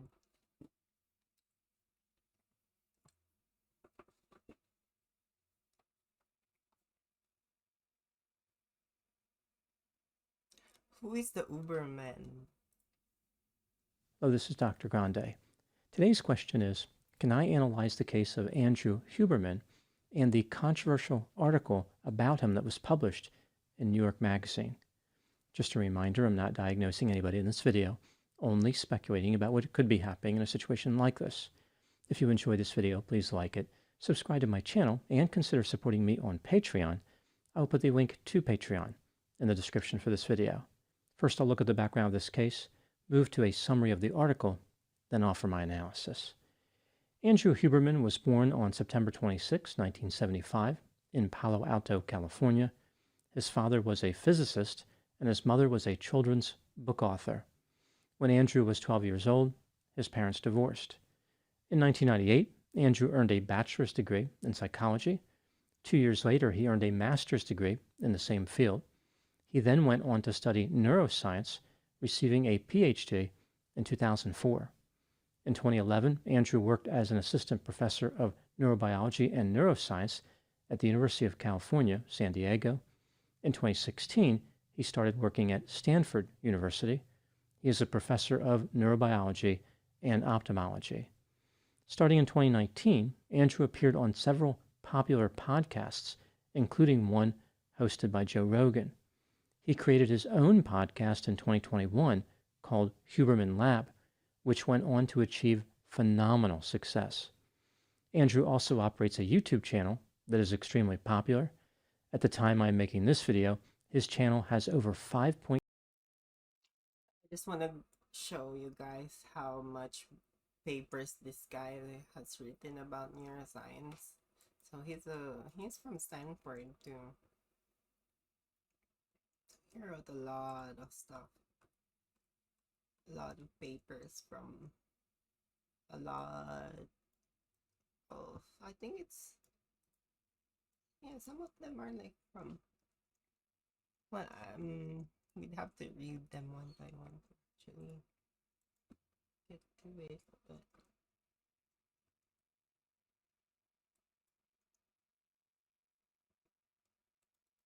yeah.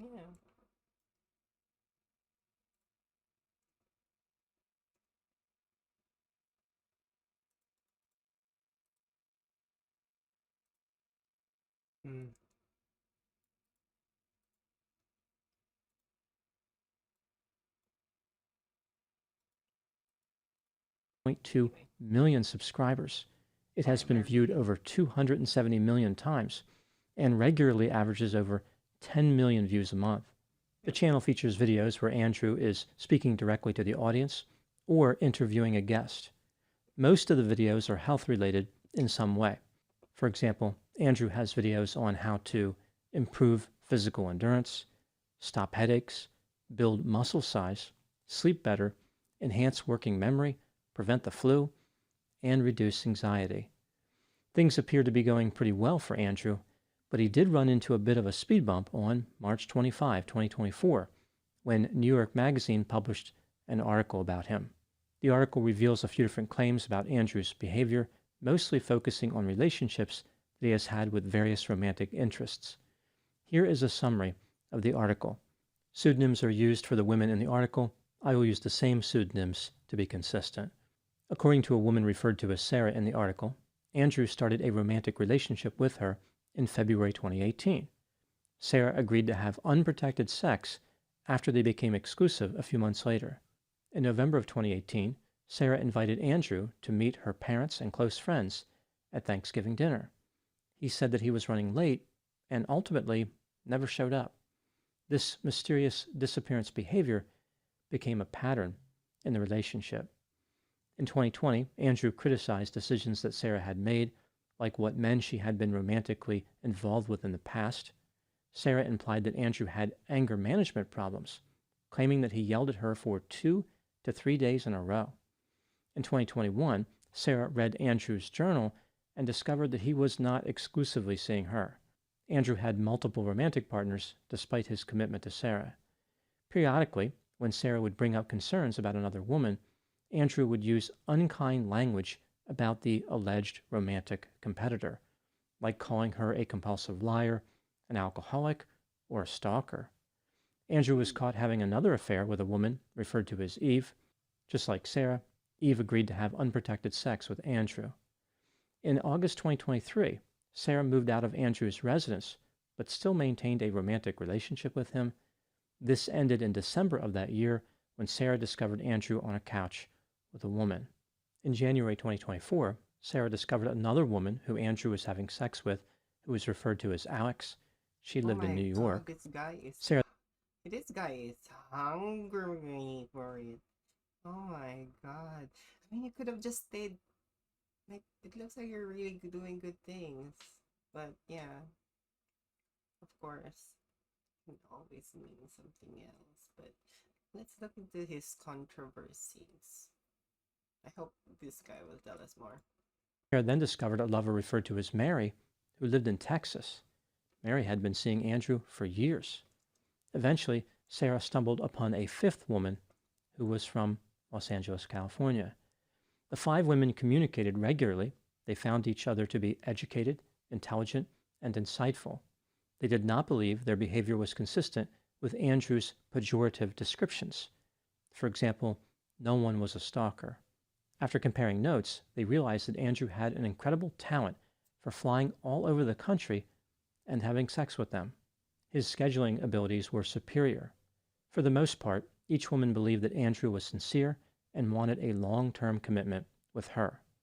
A few of the women said that Andrew talked about his ideal relationship, which involved him having sex with other people, but them only having sex with him. In a surprising twist, at least 3 of the women continued to remain friendly with Andrew, even after learning about his deceptive behavior.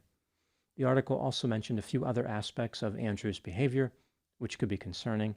For example, he was not reliable in keeping commitments, even those not of a romantic nature. He admitted that he regularly lied to his therapist, and his lab at Stanford may not be doing much of anything. A spokesperson for Andrew denied many of the claims made by the people interviewed for the article. Now moving to my analysis. Here are my thoughts on a few areas that stood out to me in this case. Item number 1. There is no question that Andrew is intelligent and has training which qualifies him to talk about mental health, physical health, and general self-improvement topics. His early content featured educational videos that were tied pretty closely to his background, but over time he expanded his range of topics to include philosophy, relationships, and obtaining optimal physical performance. This is not unusual, as Andrew is constantly learning. Along with peace, contentment, and delight, he promotes this continuous learning aspect as part of his brand. Item number 2.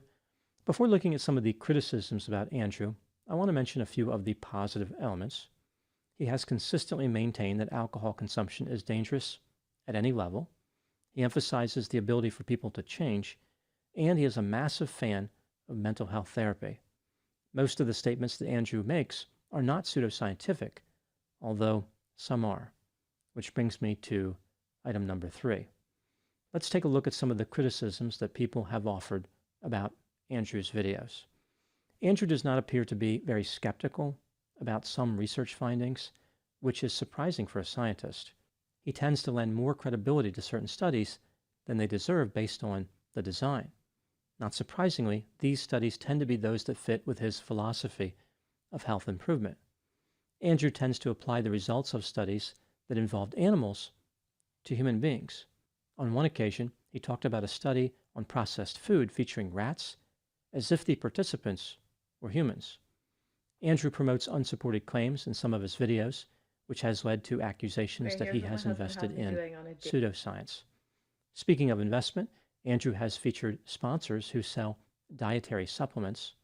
One product that Andrew promotes is a supplement that purportedly covers all a person's foundational nutritional needs. Another supplement he promotes is made from an evergreen shrub. He claimed that it had a profound effect on anxiety, could reduce symptoms of depression, and may improve memory and sleep. There are no scientific reasons to believe these claims. Andrew doesn't seem to be a fan of flu vaccinations. He claimed that the flu shot is, quote, completely ineffective at combating other forms of the flu virus, colds, or any other types of upper respiratory infections, unquote. According to the CDC, quote, antibodies made in response to the vaccine can provide some protection against different but related strains of influenza virus, unquote. In addition to not liking flu vaccines, Andrew does not appear to be a fan of sunscreen, believing it is potentially hazardous. Item number 4. Andrew's style of presenting has been described as confident and long-winded. He uses a lot of mental and physical health jargon, but surrounds these terms with so many fiddler words, it's like he's talking in circles. Many scientists value the idea of using only as many words as necessary to accurately convey information. This isn't always the best for teaching, but Andrew goes completely in the opposite direction. It's like me when I'm stoned. He does not appear to believe in this economy of expression. Rather, there's a sense that he is actually using as many words as possible to convey information. Self-help gurus are notorious for using this communication style. There's a lot of talking, but not a lot of actual information being transmitted. Item number 5. Andrew tends to present findings from research studies as if the results point to a concrete relationship between variables. There's a lot of definitive advice being offered, even when disagreement still exists among researchers. The results of scientific experiments can sometimes be boring. Most people don't think of scholarly articles as a great source of entertainment. There are presentation methods that make science more interesting, but no matter what method is selected, it's critical to retain the integrity of the results. Unfortunately, Andrew has adopted a different tactic. He removes ambiguity, therefore makes the results more exciting and applicable at the expense of accuracy. People don't tend to get as excited about research findings when words like probable, tentative, and uncertain are used to describe the association between variables. Definitive answers are strongly favored. Unfortunately, science cannot always offer these types of answers. Applying science in the realm of mental health is often about appreciating probabilities and not about assuming the existence of immutable and direct relationships. More learning is not created by misrepresenting the results of studies. This only creates misinformation and increases interest in something that is not true. Instead, concepts should be taught with insight, clarity, and by offering practical examples of real-world applications. This way, what was boring now becomes interesting. Andrew is taking a hazardous shortcut by spicing up or oversimplifying research findings. Item number 6. What do the alleged romantic dealings of Andrew say about his personality and motives if the claims of the women are true? Here are my thoughts on this. Andrew has a healthy lifestyle brand, which focuses on muscle building, high energy, sharp thinking, and getting in touch with emotions. Some have argued that he's really selling his own brand of masculinity, not unlike Joe Rogan. This makes me wonder, what's the point in having all these abilities and characteristics that Andrew promotes? Why would anybody work so diligently and follow all his instructions to gain these capabilities? One answer could be to achieve romantic success with multiple women. This success features the emotional factors associated with committed relationships while being uncommitted in reality. Andrew has used many of the elements that he promotes in his pursuit of women. He's muscular and physically fit. He has enough energy to fly across the country and have sex with multiple partners. He has sufficient cognitive reasoning ability to keep all his encounters straight. And he has enough emotional sensitivity and listening skill to convince women that he's committed solely to them. Maybe the whole point of Andrew's brand is to teach men to get away with exactly what he allegedly did. From his perspective, Andrew is living the dream. I don't believe that there will be any meaningful fallout from the article in New York Magazine, because to many of Andrew's followers, The revelation that he had these manipulation-enhanced romantic relationships makes him a hero. It's proof of concept and only bolsters the credibility of what Andrew has been teaching this whole time. He is teaching people to be like him. Now moving to my final thoughts. My biggest concern with Andrew is how he promotes pseudoscientific nonsense. Social media influencers who have doctorates in any type of field related to mental or physical health get bombarded by offers to promote products and services that are not supported by science. Companies that sell scientifically unsupported supplements are among the worst offenders. It's a massive business that pays a lot of money to influencers, but those riches destroy one important factor which may be impossible to rebuild: their credibility. Those are my thoughts on the case of Andrew Huberman. Please put any opinions and thoughts in the comment section. They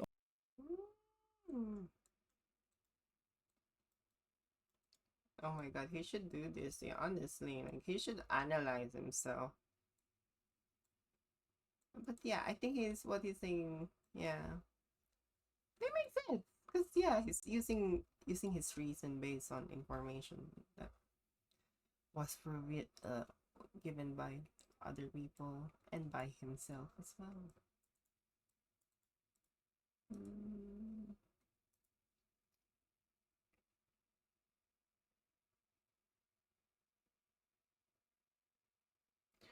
Ooh, Victoria. Oh, I guess I could see this dude. Hello and welcome back to This guy makes me feel special for having Jarvis Johnson premium. Gold, the premium channel that is free. It is. Thank you so much. Thank you. It is free, but if you're watching this, you're premium. So premium that I'm gonna fix you up. I'm gonna remodel you. I'm gonna level you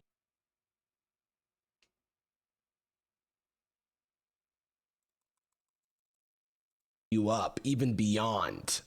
And then I'm going to sell you for profit. Because today we're talking about house flippers, specifically the Florida Flipsters, which is a married duo of people who make very interesting decisions architecturally, interior design and renovation wise. They have been going viral on TikTok for making every wrong and bad decision they possibly can with their house flip that they're doing. They made one particularly big choice that no one liked, and then that went viral, and then apparently they started getting harassed about the choices that they were making. Lots of people, started to also talk about the ethics of house flipping, which I think is interesting, and we'll get into. It is just interesting how mad people are getting about the choices that these people are making, and I don't like them either. But without further ado, let's watch their extremely viral TikTok that they've turned the comments off because people got so mad of them renovating this 1970s fireplace. Today we are taking this fireplace from hobbitcore to cottagecore. Now a lot of you suggested that we should just clean the stones and it would brighten it. However, these stones have very large dark grout lines that just look dirty even after a good scrub. So we're going to be trying the German smear technique. They haven't met the clean girl because I feel like the clean girl can make any dirty surface white. Does she paint it? Maybe. Is she cheating? Perhaps. But she gets the job done. Some people said this was such a millennial trend, when in reality this technique was developed centuries ago and used on castles and buildings all throughout Europe. I do think though that if somebody says something's a millennial trend, they mean right now. Like if someone says this joke is such a millennial joke, the type of joke may have existed for centuries. Like it's crazy that people say pull my finger is a dad joke, when people have been using pull my finger for thousands of years. It's actually a timeless look that gives the fireplace an almost old world feel. Here is how it turned out. What do you think? That is horrible. Oh my God. Now I see why people are mad. Yeah, this was fine. And then you... Yeah, that was like unfinished. Like they just... Yeah, I kind of get what they're trying to do. They're trying to put the guy like... Yeah, but it's still shit. Sorry, it's like you made it so much worse. It was nice. It looks unfinished. It looks like construction is currently happening. He just said what I It looks like my test when I have to like white out an answer that I wrote in pen, and the whiteout like makes the surface look like really bumpy and gross and you can still kind of see the ink behind it. It looks like they tried to use whiteout on the fireplace. Okay, so this is like what they were going for, but I still don't see it. Oh, and comments are turned off. Wow. So allegedly, this account, the Florida Flipsters, and I'm allowed to make this video because I'm from Florida, they like to give things a second chance at life. And they have 780,000 followers. Each of these TikToks is getting hundreds of thousands, if not millions of views. So, you know, you'd think they're doing something. They've got something figured out. They followed up the controversy of this German Schmier, I just learned what that was, German Schmier fireplace disaster with this video. But first, we have a brief word from today's sponsor. Why'd you sponsor me? That's the reason why I got off this fucking...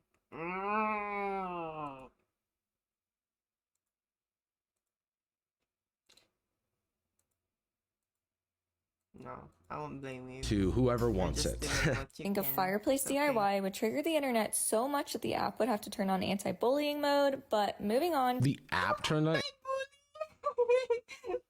anti-bullying mode? We detected comments that may be unwanted or unfriendly on your recent post. Moving on, because we have an exciting update. This vaulted ceiling was just begging for a beam, and today we are finally installing one. They have these rubber straps to hide the seams and to make it all look cohesive. But it doesn't hide the seam. It like highlights the seam. I thought this was just gonna be them responding to the criticism about the fireplace, but they said, no, we're gonna create something else objectionable for you to be upset about. A fake wooden beam made out of foam. Looking at their social media footprint, the Florida Flipsters, Lindsay and Tyler, they're a husband and wife team, beautiful, amazing. Always cool to see two partners working together, you know, making their relationship even deeper. Day by day, fireplace by fireplace. They've got a YouTube channel where they do more long form DIY stuff. They have the recycling icon that explains why they've used this.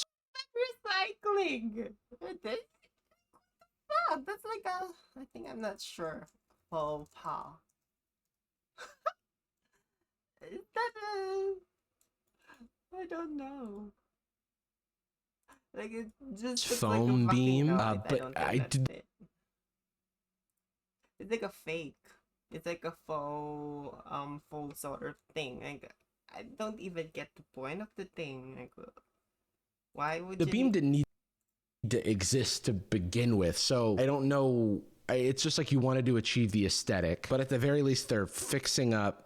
Doing home renovation. Okay. For lighting, we wanted a mid-century kind of funky light to keep in the 70s spirit for the space. Okay, so I haven't seen the first part of this series, but I'm guessing they're going for like a 70s style house for some reason. Does that make the flip easier? This is a thing where I know what I like, I know what I don't like. I'm not an expert on home renovations. I don't think you should mount a light fixture to a foam fake piece of wood. Like, why would you fucking put that? That is so stupid. Like, that's a thing I think, but I'm not sure. It doesn't seem right. It doesn't feel stable. So what I'm gathering is that this home is supposed to, this renovation, this project, it's that 70s house. It's supposed to be 70s themed. And when you think of homes in the 70s, what do you think? Lead paint, asbestos, health hazards. This house has everything. Melaleuca tree, which we then sanded and stained to perfectly match the ceiling beam. Wait, they have a ceiling beam that looks like a Snickers bar that's made of foam. And then they said, you know what? We'll match this perfectly. Real wood. We're going to get some real wood, and we're going to include that as well. They do say that they got the foam because they couldn't lift the wood up to the ceiling, or maybe there wouldn't be support, because the whole point about a beam is that it's like load bearing, right? So like faking a beam is pointless. They did say specifically, due to the size of the beam needed, we knew we'd have to find a faux beam for us to physically be able to have the strength to lift. We found these. Oh my gosh, this is exhausting. This is unnecessary bullshit. This is like, oh my god, these are the people who are upselling houses, adding some bullshit, and then upselling it the price like it's twice fault. These people are worse than the fucking... No, I'm kidding. The Australian real estate is shit. Let me start there, So they had to get a foam beam so that they would physically have the strength to lift it. But I feel like you could just get help for just this one thing. right? There's other reasons that you don't put a heavy piece of wood. You don't stick it to the ceiling if it's not actually necessary for the structural integrity of the house. It does make sense to me why they wouldn't put a big, very heavy piece of wood stuck to the ceiling. But the issue that they said was lifting it, which does seem like a solvable problem. But I'm not like a structural engineer, so nor do I build houses. It is crazy how much the mantle really helped tie everything together. I guess you have to use wood for the mantle because if you used foam. This is what I love about this shit. I'm just agreeing to whatever shit they're saying on the video. And you know, it's a reacception. That's cool. That's cool.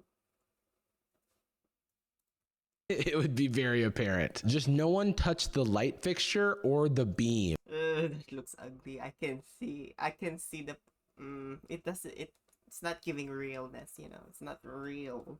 You can see that it's a yeah, it does look like a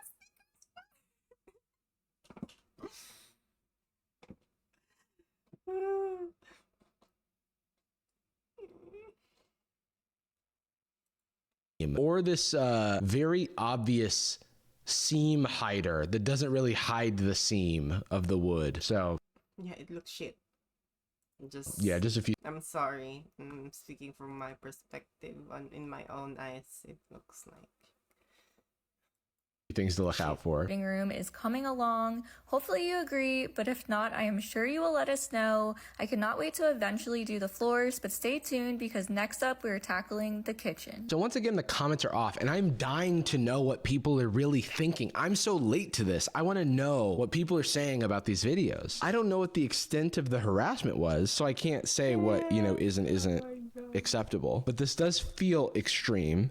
But I don't know. Sometimes maybe people are getting real intense about their interior design and their home renovations, you know? For now, we really need your input. Should we keep the fireplace out? Bitch, how are they gonna ask for your input? You blocked the comments. You fucking...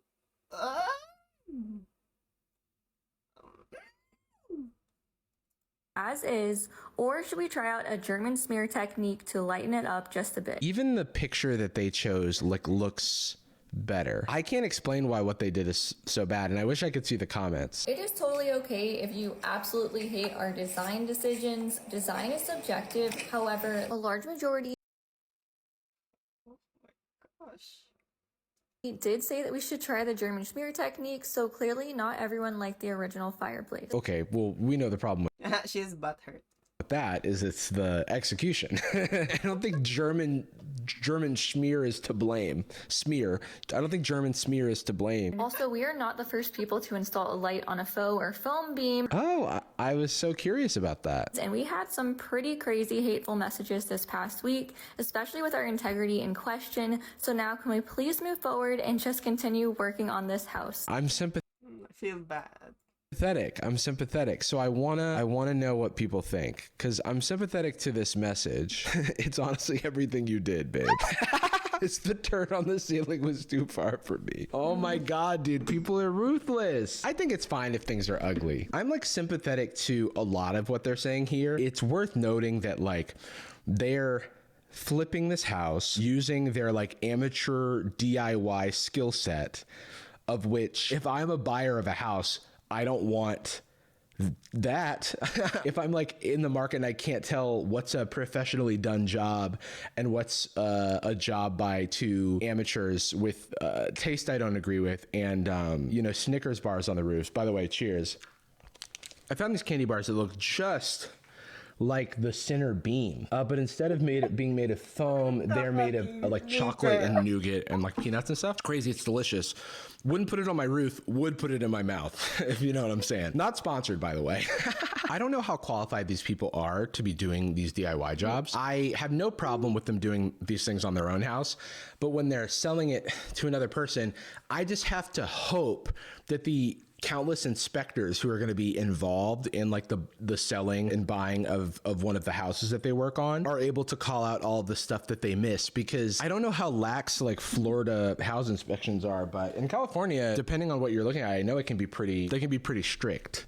So, but I don't want to have to hope, right? I don't want to have to hope that the system like is able to catch them. And that's not to say that they can't gather the skills to be professionals. It's just that today they're not. And it's a DIY project that they're now selling a living space to someone. And in the darkest timeline, this becomes an Airbnb where you can rent out the ugly TikTok house for $150 a night. We don't want that either. I just want people to be able to live in places that are normal. Is that too much to ask? So while I don't think that these people should be harassed or anything like that, I also understand if people have issues with like the ethics of what they're doing, especially when, you know, there's just like a history of landlords and flippers cutting corners to, you know, make a quick buck. God, don't look at landlords.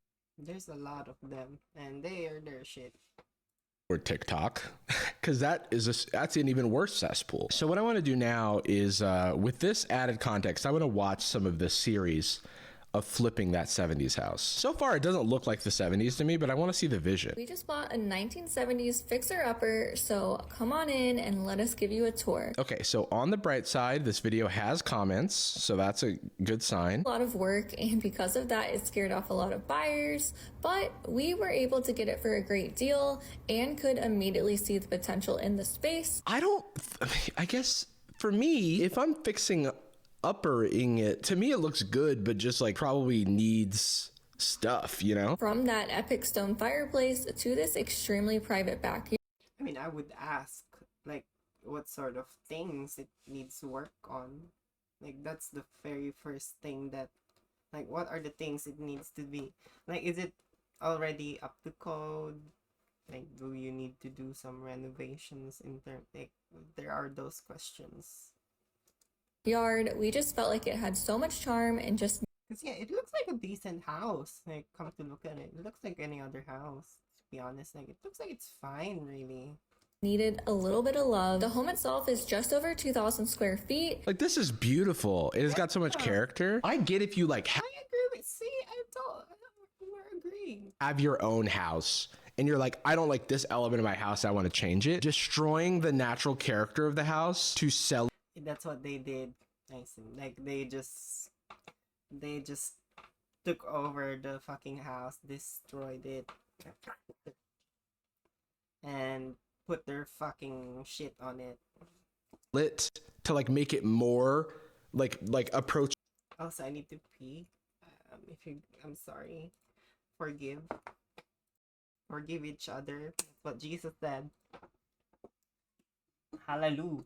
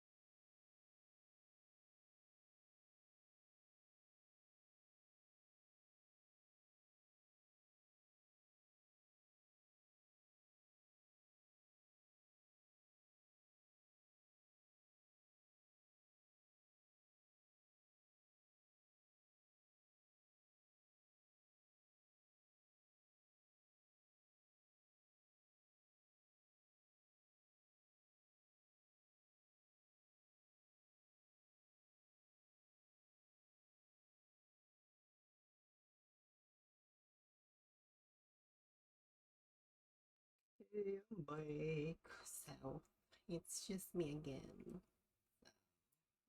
Let's continue watching this shit. The mean of like the McMansion style, like super bland design, like doesn't feel good. I have no problem with somebody buys the house and then changes it, but like removing the character just to sell it, just to like go to that lowest common denominator. It's just, I guess the issue I'm taking is that like, why is housing an asset? All I would like to see is just take what's there and like, you know, fix the insides. Cause it's if it's a 70s house, then keep it a 70s house is my thing. A house can have a character and then a person that like fits that character or like mostly fits that character and vibe can be like, oh, I like this. I see like the potential in this. And it's like a bummer that somebody's like, no, we need to get rid of this so that we can sell it. Whatever issues it had, you just fix those issues and like bring out the existing character rather than like changing the character. Is that weird? Does that make sense? All of the changes are to maximize profit and whatever. It's a business. We live in a capitalist society. It's fine. But then also on top of that, we're doing Snicker bar roofs.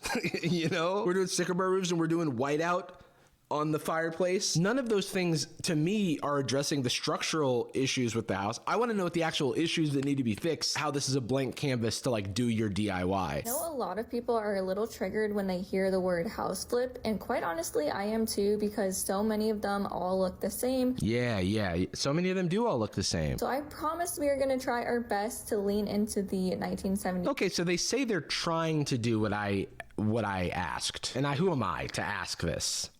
I'm sort of still forming my opinion about this as I go. And give this home some character. That's the thing. It doesn't need character. It has character. Am I wrong? It feels like it has quite a lot of character as it is. It's got a fucking greenhouse. What it doesn't have is foam wood. And they're like, let's add that. That'll be the character it needs. It just feels like an arts and crafts project if you're not telling me about the actual problems that you're fixing. A lot of you had some choice words for us when we decided to concrete over what was a filled-in swimming pool after getting quoted a ridiculous amount. That's so interesting. It's like this rubber band effect of like they say they're going to do something and then they're like responding to the haters. I was honestly shocked that so many people said that we should have just left it as dirt and that we robbed the new homeowners of a potentially— Wow, that is a beautiful garden too. Like, look at that's a very mature tree. Please don't tell me they didn't. Beautiful garden. I promise you they are going to have no problem finding garden space because this home sits on over half an acre, which is basically like hitting the lottery in southern Florida. Wow. Wow, that's beautiful.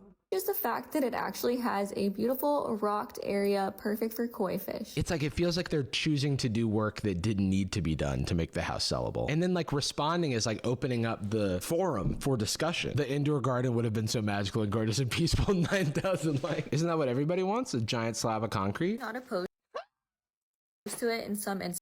Oh yeah, the world. Welcome to the world. Everything's made of concrete.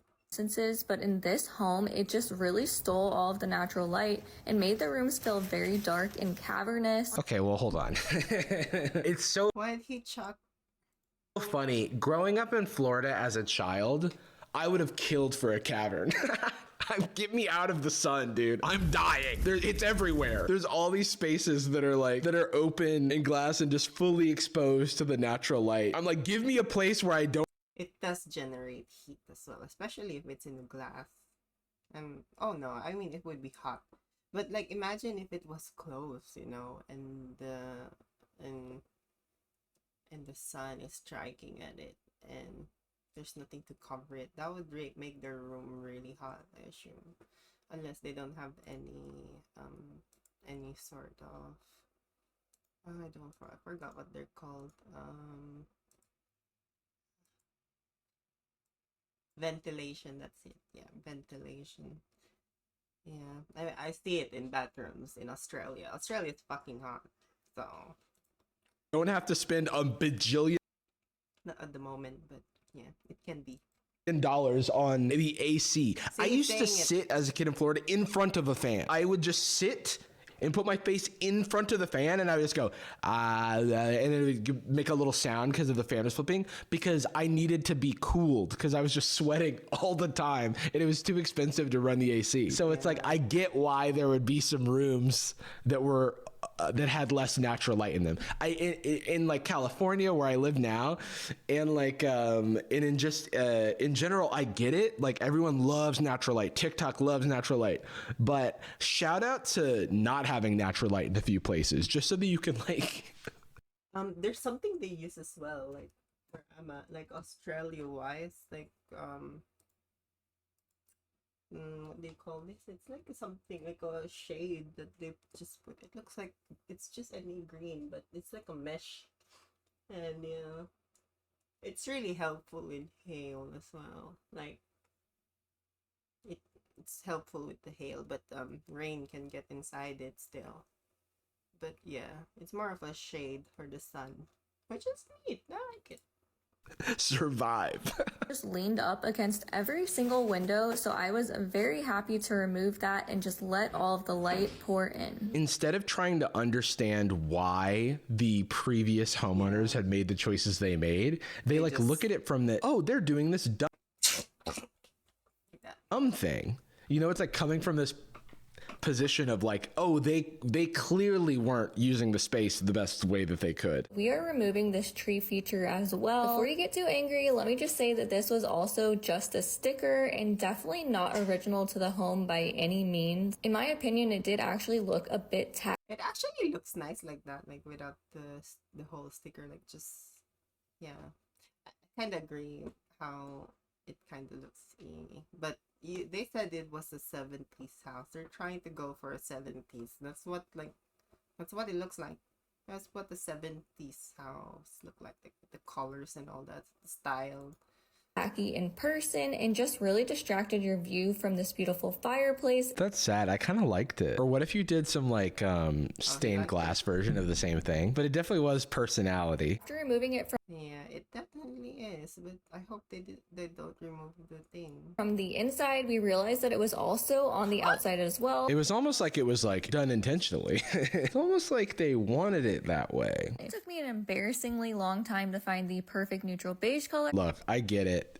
You need neutrals, but it is funny that like the stereotype of like flippers and like renovators who are just maximizing profit is just to turn everything beige. We moved on to the bathroom door that looked like an island threw up on it. Luckily, we were able to remove the wallpaper and bring it back to its former glory and expose the beautiful wood. I am so happy with how these doors came out. They honestly look brand new and ended up only costing a couple $100s for the whole home, and that includes brand new hardware as well. Let me know what you think. And I don't mind getting rid of like 50-year-old wallpaper or however old it is, but replacing it with the neutral beige is a move. All right, so here's one of the worst flip homes that I've inspected in a long time. Just in the cacophony of this, my friend sent me this home inspector video, like looking at like the bad things that house flippers do. And this baseboard looked good. It was freshly painted. There was new components at the toilet, but when I tapped on it, I about pushed through the wall because there was so much water damage behind this toilet.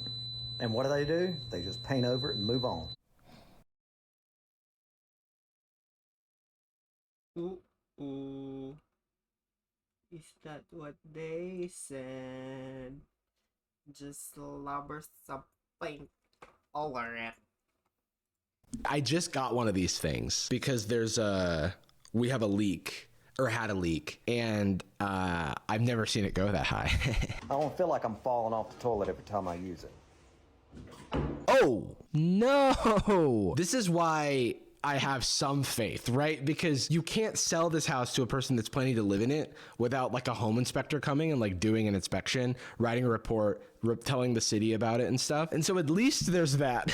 That's like the one thing that I'm like, okay. We're told that one of the previous owners was a tile guy, and it is very apparent as he used flooring tile on not only the kitchen countertops, but also the bathroom vanities. What does tile guy even mean? Like, I love tiles. A tiler. Isn't that a thing? Yeah. Yeah, it is.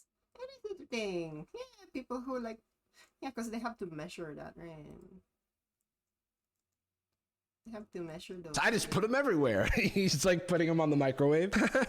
Dude, people are so mean. No German smear on the tile countertop. Are you gonna try foam countertops? Oh my god, dude.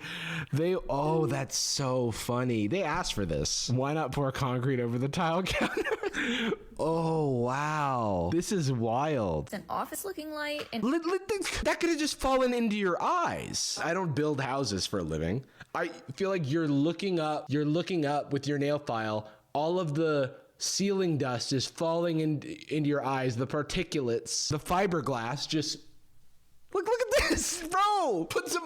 What are those? What the fuck are those? Eyewear on. Ew, wait a second. This is upsetting to me. I feel like if you're gonna fix something, Yeah, that is. Ugh. just move the lights.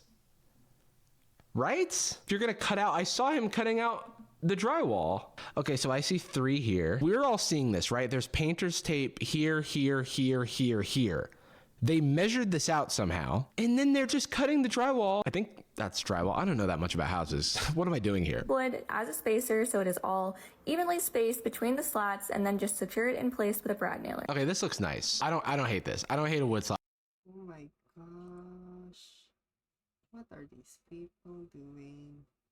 Wall. I can never hate a wood slat wall. We got rid of the old light fixture that literally gave off almost no light and replaced it with a more mid-century one. No.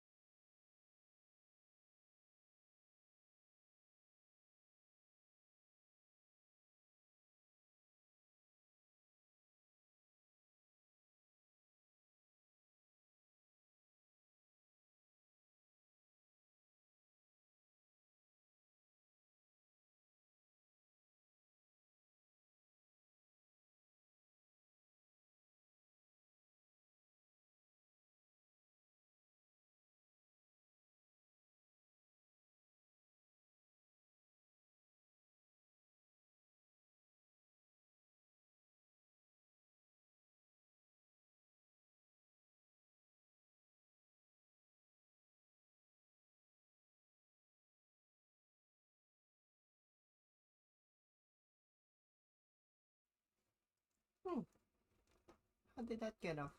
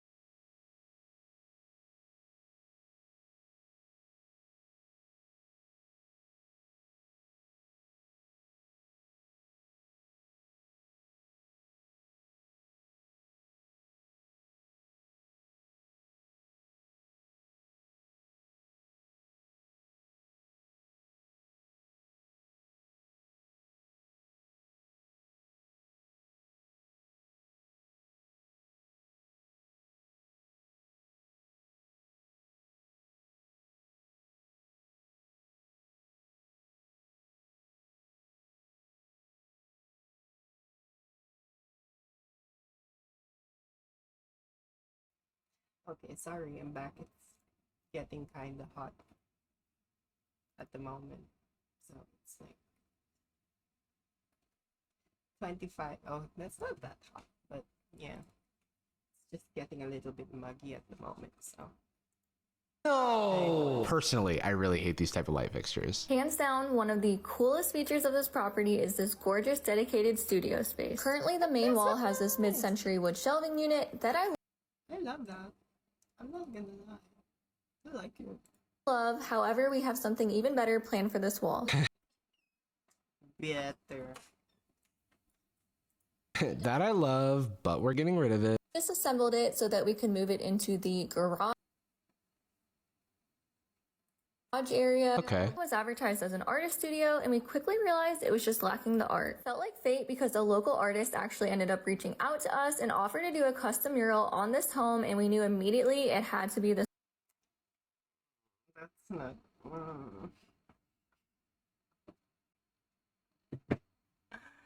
Does it look good? Wall. What does it say? Newport Richey. Oh, Newport Richey, like in South Florida. It feels like a coffee shop. I mean, like the artist is 100% Yeah, talented. don't get me wrong. It's really nice, but they could have done something with. They could have made the they could have made that thing stay, the furniture. They could have put things in it. Talented. Yeah, it's not really like, it's not really what do you call that? Like I forgot what they're called. Yeah, house flippers. It's not really flipping if you're not like using the thing. You're not really like saving as much expenses as you can, trying to be clever and creative with it. Yeah, I don't know. It's just like for inside of a. It's interesting. It's interesting. Inside of a home is interesting. Did you lose a bet? Oh my god! This does look like an Airbnb. Like it feels, yeah, I don't know.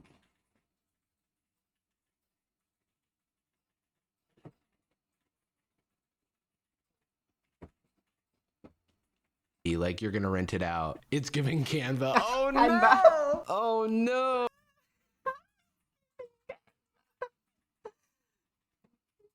Buddy. Oh, your read Canva is not bad. Oh, the thing is, the artist is obviously talented. It's the direction, you know? Opened up all of the doors and broke down and bought a paint sprayer. Ugh. Get some shit on your face. That's crazy. That's how you know they're not using people. Isn't that toxic, like, for your like face? If you're like, Even though removing the popcorn ceiling doesn't technically add more value to the home, we felt like it was a necessary next step. Removing the popcorn ceiling is the Back in the Philippines, we used to have popcorn ceilings. I don't think we do at the moment. only good decision you made on this flip. People are so mad. It's crazy. I wish that they would just fix the house. I wish that they would just say, hey, we bought this house and somebody couldn't, the average home buyer wouldn't be able to buy this house because of how much maintenance it needs. And here's the maintenance it needs, and now we're going to fix it. That's an interesting story that I think everybody would be interested in, because I'm never going to fix up a house myself, I don't think, unless my hobbies dramatically change. But I would like to know problem solution. There's some satisfaction in that. But a lot of this feels like, DIY pet projects. Yeah, pet projects, and it was inspired from shit they watch on TikTok or something. That are not actually making the home better. And I think a lot of people are upset that it feels like they're taking this like character-rich 1970s home and driving it toward... The house was pulling off that 1970 house vibes. Like, yeah. And they just made it hipster shit. This mean of the landlord special lowest common denominator decor choices. Who knows where the story goes? Powered by Canva. I'm gonna be following along. Now I'm locked in. But yeah, obviously.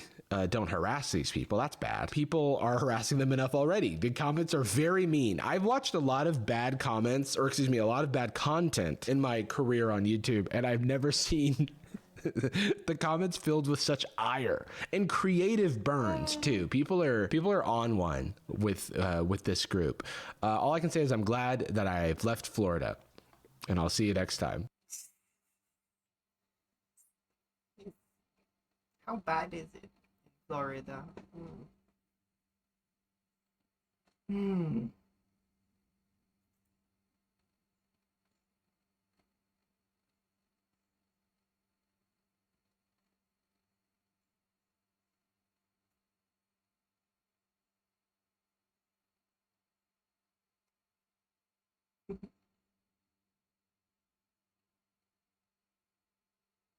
A lot more of these. Decorate the holidays. Decorate the holidays.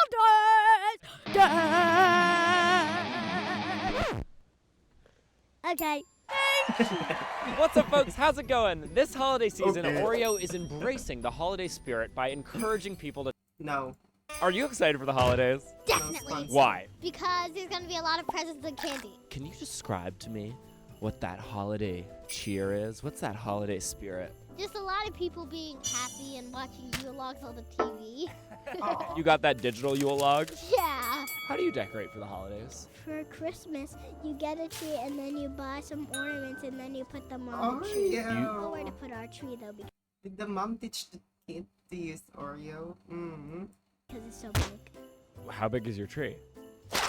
That's big. It's super big. We can fit 1,000 ornaments on it. 1,000? 1,000 is a lot. Yes. 1,000,000? Yes. Do you celebrate Christmas or Hanukkah? I celebrate both.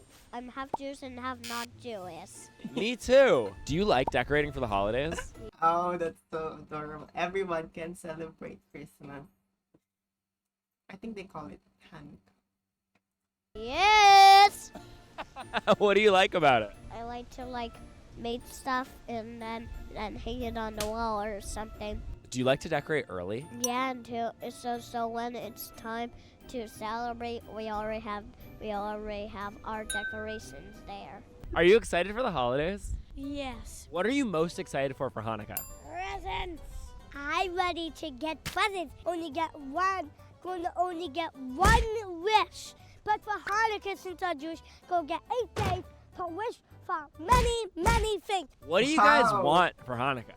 I want. They're really lucky. I wish I could get a lot of On a phone and so on and so on and so on. But I want for Hanukkah.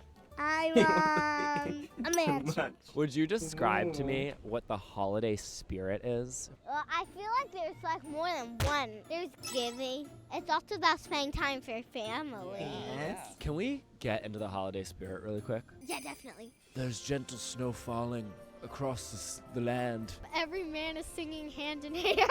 From all the stores, there comes a band. Eating chocolate.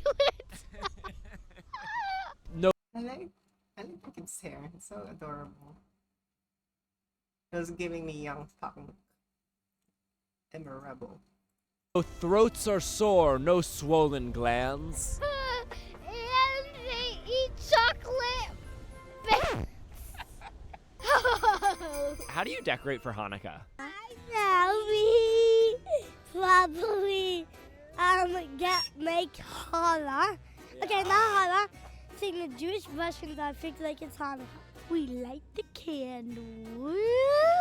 We sing bless. Okay, we decorate for Hanukkah. Why? I have no idea. Is this Hanukkah night? Because I don't think it is. How about we join in the middle of the night and sing it? Okay. Do you know what the holiday cheer and holiday spirit is? No! It's like when you get really excited for the holidays. Brit. Do you get really excited ever? Yeah, I do. Can you show me the holiday dance? I'll show you the holiday dance that I know.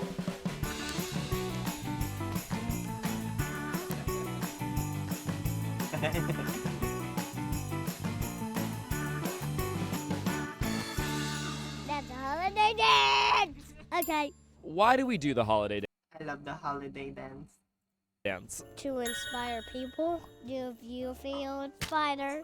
Yes, I feel inspired. Yes. Do you wish you could decorate everything? As long as my parents would do it, I just want to see it. You don't want to do the decorating? Yeah, I just do the fun part, like climbing up trees and decorating them. We should definitely decorate for the holidays. We have to decorate for the holidays? Yeah, we have to decorate for the holidays. Okay, are we too late? No. No, okay, let's do it. Yeah. We can. Get over here, Ma. Get over here, Ma. Okay, she's coming. Now you will be introduced to Mama. Okay, kids, this is Naomi. Mommy, can you buy me a rocket ship? Maybe a toy rocket ship. Do you like to celebrate the holidays with your kids? I love celebrating the holidays. Do you think it's good to decorate early? We decorate so early because it's fun. My mom decorated without me because I was at my dad's. And when I came in, I was like, how dare she? Did she actually decorate without you? Yes. Mom! You decorated without me. It was by accident because she left me. She went to Daddy's house and then I was lonely and then I was like, I need to do something, so I decorated. Why? And I have nothing to do. Then jump on the bed or something. Do you like to decorate I do that too. Jumping on the bed is so good. early? I do. I decorate like once Halloween is over, I'm decorating for Christmas. Immediately? Like immediately, like once it hits November 1st. What's like the holiday spirit? Spending time with family, giving Solana lots of hugs and kisses, and she's always asking for something. Solana, I love Solana. She's so cute. So I guess lots of gifts. Thank you. Decorate for the holiday. Hey, yeah! We will. Hey, you! Yeah, you over there that's watching this. You that has a screen, please decorate your house for the holidays. Go down in the basement, get out that dusty, dirty box of decoration. Definitely, and then decorate your whole house so much that you can barely even see your TV screen. As long as it screams, "This is the holiday!" Then you're doing it right. Please decorate. Okay. Thanks for watching. To help you start celebrating early. No.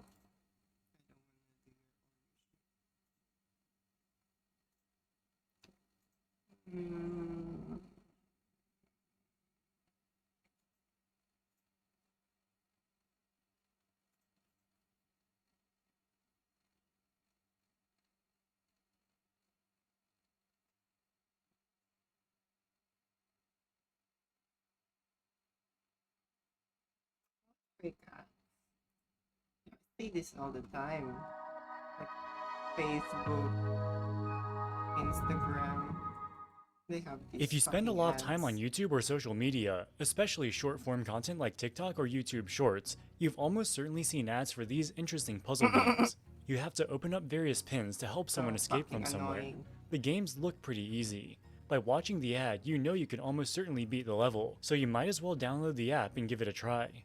Or maybe you've seen ads for these types of games, that's where you one. play a Oh soldier my running down a God. bridge, mowing down enemies, My and passing boyfriend through loves gates that this allow you one. to upgrade your firepower. But if you actually download the game, you'll find a playing experience It's completely different from what you expected. It doesn't even feel like the same game. Deceptive advertising isn't new to the video game industry by any means. For example, in 2006, Electronic Arts released a trailer for Call of Duty 3, which had amazing graphics. They'd be pretty good even by today's standards. When the game was released, the graphics were way worse than the trailer would lead you to believe. The trailer was not actual gameplay, but just a cutscene specially made for the trailer. But the recent deceptive advertising we've seen from mobile games is completely different. It's not just showing better graphics or slightly embellishing the gameplay. It's a completely different game. In many cases, the fake gameplay they advertise would be cheaper to make than the actual game. So why not just make the game that they advertise? In this video, we'll delve into the deceptive and predatory world of mobile gaming, and why mobile game developers are using increasingly bizarre marketing campaigns. But first, a quick pause from today's video sponsor, Public. To understand deceptive advertising in the mobile gaming space, we first have to understand how the industry works. Today, the vast majority of mobile games follow a freemium model. For example, every one of the top 10 games by downloads in 2023 were free to play. You can use real money to buy in-game currency, which you can use to enhance your gameplay experience. Oftentimes, you need to use the in-game currency to speed up various upgrades you make to your base. Thus, if you don't spend real money, you won't be able to play the game as much, because you have to wait so long. The majority, indeed the vast majority of people who play mobile games never spend any money. Most mobile gaming revenue comes from a tiny subset of high rollers, who are colloquially referred to as whales. According to a study conducted by the marketing agency Swerve, 0.15% of players contribute 50% of all in-game revenue. Of the mobile gamers they surveyed, 98.5% of them said they did not spend any money in the previous month, so 100% of the revenue comes from just 1.5% of players. But of those 1.5% of paying users, about half of them make only one purchase per month, with the average purchase size being about $6. The whales don't necessarily make massive purchases, but they make many small purchases. Of the subset of players who go on to make a second purchase, the average time between the first purchase and the second purchase is a mere 1 hour and 40 minutes. Basically, repeat purchasers purchase in-game currency very often. As you're using the in-game currency, your progress goes much faster. Once you run out, your progress slows back down to the normal level. Now you compare this to how much faster you were making progress when you still had in-game currency. People with addictive personalities will find themselves spending money again and again to regain the dopamine hit they experience when they accelerate their progress. There have been horror stories of parents linking their debit cards to their kid's phone, and the kids spending the family's life savings on mobile games without even knowing it. While these cases are indeed dramatic, they only represent a small minority of whales. A more representative story comes from an article written in The Escapist magazine, titled Confessions of a Mobile Gaming Whale. The author of the article, a man named Sasha Dow, explained that at the beginning he thought the idea of spending hundreds of dollars on a mobile game was ludicrous, something only sad weirdos who live in their parents' basement would do. But he soon found himself in that exact situation. He was unemployed and living in his parents' basement. With nothing better to do, he started playing a game called Fate Stay Night, which is based off of a popular Japanese anime show. It's a turn-based RPG where you collect characters to go into battle. You can pay real money to buy mystery boxes, which may have rare and powerful characters. It's perfectly possible to play the game and even have fun without spending a penny, and for the first few months that's exactly what he did. After all, in his own opinion, only sad weirdos spend money on free games. His job search didn't go well, as he was continuously rejected by every job he applied to. After 5 months, he was still unemployed. At this point, Sasha felt a sense of hopelessness, and that he wasn't in control of his own life. The only place he did have control was in the video game. If he just spent a little bit of money, he could achieve success in the game, success that remained elusive in his real life. Within just 1 month of making his first purchase, Sasha spent more than $1,000 on the game. Being unemployed, this was money he could hardly afford to lose. Feeling disgusted with his actions, he decided to write about his experience in an attempt to warn other people facing similar situations. Of the 0.15% of mobile gamers who achieve the classification of whales, many of them are in similar situations as Sasha, and the mobile gaming industry makes billions of dollars off of them. While mobile gaming can be lucrative, only certain types of games are conducive to monetization. There are games like Candy Crush, where you can only get a certain number of lives per hour. If you fail at a level too many times, you have to pay money to get more lives. The second main type is base building games. Over time, you can build up your home base to become more powerful. For many gamers, having an advanced base can give them a feeling of success and accomplishment. Of course, you can accelerate the build out of your base if you spend real money. In Fate Stay Night, the game Sasha played, you don't have a base, but you have a roster of characters. Building out your roster of characters is psychologically similar to building your base.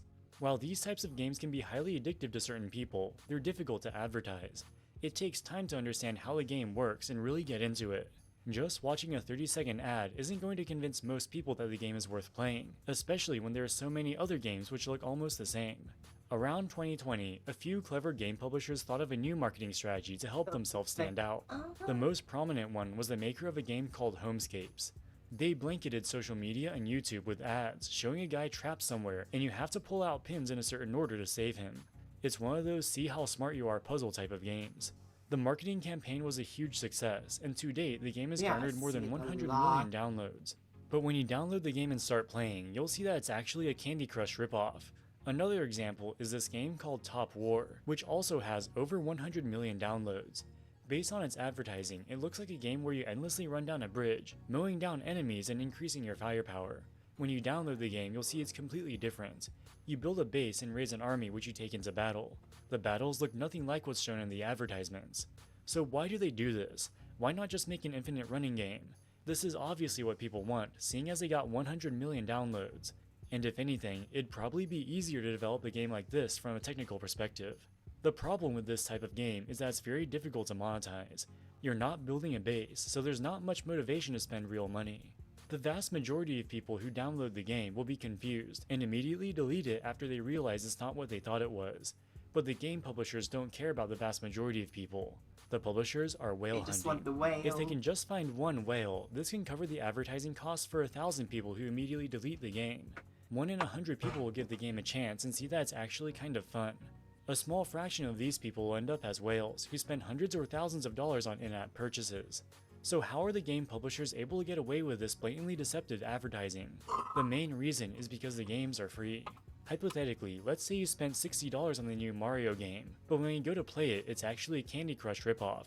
Chances are you'd be pretty mad. You might even file a complaint to the FTC, or at least leave bad reviews online. But if the game was free, you won't be nearly as mad. You'll most likely just delete it and move on with your day. With that being said, there have been some consequences. In 2020, Homescape's ads were briefly banned in the UK by the Advertising Standards Authority. They conducted an investigation and found that of the thousands of levels in the game, only 10 were similar to what was shown in the ads. The rest were Candy Crush ripoffs. So with the authorities cracking down, we can finally have truth in mobile advertising, right? Wrong. Homescapes now gets around these regulations by alternating levels between the puzzle-type games they advertise and Candy Crush ripoffs. People who just want to play the puzzle game are forced to also play through an equal number of Candy Crush levels, which is where Homescapes makes most of its revenue. Candy Crush levels. Perhaps the most outrageous example I could find is a game called Epic Heroes: Save Animals. Based on its marketing, it looks like a game where you draw a shape around a cartoon dog head to protect it from a swarm of bees. The gameplay alternates between the dog drawing commercials and a turn-based RPG, similar to the Fate Stay Night game we looked at previously. They likely make almost all their money from the RPG, even though this Oh my god, the style of the game looks so different as well. It is like border, like it's in that line of deception, you know. That's really weird. Hey. The game is shown nowhere in their advertising. Alright guys, that wraps it up for this video. What do you think about mobile video game advertising? Thank you. I think it's yeah, I think it's deception. Ooh. No, I don't want to teach anyone to be a serial killer. I don't want to watch him again. Oh, I would Gabby Bell. Hey man, why is everyone starting a podcast? No, Gabby Bell uploaded something. Yeah. Recently, Ubisoft dropped the world's first quadruple A game called Skull and Bones, and in true Ubisoft fashion, it kinda sucked. You will see that Skull and Bones is a fully fledged game, he said. It's a very big game, and we feel that people will really see how vast and complete that game is. It's a really full quadruple A game that will deliver in the long run. Guys, we promise that not only is this game real, but it's complete. And we did finish it. People are really going to see that we did finish the game, and that's stacking.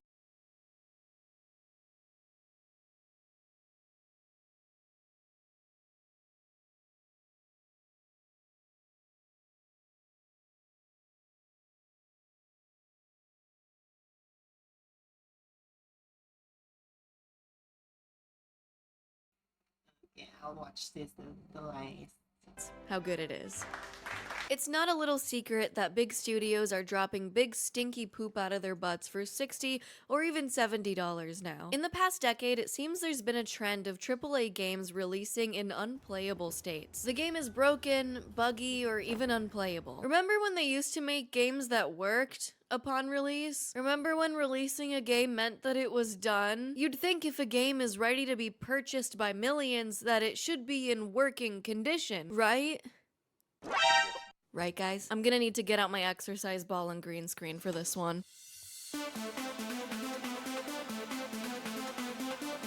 This isn't gonna work very well. AAA studios are so caught up in overworking their employees to launch a non-working game that everyone hates that they spent $70 on, riddled with predatory microtransactions after you've already purchased the full game. And they don't see how much that hurts their franchises in the long run, because their current model is designed for maximum profit and not maximum enjoyment of consumers. Isn't that counterintuitive? 2K started putting ads in the game after you already bought it. How Hello? Oh, this hurts my butt. Cyberpunk released with game-breaking glitches because it wasn't done. But despite not being ready, delaying the release by another year would piss shareholders and investors off, so they decided that this was the best financial decision for them, regardless if the game was done. So they figured, hey, some profits is better than none, am I right, guys? Hey, who gives a fuck if this type of shit happens? Currently, the game apparently works great now. They've fixed many of the bugs and everything, but it's too little too late in my opinion. You get a reputation for doing that sort of thing. Diablo 4, I couldn't even play couch co-op without glitches that made the game completely unplayable. There was no option to just play offline locally for no reason, so we couldn't even enjoy our Chad Eddie Burback warrior roleplay. I ended up uninstalling the game after several tries over several days, and never played again. Which I don't understand. We solved online multiplayer roleplay like 20 years ago. Greed is such a driving factor for why so many people just hate AAA gaming now, and it's hard to deny. Ubisoft's CEO spouted how you shouldn't expect to own the games that you buy, as in gaming will be a service. If you don't own the game you buy, it can be taken away, modified, patched. You spent money on a product you don't own, which is just terrible, and also explains why Diablo has no option to play offline. When servers go down, then what? When Tony Hawk's Pro Skater 5 released in 2015, the full game was actually just a modified demo disc that only had the first level on it, and then authorization that allowed you to download the rest of the game to your console. They did this because they didn't have time to print the full game disc, and when servers for the game went offline, buying the full game disc now does nothing. It's pathetic. And that's on top of how the game just didn't release in a playable state. John Riticello, the former CEO of EA, notoriously greedy company, and who is now the current CEO of Unity, in 2011 proposed a model that would charge players real money to refill their ammo in online multiplayer shooters like Battlefield. This scumbag was partly responsible for expanding the popularity of microtransactions in games, and even proposed to charge gamers per bullet fired in games. He said, "When you are 6 hours into playing Battlefield and you run out of ammo in your clip and we ask you for $1 to reload, you're really not that price sensitive in that point in time." Since he's now the CEO of Unity, a popular game engine for indie devs, in 2023, John Cello introduced a pricing system that would charge devs each time. Basically him saying that, yeah, you're not his target market. We can't get any money from you. Someone installs their game. That's on top of already paying thousands of dollars a year to use Unity. That's like if Adobe charged me every time I uploaded a video on top of already paying them $50 a month. Not even they are that greedy. That's how greedy this guy is. There's more specifics to the pricing, but this absolutely kills projects, especially ones meant to be free. This dude is a villain to the industry, and I don't know how he became the CEO of another company to ruin. It's just really sad the direction that modern gaming is taking, with not only these greedy CEOs, but going for massive games in terms of scale and file size. There's absolutely no reason that Modern Warfare needs to be over 200 gigabytes. Being buggy and unplayable, but also uninspired. In the era of every single thing needing to be a remake, this era of large companies prioritizing doing what's safe and pleasing shareholders leads to the same games with less and less content being released over and over again, at an expensive cost. Sure, a big game staying $60 for several decades technically means games have gotten cheaper over time due to inflation. $60 in 1996 has the same buying power as $120 today. That's like twice the price. But really? Modern Warfare 2? Again? Really? Modern Warfare 3? Again? Do you know how difficult it is searching for things when they just didn't change the name of the new game? This drives me insane. They could have released Modern Warfare 2, or Modern Warfare 3, 2. the remake. Just give me something. Instead of innovation in gameplay and discovering new ways to optimize games through creativity and how they manipulated memory to fit on the tiny 64 megabyte cartridges of the N64. Now we have juggernaut games that have no business being over 100 gigabytes, which I just find ridiculous. Like, did you even try optimizing anything? Why is Fortnite 90 gigabytes? Why? Why is 2K now consistently over 100 gigabytes? That's just a side note that's always pissed me off, but studios are clearly getting sloppy in exchange for time. They do. Oh my god, like PS4. I remember PS4 days. Games were like 100 gigabytes or something. That's dumb. Like, PCs are turning into those. Like, I think they've turned into those already. And that's, yeah, I think that's just ruined my mood for video games. That's so dumb. Like, how much more data do they need?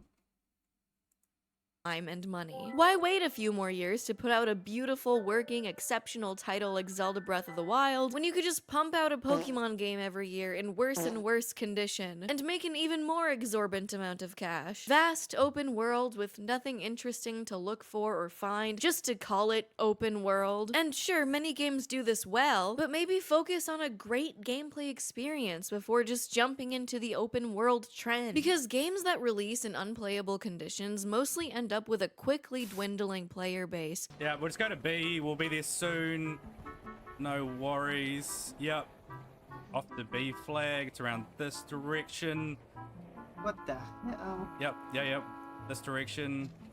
Yep.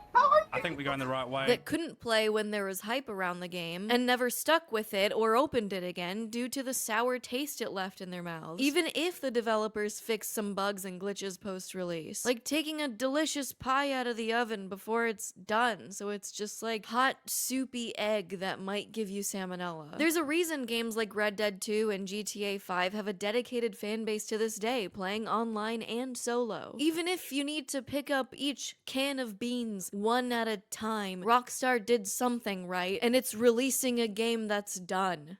The bar is on the ground. But first, a short commercial break with today's video sponsor, Factor. No. Now back to the video. But in the wake of AAA studios losing trust and consistency in the eyes of the consumers, while still pocketing so much money anyway, so who cares, there are games that are trying something unique and fun and capture that same childlike wonder, like discovering you can chuck the baby penguin off the side of the map in Mario 64. And those are the rise of indie games. PlayStation Plus is a service where you pay yearly to get access to a huge library of games. Some older classics and lots of indie games. I started exploring the vast library of really cool indie games after deciding I didn't want to play Far Cry 3 for the 5th time. Nor did I want to experience the 10 Assassin's Creed games on here. So I started with just downloading whatever I thought looked cool, and it started with this really cool looking Chrono Trigger inspired JRPG, Sea of Stars. Made me cry. Excellent game, and won Best Indie Game of 2023. Then I discovered Tinykin, a game that outshined Pikmin 4 in every single way, in my opinion. The world is really fun to traverse, and the platforming gameplay is really well paced and extremely fun. It's not as sluggish as Pikmin 4. Moonlighter is a really cool game where you manage a shop by day and go battle dungeons for materials to sell by night. And of course those dungeons get harder and the materials get more expensive. And in the same vein, I was introduced to an older game, Enter the Gungeon, a bullet hell roguelike that is extremely fun, replayable, and has a pretty solid couch co-op. And guess what? You can buy all 4 of these games at full price for 1.5 AAA games. And indie games, especially on Steam, go on sale constantly. While writing this, almost all these games are on sale. And yet, Skyrim is still $60 on every platform for over a decade. Back in my day, AAA games used to go on sale for $40 $30 after a year. And it's not like these games are much shorter to justify the cheaper cost by any means. The hours at least I put into them are pretty similar to what I put into AAA titles as well. Of course, there are stinkers and masterpieces that live in both indie and AAA worlds, but people are certainly noticing a trend that these giant studios not putting out finished games does not cater well to the price point, and, well, the fact that they're not indie studios. Hey, don't you have hundreds of employees working on this, and it still doesn't meet the bare minimum expectations? The fact that many big game studios have garnered a terrible workplace reputation, not limited to overworking, unpaid overtime, and sexual harassment, that could be an entirely new video. I'm mainly going after the suits, single-handedly ruining the modern state of gaming by the power of pure greed. I'm aware there are more than passionate devs on these teams that want to see the hard work they've done be something they're proud of. I also want to clarify I'm not talking about games with a few bugs here and there, too. No one expects a game with 0 bugs and releases absolutely perfect. The ones I'm talking about are the ones clearly unfinished and rushed, and which bugs make the game unenjoyable or entirely unplayable. There's a reason the guy that made Roller Coaster Tycoon by himself is regarded as a god among indie developers. He made this game in an archaic programming language even for the time it was released in 1999. Roller Coaster Tycoon has an impressive feat of almost not having any bugs in the game, and during a time where you needed much support of a team to create and release a game. During this time, making a game by yourself or even with a small team was not super accessible. AAA studios dominated the landscape and said, here, this is what we got for you, and that's it. These are your only options here. And back then, the expectation was that it was done. Because after release, they couldn't rely on post-release patches and updates through the internet like they do today. When there were patches, they mostly used to physically ship out newer copies of the game. And this has affected things like speedrunning and tournament gameplay and games like Wii Sports and Melee, where different versions of the game matter. In Wii Sports, one version of Wii Baseball doesn't have this cutscene at the start of the game, and the other version does. In speedrunning, changes like this can be crucial to saving time. Yes, the PS2 and that generation of consoles had internet connectivity, but developers couldn't rely on everyone having decent internet and the physical adapter needed, and it wasn't a super reliable way to install updates to fix bugs. Unlike now, where a significant portion of gamers have internet because the landscape has shifted from purchasing physical copies of a game to downloading it on your computer. And if your computer can't handle the 90 gigabyte Fortnite file, then fuck you. You don't deserve to play. Yet another reason to cherish physical copies of media. I'm rewatching Inuyasha for the 5th time, and the season 6 intro song is once again removed from Hulu, and it upsets me dearly. If I had the physical copy of this, it could have been preserved, but now I just have to like play it side by side on YouTube every time I watch an episode. Like if Nintendo could have patched games in the Nintendo 64 era, they would have destroyed Mario 64 glitches. And it would have been even more difficult to get your hands on a version of the game where you could perform things like the backwards long jump. But then, everything changed when the internet attacked. I'm the face, not Pikachu. Hello? Yes! As the internet became more accessible, reliable, and better in every household, unless you have Spectrum, of course, game development also became more accessible and feasible for indie devs. You don't need the internet to code, obviously, but now you could work with a team easier online, share code, game assets, engines, tools, and the internet really allowed for community-driven indie development. In the early 2010s, we saw Minecraft and Terraria become increasingly popular. In 2015, we got Undertale and this song. In 2016, we saw also the pinnacle of indie gaming and the face of video game music playlists on YouTube, Stardew Valley, also famously made by a guy. It's undeniable how massive these indie games got, and how massive of a community these games still have. And I feel like that was really the start of this change of tide for gaming as a whole. The way we consume games is so different than 20 years ago, 10 years ago, even 5 years ago. And while I'm disappointed at a lot of the changes, I'm really happy and excited to see the good changes. Like this game called Minami Lane was made by a couple in 6 months, and it's awesome, and I love it, and I highly recommend this one for cozy gamers. I feel like I have access to so many— giving Japanese vibes, that game. Cute. I think that's why a lot of people are so fascinated with Japanese culture. It's because it's an entirely new thing on its own. Like, it's It's not a copycat, you know? It's not a copycat of the Western thing. They have their own thing. Yeah, which is good, but yeah. But in a way, if they don't introduce that culture to all of us, you know, and share that. Many different types of games than I ever did at my fingertips with low risk and low commitment pricing. I'd say 2020 saw a huge shift in gaming, with large studios putting production on hold. That left a gap for some heater multiplayer indie titles to drop onto the scene, like Among Us. Honestly, I feel like the Among Us craze forever changed how and what games content creators stream and play, and Yeah. thus propel the popularity of. I'm probably biased because I She's am a content creator, but the ecosystem of indie gaming has changed so much, even with the landscape of streaming. I think there are multiple factors in there as well. Like, you know, it's easier to produce.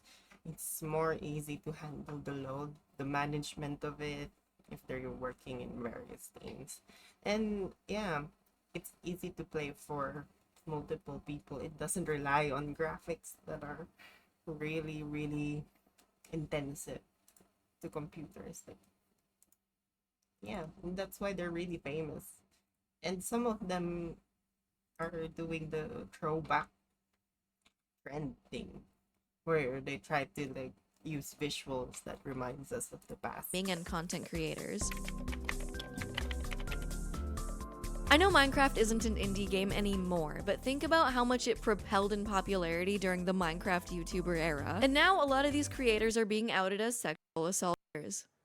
Moving on, Phasmophobia saw this, Lethal Company, Party Animals, and now this new game, Content Warning, all focused on really fun multiplayer gameplay for a really affordable price, if not free. The price and eyeballs make these games that much more accessible to people of all ages. The goal?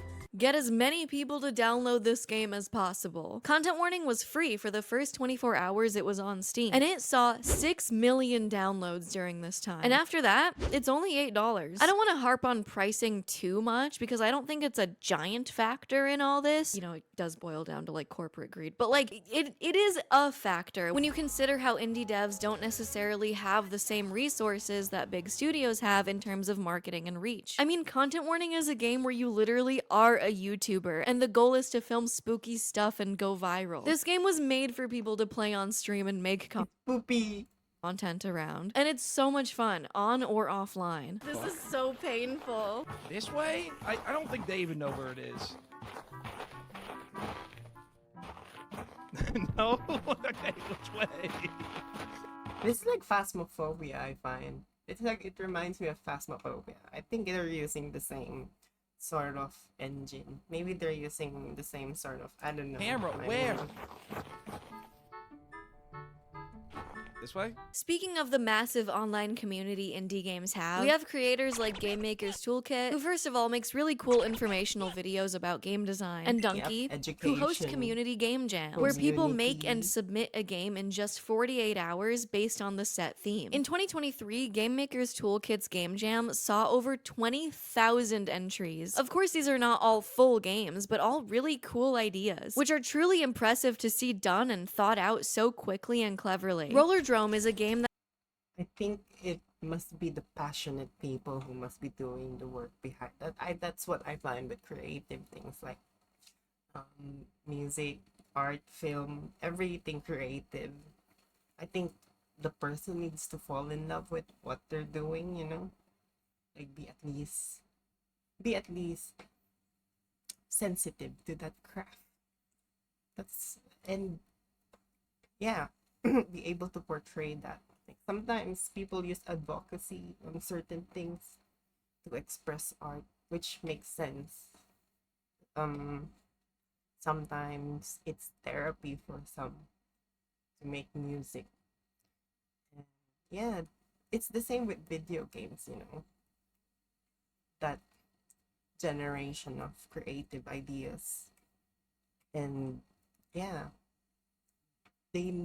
this industry needs creative, passionate people who actually believe in the things they do, not for the money, but for enjoying the art of games.